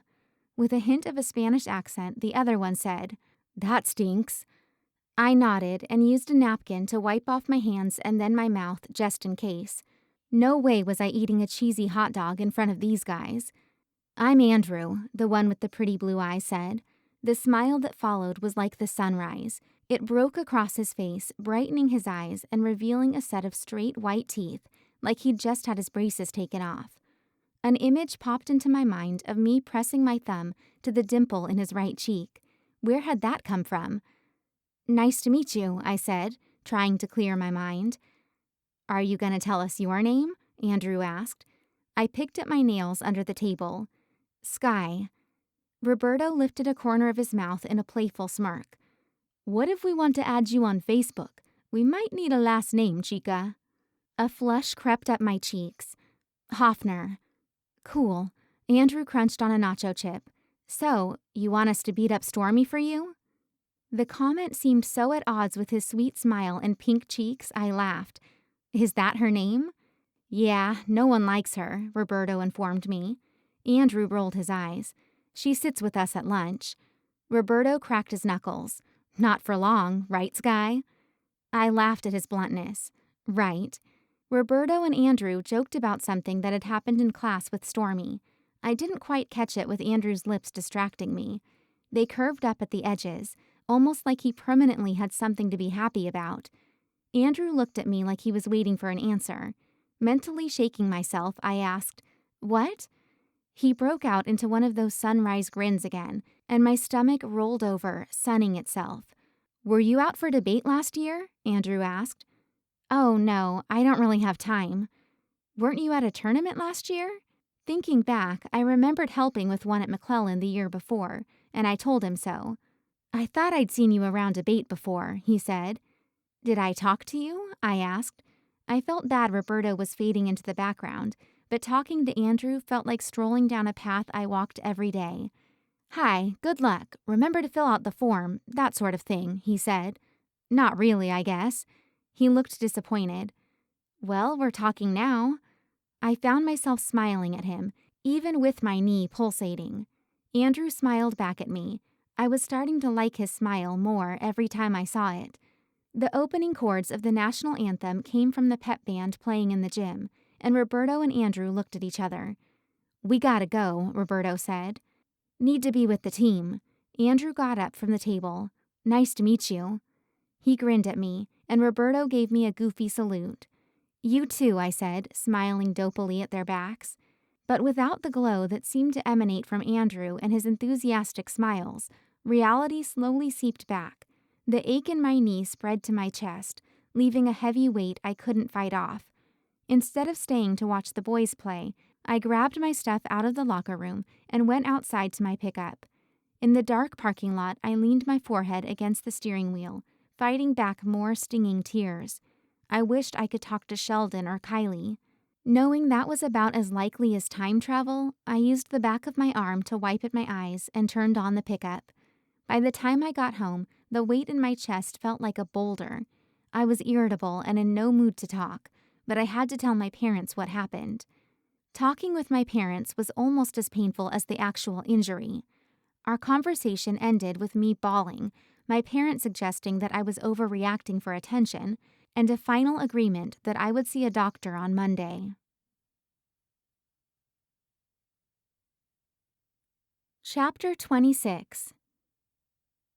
Mom was at work, so I had to fill out the paperwork on my own. 30 minutes later, they took my weight and left me alone in a room where I sat for at least 15 minutes with nothing to do but read the 2 posters about diabetes and meningitis until Dr. Maynard came in. She was a young woman with plump cheeks and permed brown hair. She had on the standard white jacket over a pair of brown slacks. When she saw me, she smiled and sat down on that little rolling chair, ubiquitous to doctors' offices. She opened a plain manila folder and read over the contents. "You hurt your left knee?" she asked. "Yes." "Basketball?" "Yes," I repeated.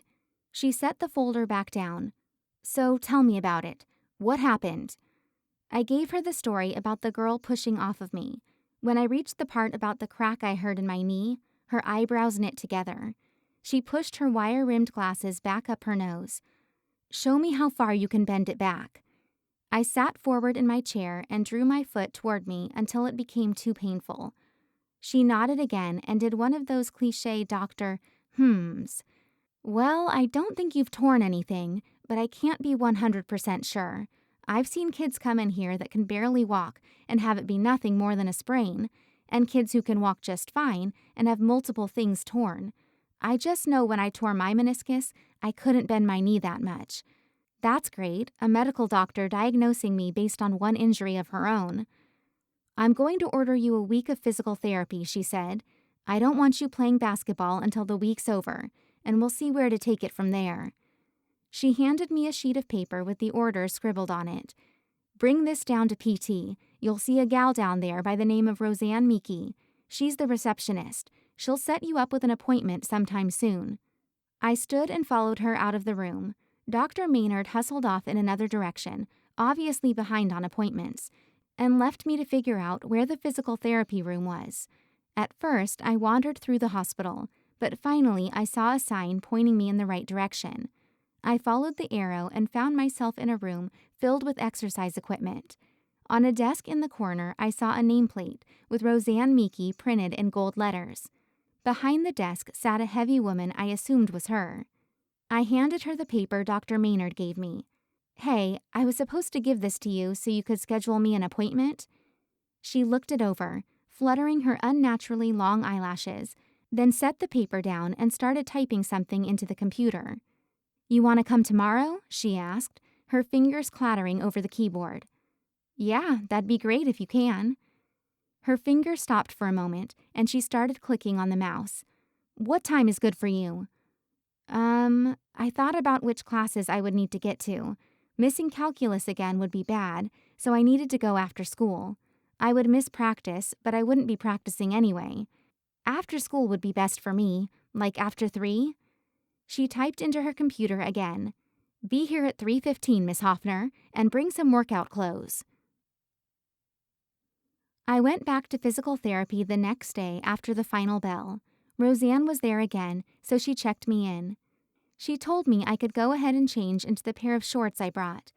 When I came out of the bathroom, a balding man I assumed to be the physical therapist leaned over Roseanne's desk, talking to her. Right off the bat, I knew he was a nice guy, just from the casual pose. Roseanne saw me walking out and nodded toward me. "That's Skye Hoffner." "Skye Hoffner?" he asked. I nodded. "Ryan Richardson."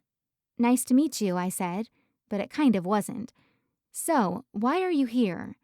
He sat down in a chair and patted the one next to him.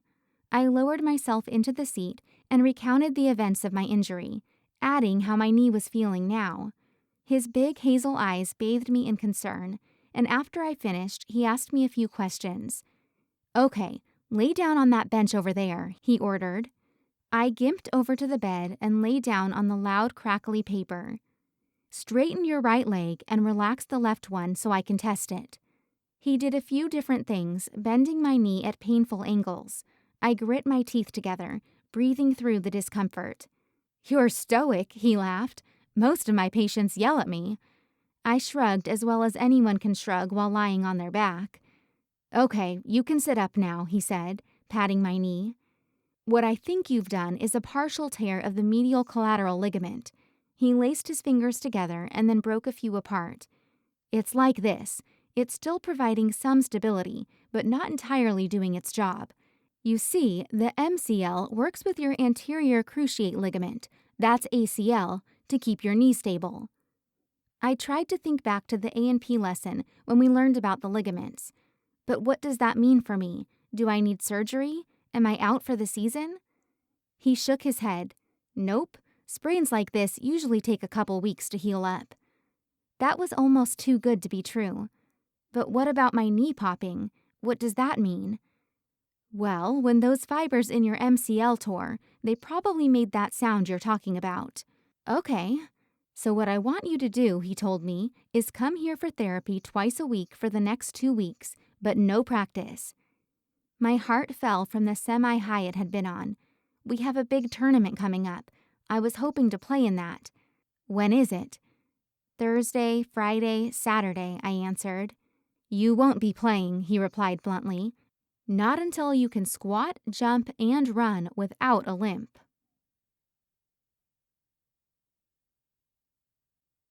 Chapter 27. I hated sitting on the sidelines in my dress clothes during the tournament. This would have been my first time to play more than 30 seconds at sharpshooters.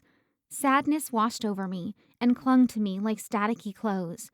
Before I got injured, I used to think the extra attention an injury brought would be nice. Now, I wanted it all to go away. If I could trade all of these people pretending to care for a healthy knee, I'd take it in a second. The girls placed third overall, which wasn't too terrible. After they showered up, I walked with Rachel to watch the boys' game. They were playing in the championship for the first time in 15 years. Rachel and I slid into the bleachers near the basket. She leaned back against the seat behind her and closed her eyes. "I'm exhausted." "I bet." I tried to shove my jealousy down, hoping it would dissolve in my stomach acid. "Stuffing that many girls had to wear you out." She laughed. "Yeah, right." "You should have seen that girl's face after you blocked her," I said, remembering the girl's mouth dropping open and her looking from the basket to the ref to her coach. Rachel closed-lipped smiled and kept her gaze straight forward. "I did." I laughed, and her smile grew, breaking her lips apart into a laugh. She sobered. "It stinks not playing with you." I nudged her shoulder with mine. "You just like that I actually pass you the ball." "That too."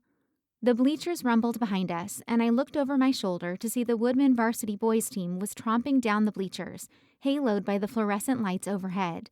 The cutest boy in the entire tournament sat only feet away from me and leaned back on another, also cute, boy's legs. This is what Kylie would have called a godsend. I squealed as quietly as I could to Rachel. She put her forehead close to mine, red cheeks on display. She'd never had a real boyfriend either, and I thought she might be just as excited as me. I scanned the team, looking for Andrew, but I didn't see him. Then I remembered he was out for debate. He was probably at a meet that weekend. I stole another glance at the cute one. His name was Jonathan Scholar. I practically had his info memorized from the program. Junior, 6 feet 2 inches tall. The program left out his eyes, the color of the Gulf on a sunny day, his perfectly smooth skin, and the way one side of his mouth always lifted before the other when he smiled. I'd had a crush on him since freshman year, but I'd been far too nervous to strike up a conversation with him at my first ever sharpshooters tournament. The next time I saw him, at a track meet sophomore year, he had some girl in a denim skirt hanging off his arm.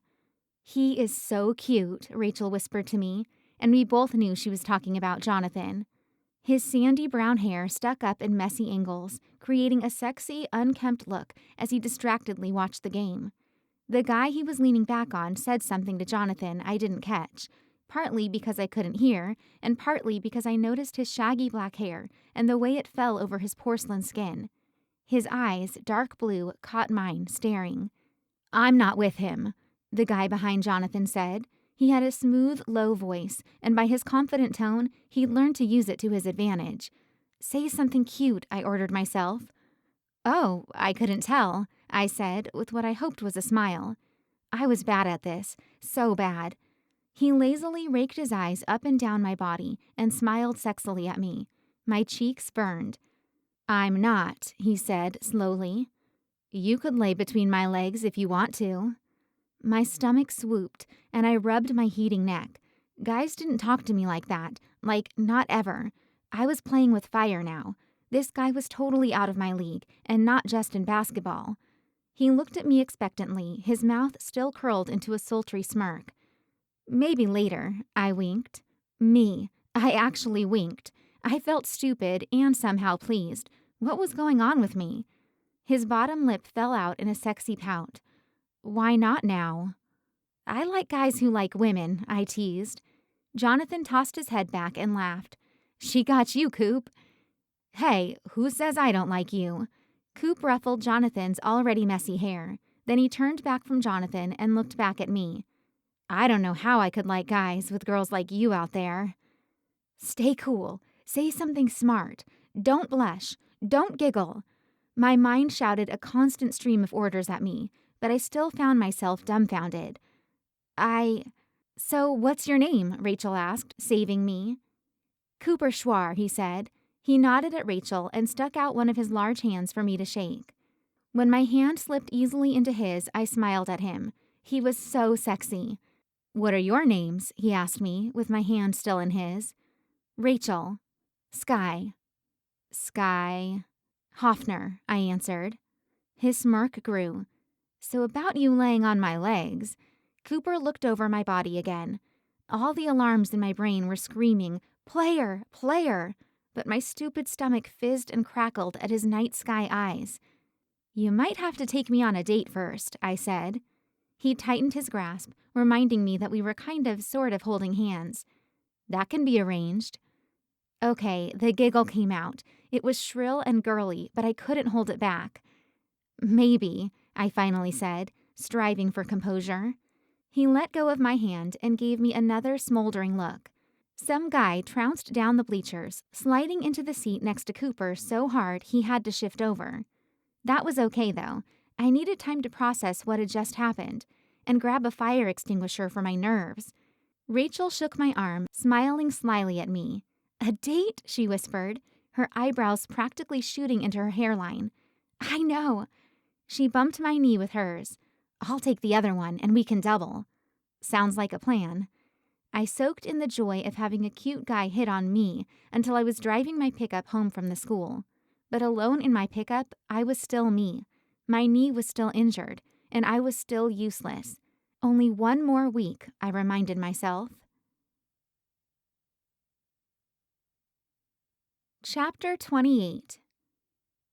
At school Monday, everyone buzzed about our boys winning sharpshooters. Callum and Zach strutted into A&P, beaming. They knew they had just done something special, and humility wasn't exactly in their nature. We talked about the win in A&P for almost as long as we talked about state volleyball. Then it was on to the more mundane chore of learning. Only about half of the lecture made sense to me.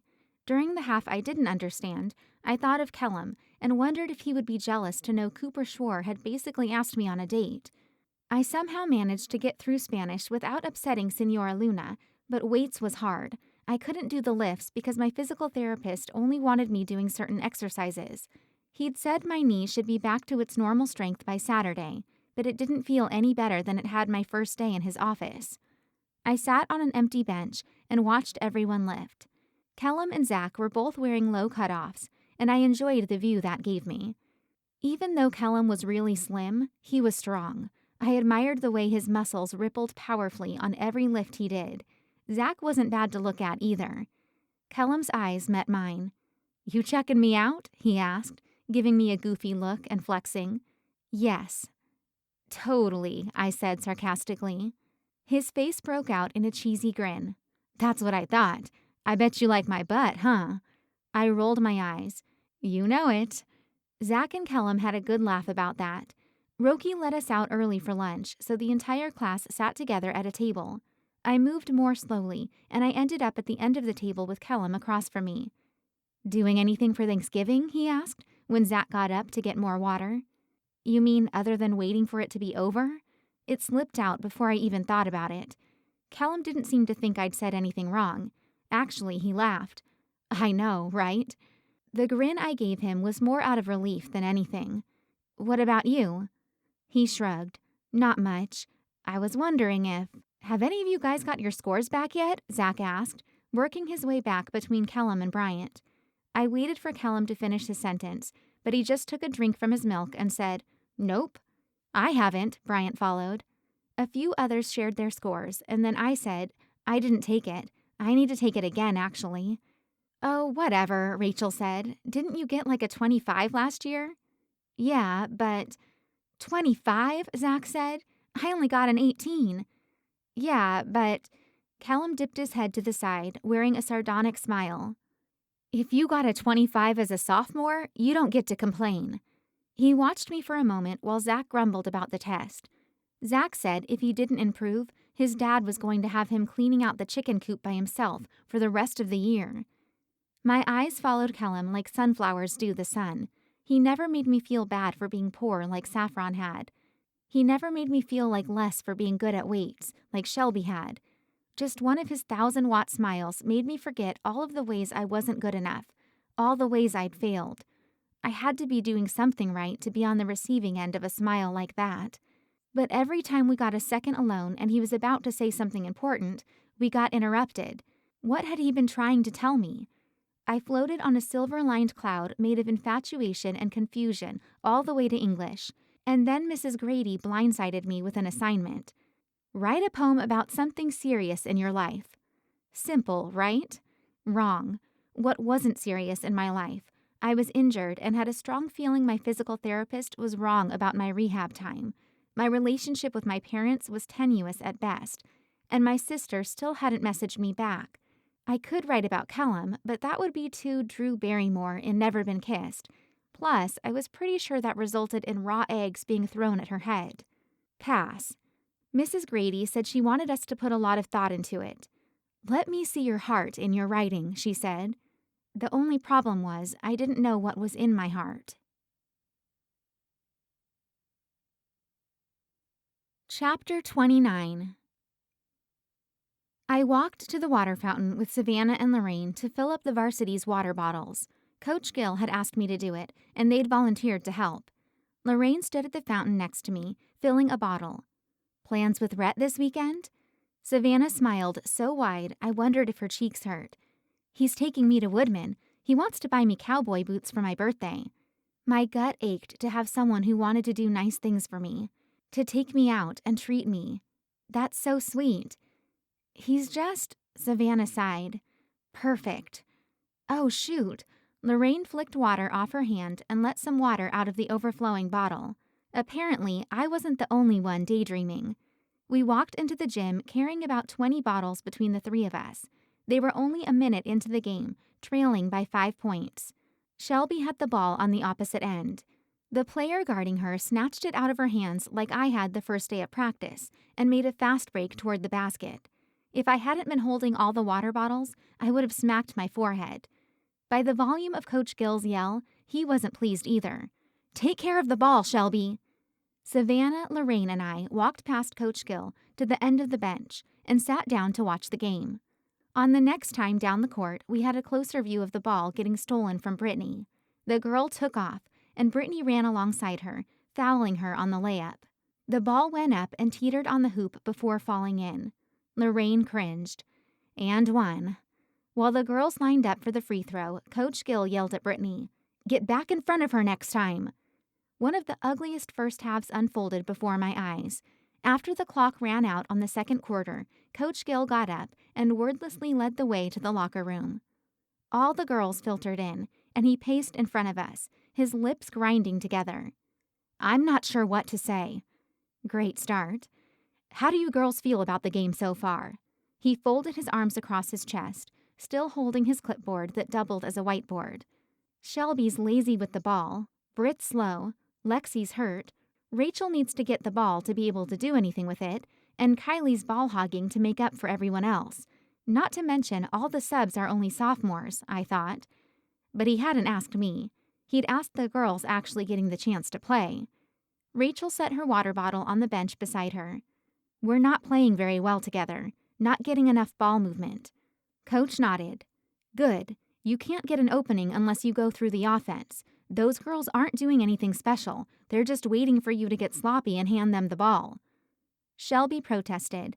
That girl is all over me, and the refs aren't calling anything. Coach Gill's mouth formed a hard line. That's an excuse. Shelby opened her mouth, but Coach had already turned away from her. What else? Kylie sent Brittany a look behind his back. Not getting back on defense fast enough. Coach Gill nodded. You think we need to run more and practice? Kylie mumbled something into her shoulder. You know how to play. You know how to work hard. You know how to run the offense. Now get out there and do it. We huddled, and the girls jogged out to the court. I followed, carrying the towels and water bottles with Savannah and Lorraine's help. I wanted so badly to throw on a jersey and play, to be able to make a difference in the game and show Coach how hard I could work on the court. My knee ached, though, a painful reminder of all my shortcomings. The third quarter started well, but the girls lost their intensity within a matter of minutes, and the score showed it. We lost by 20 points, even with the other team's JV playing most of the last quarter. In the locker room, Coach Gill went on a tirade. Nothing lost that game but laziness. Pure laziness. A couple girls had tears dripping down their noses, including Shelby. Most stared at the floor, mouths shut. Do you want me to quit? He stormed. Because if you're not going to show me any effort, then why should I give my time and effort to be here? Excuses? I don't want to hear them. I don't care who's injured, what calls the ref are making, or who has what going on, because here's what, it's all going to be over soon. You seniors, this is your last year, and so far you've wasted it. Do you know how much I would give up to be where you are today, playing basketball? I'd give up my dog, my house, my job, just to play at that level and that competition again. I knew how he felt. I'd give all that up in a second to go back to that JV game and undo my injury. Coach Gill stared down the team, meeting each player's eyes except for mine. Are you going to start giving me some effort? He finally asked. Rachel was the first one to speak up. Yes. Other girls chimed in after her. Good, he said. That game's over. Shower up, then get out there and support the boys. Coach Gill left the locker room, and Coach Leary followed him. No one talked, but instead we did as he asked, or the rest of the team did. I walked out of the locker room and sat by myself to watch the boys' game.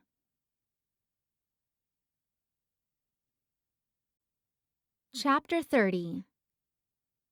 How you feelin', kid? Dr. Richardson asked me at physical therapy.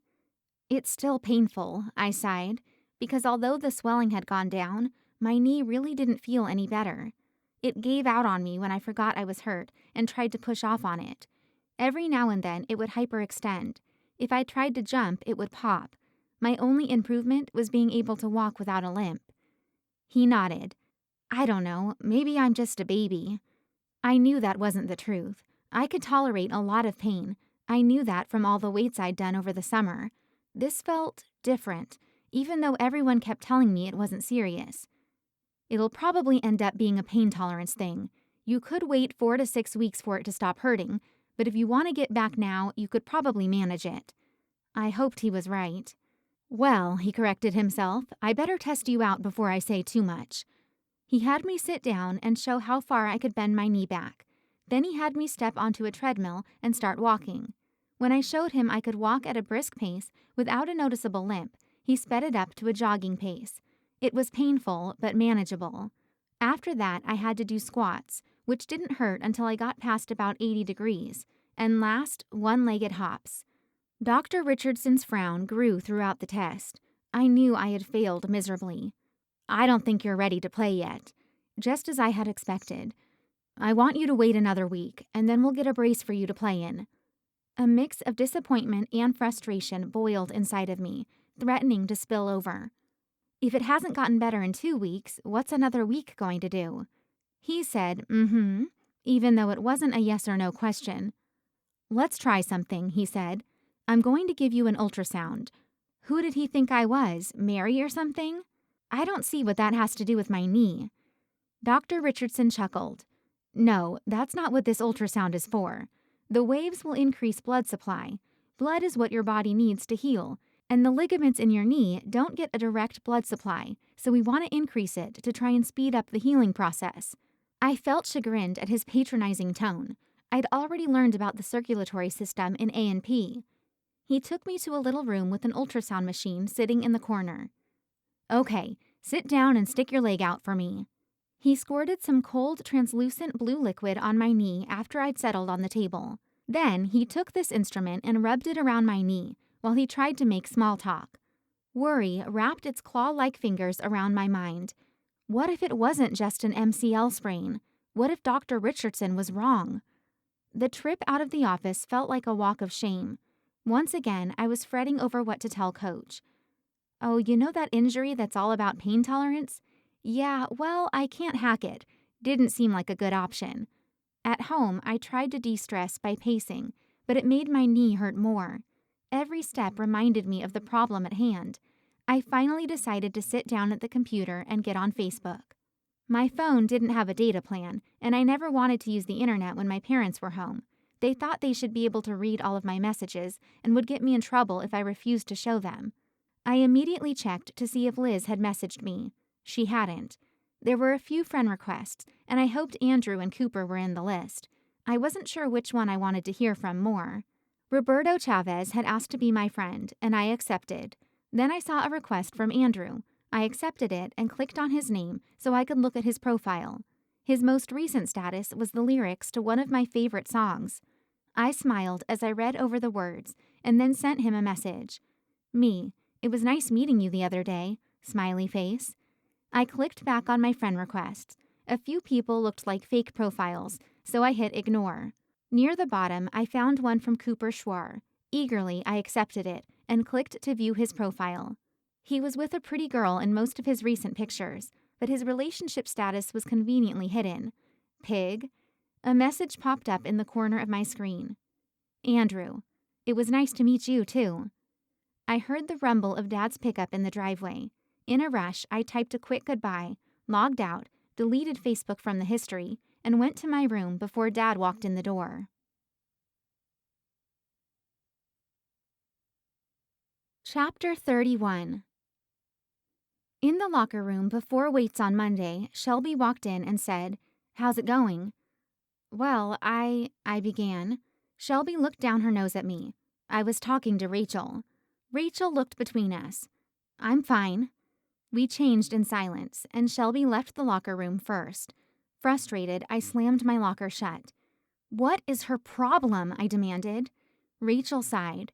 She gets to throw her little fits all the way through volleyball season, and I'm nice to her the whole time. I'm not even a threat to her precious little libero position now, and she's still a brat. A simple hello every now and then would be nice, but no, Shelby can't even do that. And I hate her? Just like it had happened seconds ago, the scene in the gym played before my eyes. Shelby had manipulated us all without batting an eye, and she still hadn't apologized or made any moves to fix things.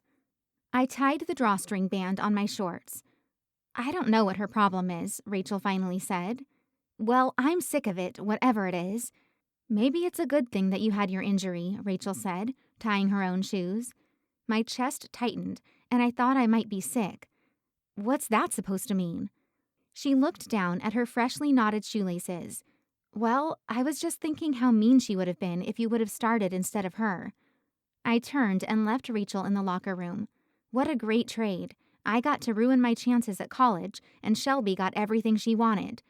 After school let out, I decided to talk with Coach and get it over with. It was time to tell him the bad news. Bracing myself, I walked toward him and Coach Leary. Before I could say a word, he asked, "Can you practice yet?" I stepped to the side so a girl behind me could get through.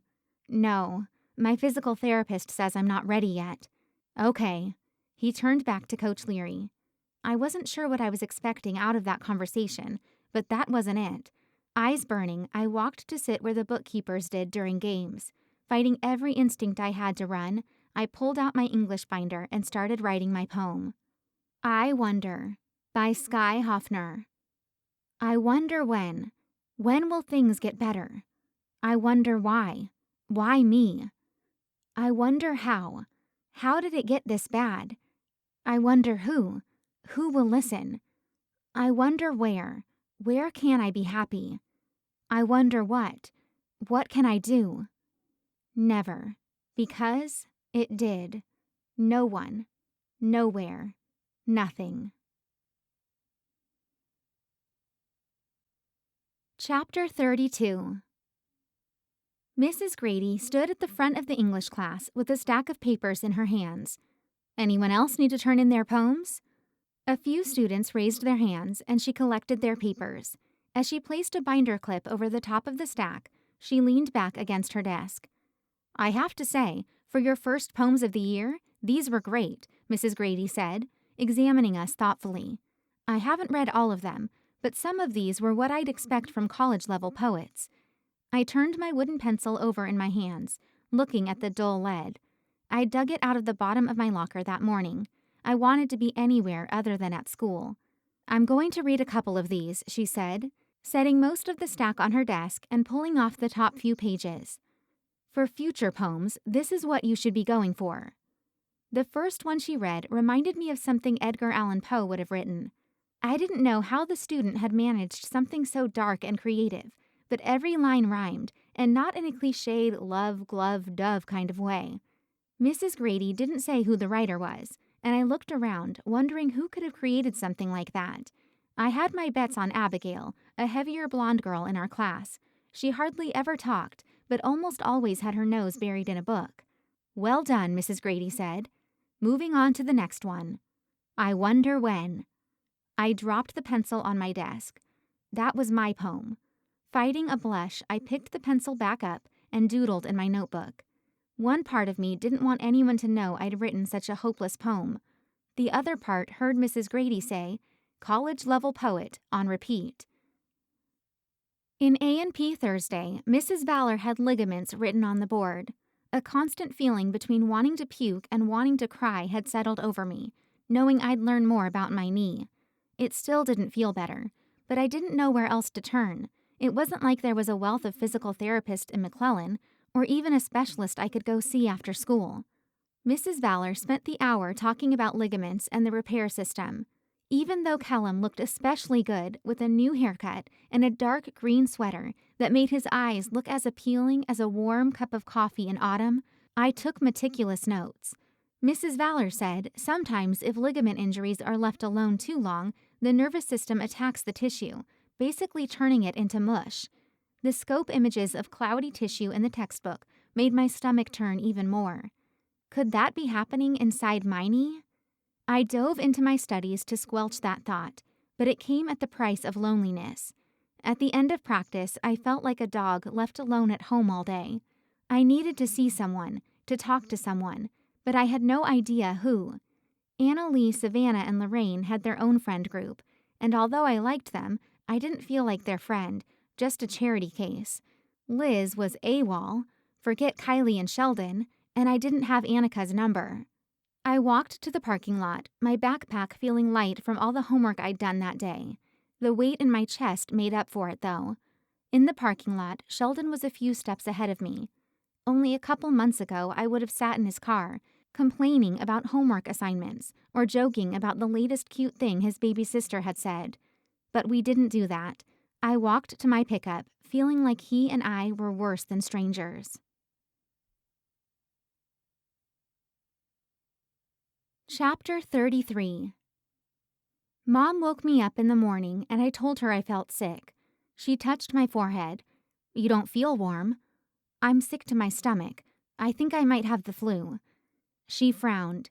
Need me to get you a trash can? I shook my head. No, I can get it. Well, I need to get to work. That's okay. The door closed behind her and I laid my head back against the hot pillows. My stomach felt bad, but only because of the nerves I dealt with for the last week. I just couldn't find it in me to get out of bed. The stress of waiting to see if I could continue playing basketball, mixed with the inevitability of seeing the girl who'd single-handedly ruined my life, was too much to handle today. Plus, my knee didn't feel better. I needed to tell Dr. Richardson at our appointment later that physical therapy wasn't helping. I was afraid if he didn't find a way to make it better, Mom and Dad wouldn't keep spending their money on it. I slept on and off throughout the day, only getting out of bed to use the bathroom and grab a snack. Dad came home around lunchtime and checked on me, but I kept my head under the blanket and pretended to be sleeping. I waited in one of the gray-blue chairs in the physical therapy waiting room. My heart ached, and my stomach had turned to a cinder block, and I'd chewed my nails down so far they bled. I felt like I was standing on the edge of an endless pool, threatening to get sucked into its depths. 3:20, the flashing digital clock said, when all I needed was to know if this nightmare that had started 3 weeks prior would ever end. Dr. Richardson was late. Again. "You can go ahead and change," Roseanne said from behind her computer screen. I went to the changing room and put on my shorts. A full-length mirror glared back at me, and my eyes fell upon my knees. They were just hinges with a few scars from floor burns I'd gotten over the years. The left one was a little swollen compared to the right one, the only evidence of my injury. I folded my pants and put them in my gym bag, then left the changing room. Dr. Richardson was ready for me. A smile wrinkled the corners of his eyes on his otherwise smooth face. I didn't reciprocate. Now was not the time for smiles and happiness. We needed to get down to business. "How does it feel?" he asked. "It's not getting any better." His lips turned down at the corners to form a little frown. "Okay, lay back down here." He directed me to one of the stands and pulled a sheet of crinkly paper over it. I laid down at the table and stared at the ceiling. As he had at least 3 times before, he jiggled my knee, then twisted and pulled on it. At the end, he reconfirmed his initial diagnosis, and I deflated like a basketball under a semi-tire. "My guess is it's just going to take a while for this to heal. You could sit out a couple more weeks, or I could get you a brace," he offered. "It wouldn't make you more ready to play, but the compression might make it less painful, and it might give you more confidence." "Okay, let me try it on." At this point, I would have eaten worms if he said it would help. He told Roseanne to get the brace they'd ordered for me. She went into a closet and came back out with a big black brace. Metal supports went down the sides, and the sleek black compression sleeve flopped when she handed it to him. Dr. Richardson adjusted the brace so it was right side up and handed it to me. "Okay, pull it on so the hole is about an inch over your kneecap." Once I had, he helped me tighten the Velcro straps and then told me to stand up and walk around. "How does it feel?" he asked. It felt better, though only marginally so.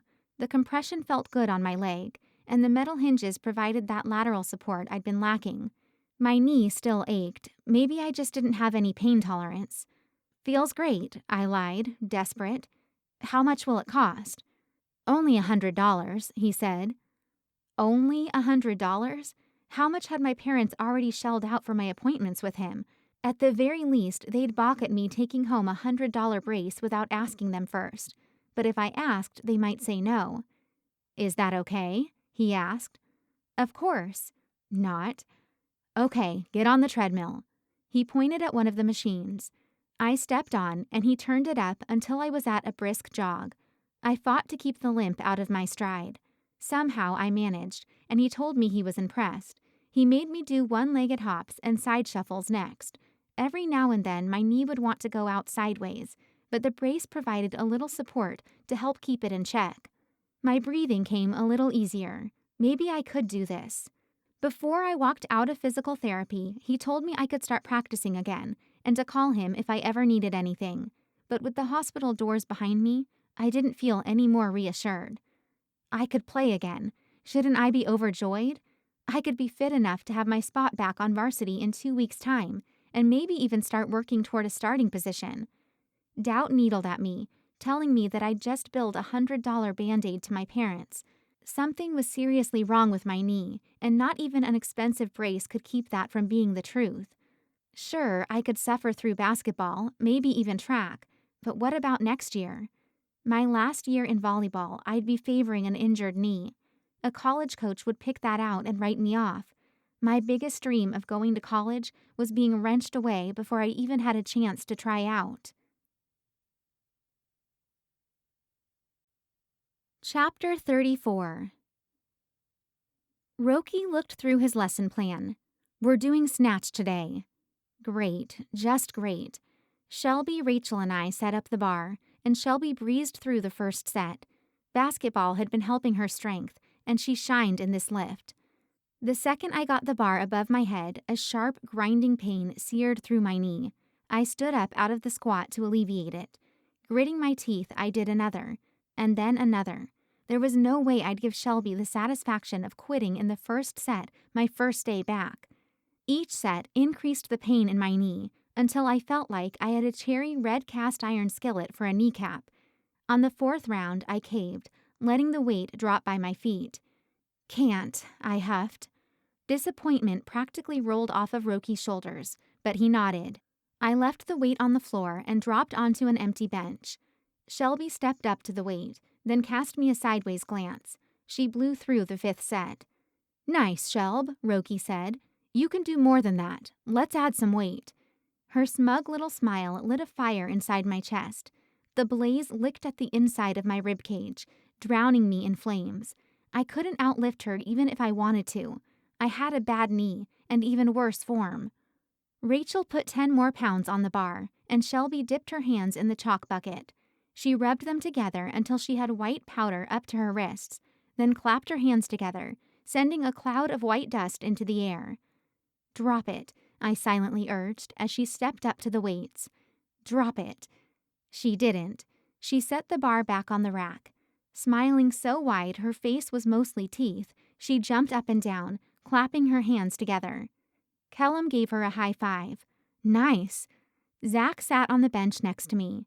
PR, and you lifted better than Skye. That's a first. Shelby's chest puffed up bigger than Dolly Parton's. She lifted her chin to me. It's just about pushing through the pain. I gripped the edge of the bench to stand up. Are you? Okay, go ahead and clean up the bars, Roki said. Then you can head in for lunch. Zach nudged my shoulder with his own. It's just 'cause you're hurt. I met his stare, but looked away. His soft eyes and the simple truth in that statement made me want to cry. Thanks, Zach. Without waiting for him to respond or helping Shelby and Rachel with the weights, I left. I couldn't get out of there fast enough. Weights hadn't gone well, and it took all my strength to stay positive about practice. We had a game on Wednesday against one of the better teams in our league, the Chargers, which meant I had 2 days to show Coach Gill I could step back in and reclaim my spot on the varsity team. Whether my knee was 100% or not didn't matter. I just wanted to not feel like an outsider anymore, or have to bury myself in schoolwork to forget my problems. When practice rolled around, I hurried to change and went out to the gym. Coach Gill grinned at me when he saw me dressed out for practice. All clear? He asked. His pink cheeks lifted. I nodded. Yep. Good news. I agreed it was, and let myself get lost in the routine of practice. Running on my knee wasn't too terrible. It was changing directions and jumping that hurt. Coach called a live drill, and with some trepidation, I set up to guard Shelby. She drove to the right, taking advantage of my weak knee. I snapped my leg out to the right to cut her off, and my knee wobbled in the metal frame, like the brace was the only thing holding my knee together. She passed the ball off, though, giving me a break. I tried to guard her more loosely. Making baskets wasn't her strong suit. She took advantage of the distance, though, and got physical, digging her hip into my side to post up. My knee wrenched back, and I clenched my teeth together to keep from screaming out. When Coach called a shooting drill, I barely hid my sigh of relief. My shots were off because I favored my left leg when I jumped. My right-handed layups looked awkward because I didn't dare land on one leg again. When I caught passes, I was careful not to twist on my left leg for fear it would give out. By the end of practice, tears mingled with sweat in my eyes. I hadn't had a worse practice since middle school. Chapter 35. I walked into the gym for practice the next day and caught sight of Shelby and Kylie whispering to each other. Shelby finished her stretch on one leg and twisted to the other. She glanced around the gym, saw me, and narrowed her eyes. Kylie glanced over her shoulder, following Shelby's gaze. Kylie looked me over, then turned back to Shelby and kept talking. They sat along the baseline, and there was no way I could cross the gym without walking by them, not without breaking Roki's rule of no street shoes on the gym floor. Sucking in a deep breath, I walked down the baseline, edging ever closer to my enemy and the traitor who used to be my friend. They stopped whispering, but made every effort to look away. I slammed my backpack onto an empty spot on the benches near them, but kept walking. I didn't have to look at them to know they were staring at me. The girls in the locker room maintained their usual pre-practice chatter when I entered, which softened the shards of ice in my stomach, if only slightly. At least they weren't talking about me. As I changed, I envisioned what I needed to do in practice. My performance the day before was rough, to say the least, so I had one last chance to get me into Coach Gill's good graces before the game on Wednesday. From the start, I worked as hard as my knee would let me. I kept my turnovers minimal and ran as fast as I could in the drills. All that was left to do was see how Coach would play us the next day. After we broke from the final huddle in practice, Coach G yelled, "Hoffner!" I turned to look at him, and he waved his hand at me. I jogged back over. A little sliver of hope pulsed through me. Maybe he'd noticed how hard I'd been working.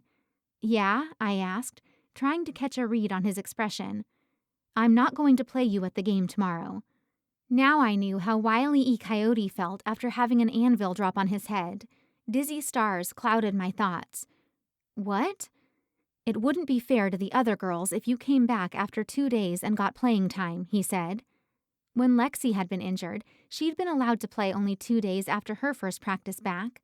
I opened my mouth to tell him so, but he continued, "Especially when you haven't been paying attention to practices." A white blanket fell over my mind, stifling any chance at a comeback. I'd been working on homework, trying to distract myself. "Coach, Look, maybe next week." "Gil?" Leary yelled from across the gym. Coach Gill gave me a nod before jogging away to meet him. The blanket lifted, and I got his message loud and clear. The team didn't need me. No one did. I still couldn't get Gil's dismissal out of my mind as I changed into my basketball uniform for the first time in weeks. Even though I wasn't able to play, I was looking forward to warming up with the team and getting some more practice. I hoped maybe if Coach saw me working hard in warm-up, he'd play me as a sub on the JV or C team. When all the girls were finished changing, Rachel had left to tell Coach Gill and Coach Leary we were ready. They walked in distractedly. Coach Gill had his whiteboard stuck out in front of Coach Leary and was pointing at it. Leary nodded, and Coach Gill lowered the board to his side. Coach Gill's eyes landed on me. "Hoffner, why are you dressed out?" I pulled my head back in surprise.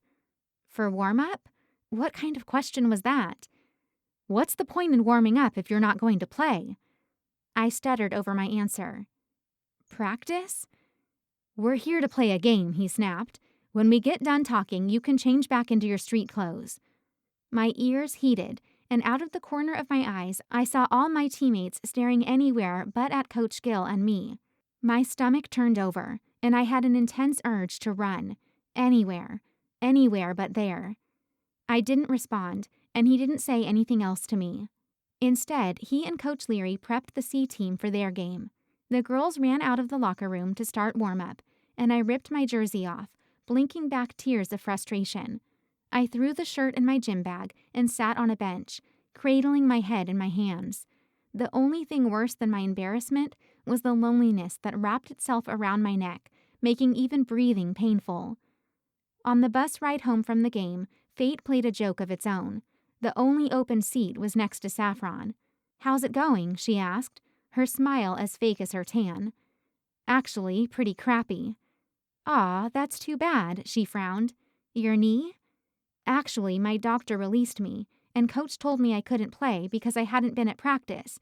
Well, hadn't been practicing, but I still dressed out for warm-up, and then he told me in front of everyone to change out of my uniform." I just word vomited, and I was sure Saffron didn't care, but once I started talking, it had tumbled out like dominoes. Her waxed eyebrows scrunched up. Why would you dress out if you weren't going to play? For practice? At least I could shoot with the team. She shrugged and put her earbuds in. I looked out the window as moisture leaked out my eyes. I shouldn't have expected anything else from her. Chapter 36. My anger fueled me to work harder in the next day's practice than I had all season.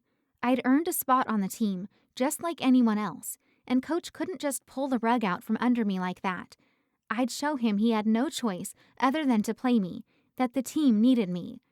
By the way his eyes followed me during the scrimmage, I could tell he was thinking the same thing.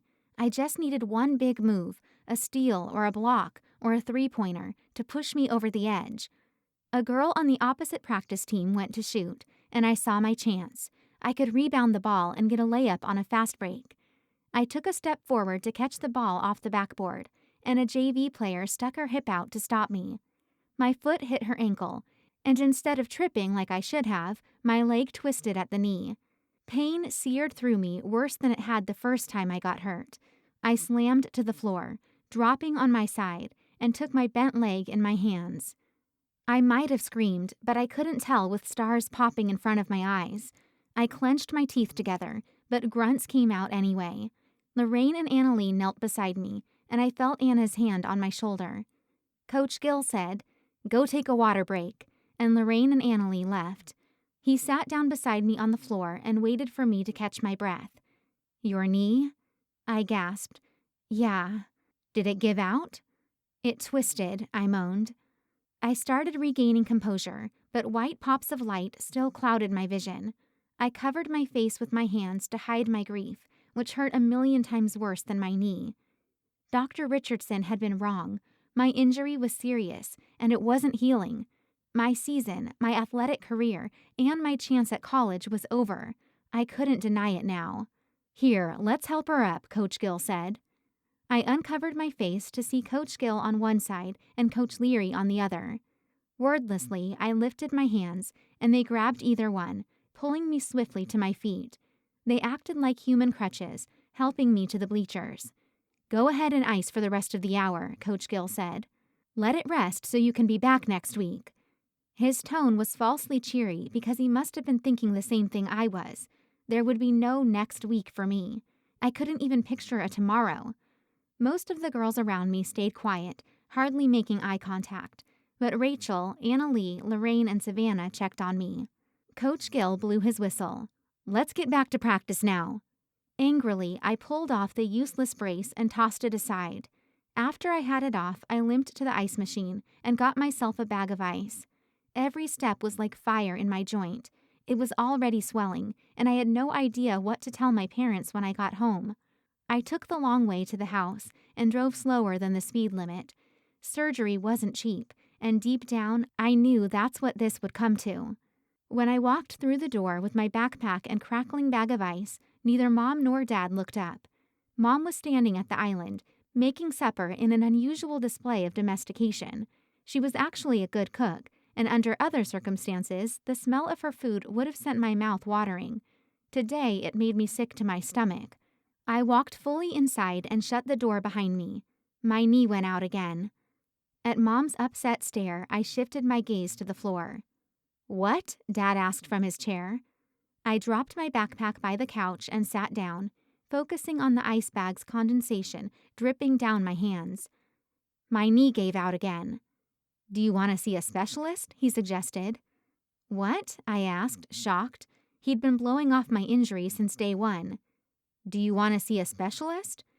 I looked from him to Mom, wondering if this was some sort of sick joke. "Yes, I do."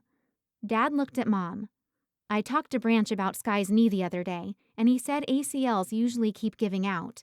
So that scumbag had been the one to change Dad's mind.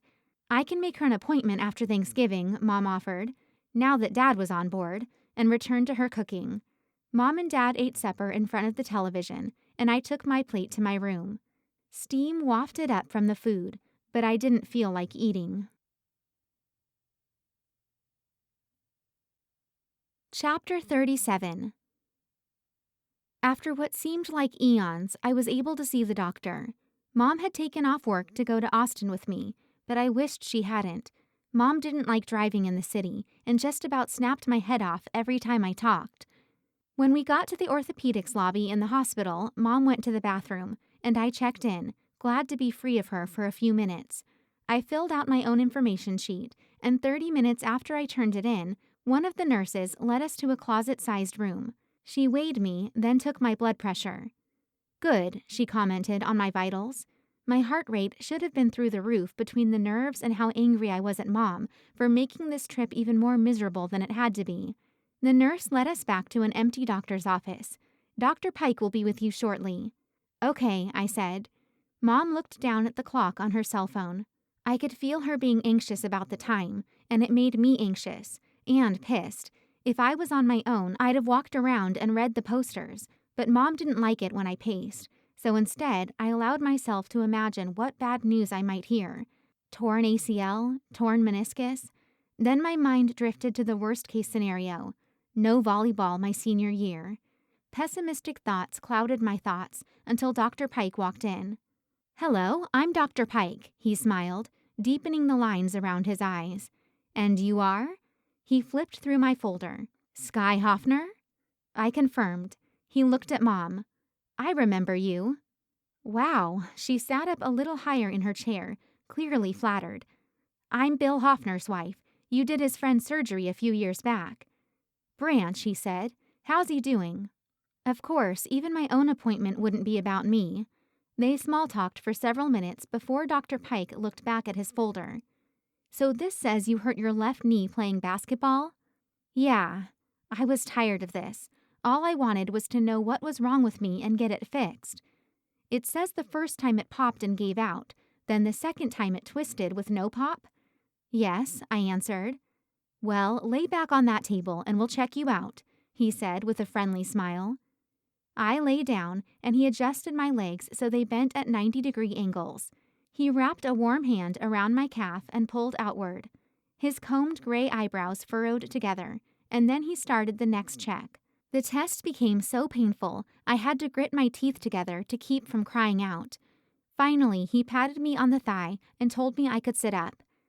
"Do you lift weights?" he asked. "Yeah, why?" "You have great quads," he said with an impressed look. "Any male skier would love to have those legs." That's exactly what every teenage girl's dying to hear. "Thanks?" His face took on a more serious expression. "The statistics are not in your favor. 85% of all knee injuries in women's basketball are anterior cruciate ligament, or ACL, injuries. Now, if it is an ACL, you have an 85% chance of also having a meniscus injury. My assumption as of now is that you have both. But there is a chance it's just meniscal, in which case your rehabilitation would be 6 weeks. I'm assuming you'd like to get back to sports soon?" I nodded, too dumbfounded to throw more than one word together. "Volleyball." "Here comes the worst news," he warned. "If it is an ACL injury, you'll have a 6 to 9 month wait to play sports, depending on the extent of the damage. Volleyball starts in September?" "August," I said. "If it's 9 months, you won't be back in time." The sound of whooshing water crowded my eardrums, but I saw Dr. Pike's lips moving like my world hadn't just come crashing down. I shook my head to clear my ears. "I want you to have an MRI as soon as possible. There is a very small chance you might make it back for a part of your volleyball season if we can get the surgery scheduled quickly. But I'll be honest with you, the odds aren't in your favor." I nodded again because it was the only thing I could think to do. Dr. Pike walked to a corner of the office and pulled 3 pamphlets from the rack. When he handed them to me, I read the titles: Arthroscopic Surgery, The Meniscus and You, and the Anterior Cruciate Ligament, ACL, Injury. "So you need to go schedule an MRI," he said, "and then read these over. Have them put the results of the MRI on a CD, and one of my associates will bring it to me. I'll read it quicker than they will. You'll get the call from me in 3 days, and then we'll decide where to go from there." "Okay," I replied, finally finding my voice. "Any questions?" I shook my head. "What about Mom?" He glanced at Mom where she sat with her arms folded. "Oh, no," she said, like he'd distracted her. "That's fine." Dr. Pike pulled a pen out of his pocket and grabbed a sticky note with the brand of some medicine on it. He wrote down a phone number. "You'll get a call at your house from this number, and if you have any questions, this is the number to call. Ask for Dr. Pike, and we'll get you some answers." He shook my hand again, and Mom's, before leaving the office. All the information he'd just given me danced around my brain, unable to penetrate and sink in. Mom was looking at her cell phone again. "I've got to get back to work." "We have to schedule the MRI, I echoed Dr. Pike. "Honey," she said, but her voice was tight. "I've got to get back to work." My eyes flared open in anger. Didn't she know how important this was to me? "Look, just tell the lady at the desk to let me schedule it. I'll do it while you're getting the car." "Okay." She started walking toward the lobby, and I trailed a few steps behind her because I couldn't keep up. At the receptionist desk, she tapped on the glass window. When the woman slid it over, Mom told her to let me schedule the MRI and busted out the door. I gave the receptionist an apologetic look, but she didn't see it because she was typing on her computer. The MRI got scheduled for 10:30 the next morning. I walked out to the pickup area outside, my appointment card in hand. Mom pulled up, and I got into the seat beside her, shutting the door behind me. I kept it together for the trip, and she dropped me off at the school parking lot. There was enough time for me to make the last 2 hours. I waited at the doors until she drove away. Instead of walking in like I knew I should have, I crawled into my pickup, leaned the seat all the way back, and felt the news hit like golf ball-sized pieces of hail. ACL. Meniscus. No volleyball. An agonized howl escaped my lips. Painful sobs racked my chest, and I cried like I had never cried before in my life, right there in the school parking lot.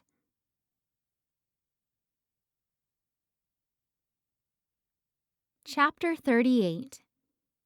The only thing worse than knowing I couldn't play volleyball next year was waiting for the results of my MRI. That phone call carried my one chance for hope, the tiny possibility that my injury was minor and college volleyball was still an option.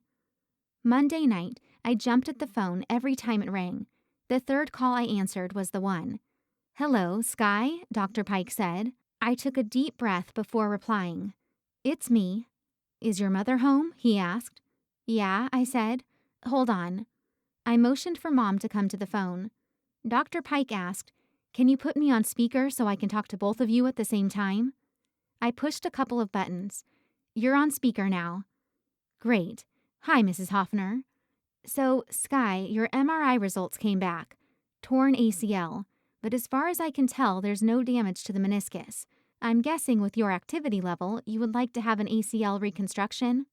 "Yes," Mom answered immediately, surprising me. "That leaves you with 2 different options," he said.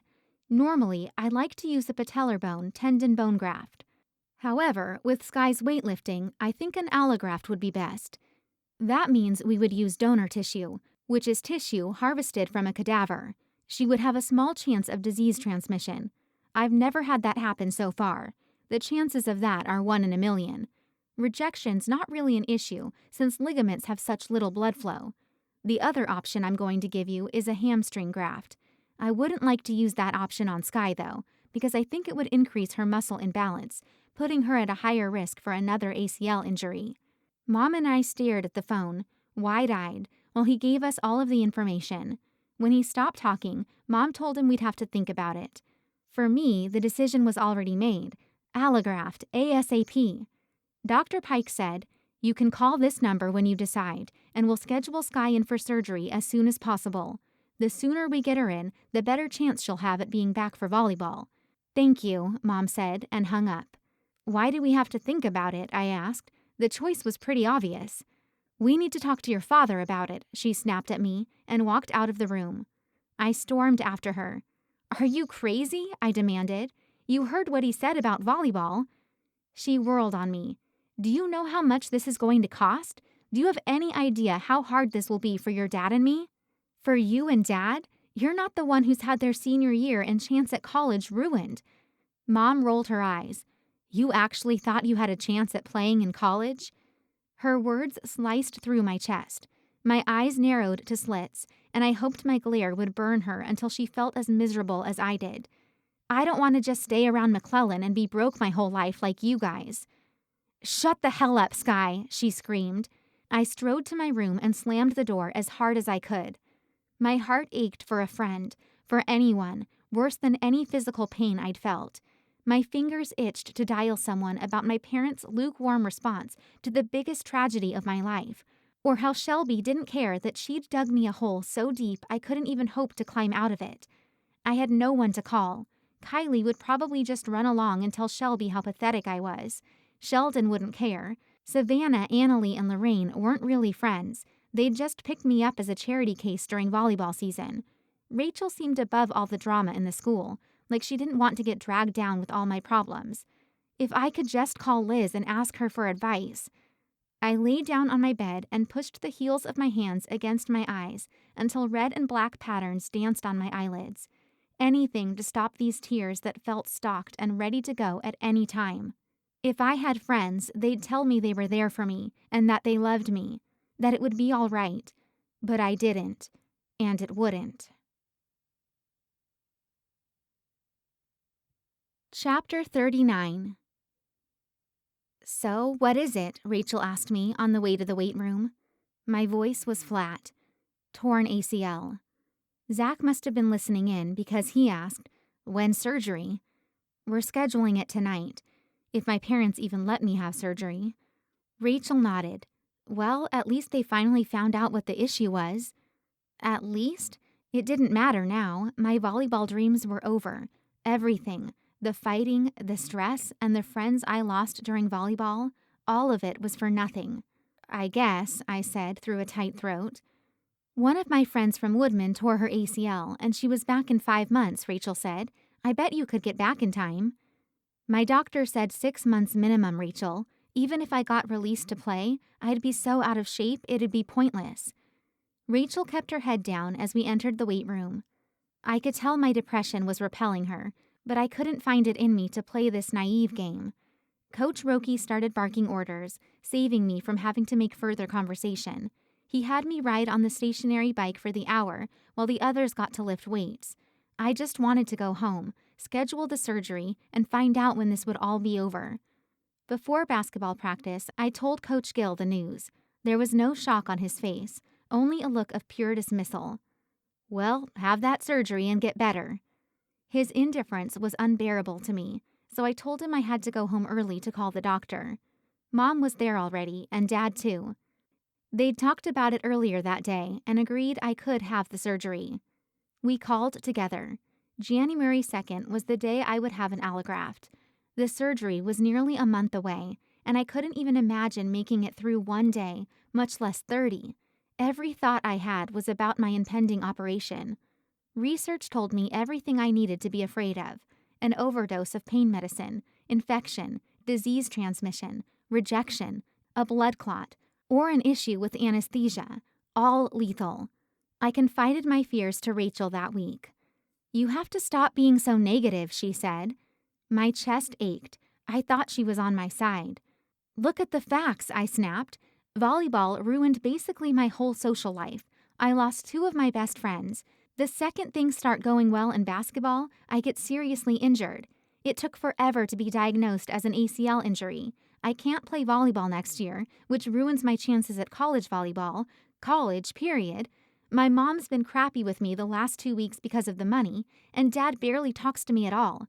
To top it off, I have to go get cut up to fix this stupid knee and risk all of that crap for it. So yeah, I'm a little negative." I took a deep breath when I finished. That might have been an overreaction, but I didn't care. I was sick of people insinuating that I was weak. No one understood everything I'd been through, on top of all the crap Shelby put me through this year. "I know you've had it pretty hard," Rachel said, looking down at a bench. I blinked back tears. I didn't want to do this now. "Yeah. You've just got to have faith that God'll do what's best," she said. "This can't be what's best." Chapter 40. The Thursday before Christmas break, Dr. Yen caught me in the lunch line. "Skye, do you have a minute?" I looked at Rachel. "Save my spot?" She nodded. Mr. Yen stepped away from the line and looked at me. "Skye, we're having a debate team meeting today. Are you interested?" I glanced at Rachel, who had started talking to the person in front of us. Then back to Mr. Yen. It's not like I had basketball as an excuse anymore. I don't know. Why? He put his hand on my shoulder and turned us so we had some semblance of privacy in the crowded room. I heard about your knee, and I thought you might need another option. I want to see you go. To debate? I asked. The lines around his eyebrows deepened. To college. Like a jolt, I remembered that day in his office. The pamphlets for Upton University's debate team, the scholarship. Feeling a lump in the back of my throat, I bit my lips together and nodded. Good. He smiled encouragingly. That's good, kid. So just grab your tray and come to the English room. We'll get you sorted out. I cleared my throat. I'll be there in a sec. See you there, he said. I got my tray and walked with trepidation to the English room. This could be it, my chance at something different than McClellan, different than my life. I balanced the tray on one arm and opened the door. There were about 8 kids in the room. Reese Shiloh sat nearest the teacher's desk, probably to get closer to Mr. Yen. Reese was the kind of kid who wore button-up shirts and slacks every day, and his parents gave him everything money could offer, including European vacations and fancy summer camps that looked really good on college apps. Mr. Yen got up from the teacher's seat. Great to have you, Skye. Reese said, like a parrot, It is. I nodded at him and attempted to smile at the others. Mostly, I felt totally out of place as I sat down at an empty desk next to a girl from my grade. Mr. Yen held up a stack of paper packets. I'm handing out research for Christmas break and a schedule for the rest of the season. We're doing some shifting on the teams. He handed the pile to Reese. Will you pass these out? Reese nodded dutifully and stood up. Mr. Yen paced the front of the room. These papers include the season schedule, the rules, and the events you can participate in. Now, most of you already have your individual events set and are working on them. Since Ellen decided to go another direction, Reese needs a partner for policy debate. Skye, I'm hoping you can help him. The tournaments are on Saturdays, but we should get back in time from those so you can still have your evenings. I nodded, but I already felt overwhelmed. The first tournament after break, if you look, is the weekend after New Year's, he continued. So you have a good couple of weeks to brush up on research and really strengthen your individual performances. Skye, you'll have to look through the list and see what interests you. Everyone else, remember, I have this. He slapped a gray tote box sitting on Mrs. Grady's desk. The Economist, Time, Life, Newsweek, some of the best publications with the most up-to-date information. I'm giving you each a magazine to read over break, to stretch yourselves, and at our next meeting, you'll let us know if there's something another teammate can use. Sound good? Everyone nodded, except for Reese, who said, Yes, sir. Okay, well, I'll go ahead and hand these out. Mr. Yen popped the lid off the tote and started pulling stacks of magazines and newspapers out. Let me split these up. Any preferences? USA Today, Ellen, a sophomore on the team, said. Reese scoffed. Just because it has pictures. I'll take The Economist. A girl named Taylor raised her eyebrows. Sure you want to take that on? He nodded. Someone has to. Sitting with them felt like coming into a movie halfway in, almost like the plays in basketball before I learned them. But my heart raced excitedly. I didn't know what was going on, but it felt like my chance. Mr. Yen dropped a National Geographic on my desk. Mrs. Valor tells me you're good at science. I don't know, I said lamely. Well, we need you to be, Mr. Yen said. If you're interested in speeches, I could see you being competitive on a scientific topic. You can be scanning this. He tapped the magazine for ideas. Reese nodded. Usually, people shy away from the hard sciences or don't do well because they don't do enough research. Taylor covered her forehead with her hands. That killed me at state last year. That's all right, Mr. Yen said. I think we'll do better this year. He moved on to the next desk, and I stared down at the magazine on my own. On the cover, The Science of Loneliness was printed in big yellow letters. How fitting. Make sure you're reading these over break, Mr. Yen said, making eye contact with each of us. You might win as individuals, but we're all depending on each other to place as a team. Doing research over the holidays is just one step to help get us there. His eyes landed on me. That's the kind of thing college coaches are looking for. You can't teach work ethic. Mr. Yen dismissed the rest of the team but asked Reese and me to hang back. I stayed at my desk, trying to eat some of my food I'd neglected during the meeting. There'd been so much to take in, I hadn't remembered my plate. "Skye," Mr. Yen said. "When's surgery?" I swallowed my bite. January 2nd, and recovery's a week. I think I'll miss that first tournament after break. Mr. Yen nodded. "You'll be here for the meeting, though? And the next tournament?" "Yeah, I think so." Reese folded his hands on the desk in front of him. "I could coach her, send her articles to read." "Perfect," Mr. Yen said to him, then looked at me. "I'm putting you and Reese on policy debate. Reese will walk you through it at practice, but it's one topic all year and you have to be ready to argue affirmative or negative." I nodded, not sure what else to do. Mr. Yen checked his watch. "Reese, I think that's all. You can go ahead and get to your next class." Reese took forever to pick up his tray and leave, like he wanted to know what Mr. Yen had to say to me, but Mr. Yen waited until Reese had exited the room to talk. "Pull out your list of events, will you?" I picked up the packet and flipped to a green-colored page. "This is it, right?" He nodded. "Have you thought about what event you'd do in debate?" Honestly, I shifted my gaze down to my tray. I never thought I'd join. He chuckled, and I looked up to see him shrug. "Honesty. I like that." He scratched the bottom of his chin. "You could do oration, informative, extemporaneous speaking." The bell interrupted him. "Mr. Yen, I really have no idea. Which one do you think I should do?" He flipped the packet over so the papers laid flat and handed it to me. "The colleges always have a harder time filling positions for good informative speakers. Is there something you know a lot about that you wouldn't have too much trouble researching?" I racked my mind. I didn't feel knowledgeable about anything other than Callum and how cute he looked in dark washed jeans. I could talk about that forever. Mr. Yen lifted a finger. "Knee injuries." He tipped his chin down, looking at me over his glasses. "And how you overcome them." Chapter 41. Skye. Dad flipped on the lights. "Up and at 'em." I squeezed my eyes against the brightness, even though I'd been up all night. My stomach felt unsettled, since I hadn't been able to eat since 7 the night before, and my nerves were worse than they'd ever been. This surgery had everything riding on it. My knee, my chance at an athletic scholarship, even my life. I threw on a pair of sweats, not bothering to do my makeup or hair. Mom, Dad, and I got in the car for the 2-hour drive. The first hour and a half, I leaned my head against the window, watching night turn to dawn, and trying to think about anything other than the surgery. Of course, I failed 9 minutes out of 10. The quietly tense mood in the car switched the second we reached Austin city limits. Dad was at the wheel because even though he hated driving in cities, he hated the thought of Mom or me driving more. Even so, he refused to use the navigation and had taken at least 3 wrong turns. "Dad," I said, "just put the address in the GPS. We're going to be late." In the rearview mirror, I saw his lip lift in a sneer. "Shut up, Skye." Not sure what to be more upset about, his harsh tone or poor sense of direction, I protested.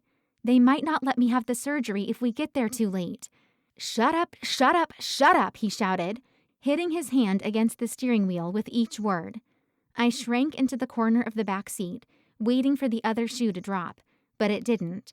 He gripped the wheel and focused on driving. Dad got us so lost we had to call the hospital and ask directions to the surgical center, making us an hour late to check in. When we finally walked into the hospital, Mom and Dad went to the front desk. The incessant chatter filling the lobby had my head spinning, and it was all I could do to find a seat and wait, knowing we were so behind schedule. Mom filled out the paperwork, Dad paced along the edge of the room, and I folded my arms over my chest, trying to hold myself together. "Hoffner?" A nurse stood near the check-in desk. I raised my hand. Was that the right procedure here? Mom waved Dad over, and we walked to meet the nurse. The second we reached her, she turned and hurried down the hallway, rushing us into a room labeled pre-op. She reached into a cabinet along the wall and pulled out a light blue hospital gown. "You're going to need to change into this." Then she handed me a plastic sack. "Put your clothes in here. You can leave your underwear on, but everything else needs to come off. If you're on your period, now would be a good time to switch to a pad." Blushing, I kept my eyes straight forward, off my parents. She pointed to a bathroom without waiting for my response. I turned to go. "Wait," she called. When I turned back, she handed me a cup. "I need a sample in this." I glanced at my parents, who were looking pointedly at the ground. "Like pee?" I whispered. I hadn't eaten or drank anything since the night before. How did she expect me to put anything in that? "All I need is 3 drops. I wanted to tell her that I seriously doubted it mattered if it was 3 drops or 3 gallons. Instead, I sat down in the bathroom and used the few minutes I had to check my phone. Only 2 texts waited for me. I opened the first one. "Annika. Good luck, girl. Praying for you." But the second one, my jaw fell open. Unknown number. "Hey, it's Callum. Heard you were having surgery today. Good luck. I hope it goes well." I scanned over the message again and again until my eyeballs hurt. Callum was wishing me luck? What did that mean? Was it even him? How had he even gotten my number? A knock sounded on the door. "Skye, I don't really have much time." The nurse. "Sorry," I mumbled, my heart racing even faster than before. Mind numb, I turned my phone off and managed to do my duty. I walked out of the bathroom, pinching my gown closed behind me with one hand and carrying my possessions and the cup with the other. At least I had my underwear on. It took all I had to hand my phone over to her, but I didn't want to risk my parents seeing that text before I even knew what it meant. The nurse pointed to a curtain-wrapped stall. "Go ahead and lie down in there. I'll be back after I take care of this." She rushed off, leaving me some time to soak everything in. People's voices sounded all around me, but I couldn't see them through all the plain blue curtains. I heard a man and woman he called Baby in the next stall, meeting with who I assumed was his anesthesiologist. Further down, a stall with open curtains revealed a nurse scrubbing down a man's leg with an ugly orangish concoction. I wondered if he was having the same surgery as me. Peeking into my stall, I saw Mom and Dad. Mom sat clutching her purse, and Dad paced in the 2 feet available. Still pinching my gown, I climbed into the cot and sat down, with my feet dangling over the edge. Callum's message hadn't done anything to calm my nerves. If anything, I had more questions now, and even more to lose. I met Mom's eyes, but she hurriedly looked away. What was with her and Dad? They weren't the ones risking their lives for a chance at college. The nurse returned with a clipboard, plastic packet, and small silver sheet. "Okay, which leg is it?" What kind of hospital is this? I had a whole surgery planned and they didn't know which leg? "Left." "A lot of people are going to ask you this," she said, not even looking at me. "Date of injury?" "December 4th. "Accidental?" Of course, like I would ruin my future on purpose. She asked me a host of other questions she should have already known, then told me to roll up my gown on the left side. I followed her instructions, and then she put the silvery thing around the bottom of my leg. It was a catcher for that orange stuff. She used a massive cotton swab to rub the cool liquid on my leg. "This is an iodine mix. It cleans the leg off." The odor lifted to my nose, nearly choking me. I was having trouble breathing as it was. Once she finished scrubbing, she surrounded my leg with the silver pad. After she left, I tried to make some small talk with my parents. Anything would have been better than the fears running through my mind. But they weren't very chatty. A short, scruffy man walked into my stall, and I never thought I'd be so relieved to see a guy who wasn't Callum. "Hello, I'm Lloyd Kimber," he said, and shook my hand. "I'm the surgical assistant." I was glad he talked to me first, not just to my parents, but to me. He asked me the same questions as the pre-op nurse and jotted them onto a clipboard. When he finished scribbling, he handed me the pen. Some cheap promotional thing with the hospital's name printed on the side in worn letters. "Could you mark an X on the leg we need to operate on?" he asked. I raised my eyebrows. "We just need to make sure we're operating on the correct leg." "You're kidding," I said. Dad scolded. "Skye." I raised my eyebrows at him. I wasn't the one being ridiculous here. Mr. Kimber chuckled. "I know it's a little disconcerting. Just an extra precaution." Glaring at my knee, I drew a large X on my thigh above the iodine. The second he left, Dad lit into me, whispering, "Skye, you do what they tell you got that? They ask you to dance around in a circle, you do it. They ask you to swallow a fucking cotton ball, you do it. You hear me?" A voice sounded outside the curtains. "Knock, knock." I glanced at the curtains. Yeah? Dr. Pike poked his head through. He gave my dad a wide smile, totally inappropriate for the situation. It seems like I operated on your friend just yesterday. What was with this hospital? Dad transformed like he hadn't just been a massive jerk and told Dr. Pike about Branch's recovery. Even though I was still mad, I felt jealous. Why couldn't he make conversation like that with me or Mom? Dr. Pike rested a hand on my foot. How are you, Skye? I glanced down at my foot and cringed at the little black pieces of cotton my socks had left behind. Nervous? He added. No. He squeezed my arch like he knew I'd been lying. We'll take care of you. I nodded. I hope so. Everyone on the team should come and meet you before we start, he said. That should help make you feel a little more comfortable. Mom spoke up. We already met Mr. Kimber. Good. All that's left is the OR nurse and the anesthesiologist, Miss Keene. I panned through my thoughts, digging to remember what OR meant. Operating room. Dr. Pike finished talking with us and then rushed away. I imagined the people in the pre-op room like dragonflies, flitting from leaf to leaf, not spending enough time on any one of them to get anything done. Another woman, tall and thin with a lined face, came to see me. She had a green hairnet on her head, like she was already ready for surgery. I'm Miss Gatz. She shook my hand and then greeted my parents. So, it's an ACL injury? Seriously? My dog tore his ACL too last year. She chuckled like it was some funny story. Well, you're in good hands. How? No one here seemed to know why I was there other than they'd get to cut me open. So I was in good hands because she dabbled in veterinary medicine or something? I took a deep breath to try to push my nerves away. It almost worked until she held up a bag of liquid. I have to have an IV? The idea of a needle dripping stuff into my blood made my stomach squirm. It's policy. Dad warned. Skye, remember what I said. Every part of me rejected the idea of that needle sitting in my veins, but I couldn't risk Dad getting us kicked out. He usually kept his cool in public, but I didn't want to risk a meltdown here. I turned my head away and waited for her to do her business.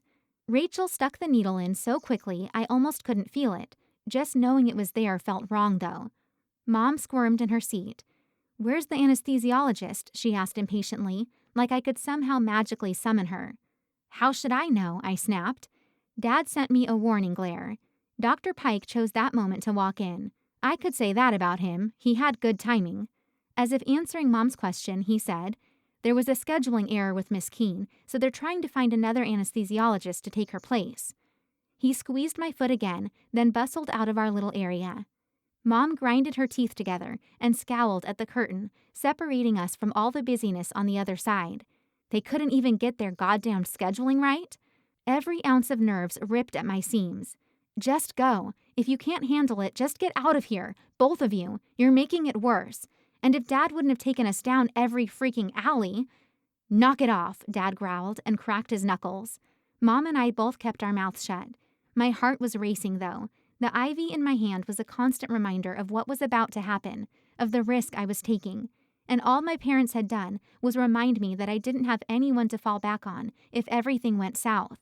A guy wearing thick glasses came into the stall.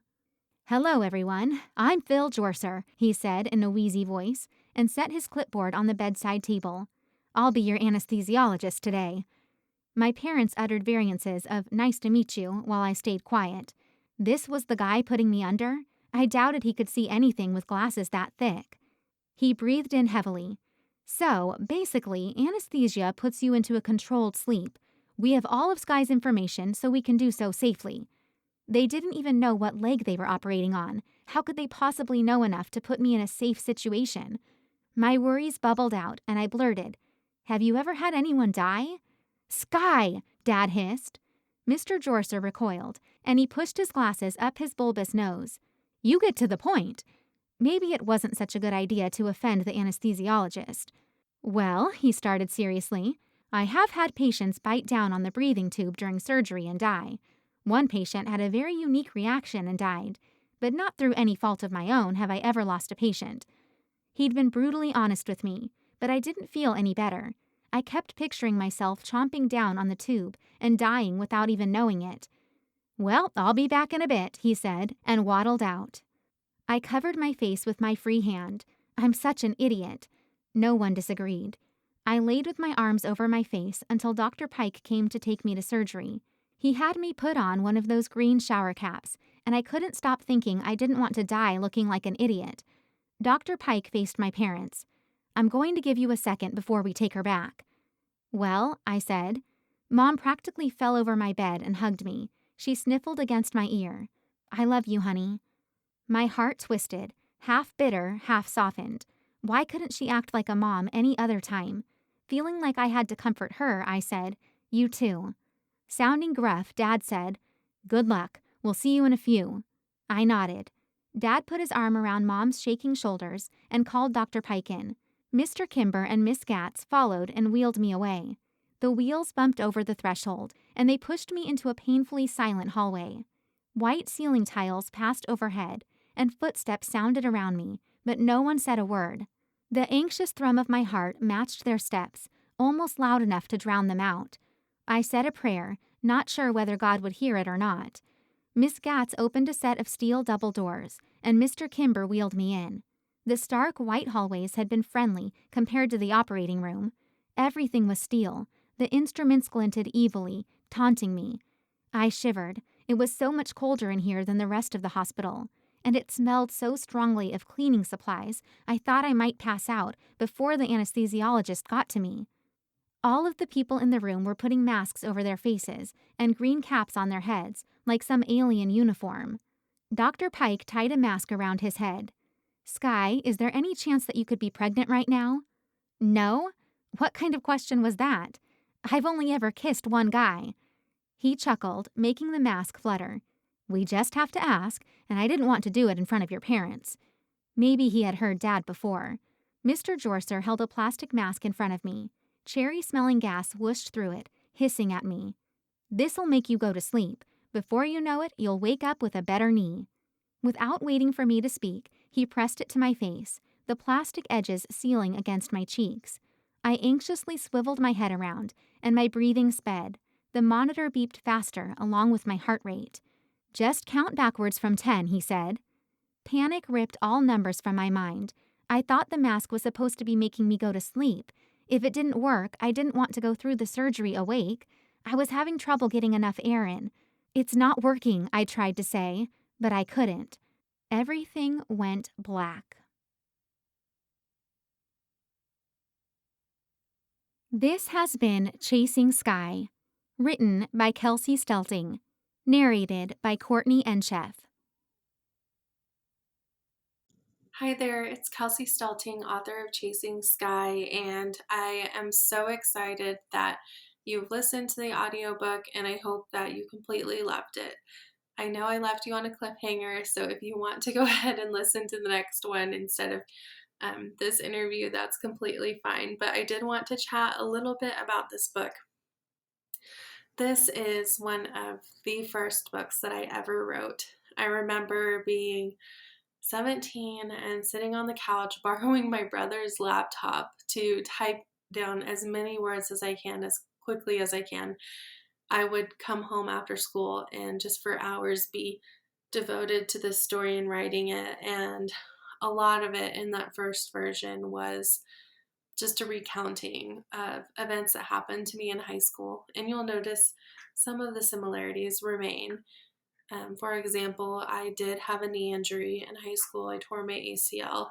I was bullied in high school, and I did have a pretty huge crush on the quarterback. But after that, the characters kind of took on a life of their own. And I can't tell you how beautiful it was for me to take that story and change it and shape it and mold it into someone else's so that it was so different from my own, so that I could control the outcomes on my own, so I could reflect on it in ways that I couldn't because it was so personally close to me. Writing this story gave me so much freedom from that past, but also freedom in my creativity because it's not a direct retelling of what happened. It's a completely new story and one where I could choose the ending. And I think that's one of my favorite things about writing is that no matter where you are or where you came from, it can take you anywhere. So Skye's story, this first part, was really hard. When I first wrote it, it was a pretty long draft. It ended up being like 105,000 words. And at first, I had intended for it to only be one book, but then I decided to split it up into two parts and eventually add a third part to complete the series. So going back through it, it took a ton of different passes. And I, at that time, was working my first job out of college when I decided to revisit the story and get it ready to publish. And I got a lunch break that was an hour long and two 15-minute breaks during the day. And I printed the story off on my binder. And I, during every single break, would sit down in the break room and go over it and make edits and comments and do everything that I could to create a story that was completely new and different and had an arc and had a resolution. And it's crazy to me how many years of my life that I really was dedicated to Skye's story and Callum's story and Andrew's story and even some of the side characters like, Saffron or Shelby. This story is just, it grew to me to where it wasn't just words on a page, it was a portal to this small town in Texas covered in dirt roads and, where this girl lived in her little 2-bedroom house and had such big dreams. I also covered a lot of topics in this story that are really hard to cover, like bullying. And, it's hard to write a character who really does just have such a hard time of it to the point where it's almost like there's no light at the other end of the tunnel. Because bullying isn't just mean words or a kick me sign on your back, it's a complete tear down of everything that you thought you were and everything that you thought you had and every friendship you thought you had. Sometimes bullies, you find them in high school, but you find them in adult life too. They, for whatever reason, are out to take down everything that you find joy in. And diving back through that in the story, I realized a lot of wounds that I still had that I was healing from. And I even found it in myself to find some empathy for the bully in this story. Shelby in the story is having a hard time. I can imagine what it would be like to be a senior and be told, this is your last chance, your last season, and to have all that pressure on you, and then to see someone take it away who isn't in their last year, and to see someone just seemingly be so confident and come into their own in so many different areas. So I was able to make Shelby even more of a real person in my mind. And I hope that comes through in the story. Shelby's awful. She's an awful character, but I imagine if there were ever to be a story written about her own life, this would be her dark moment too. And then I also had to write, about some strained familial relationships because the truth is, not every parent out there is kind and supportive and caring. They all have their own demons to face. And another thing is, healthcare in the United States. The truth of it is that when someone gets injured as seriously as Skye does, it falls onto the family to help her heal. And a lot of people have no insurance. They might have really high deductible insurances to where, a surgery like this, their deductible would be $10,000. And suddenly people who are barely getting by month to month are forced to come up with a solution. And the stress of that is unimaginable and really unfair to everyone involved. So, this is more than just a young adult romance. I've been calling it a coming of age story because it is. There's so much real life thrown into these pages. And one comment I get from a lot of people is that Skye's relatable. Like the story feels like the life of a teenager. And I take that compliment very highly. And I know at this point in the story, you've been left kind of in a sad part and in a down part. But I feel like the adage is true that things get worse before they get better. And I guarantee if you continue through Skye's story, the happily ever after will be more than worth it.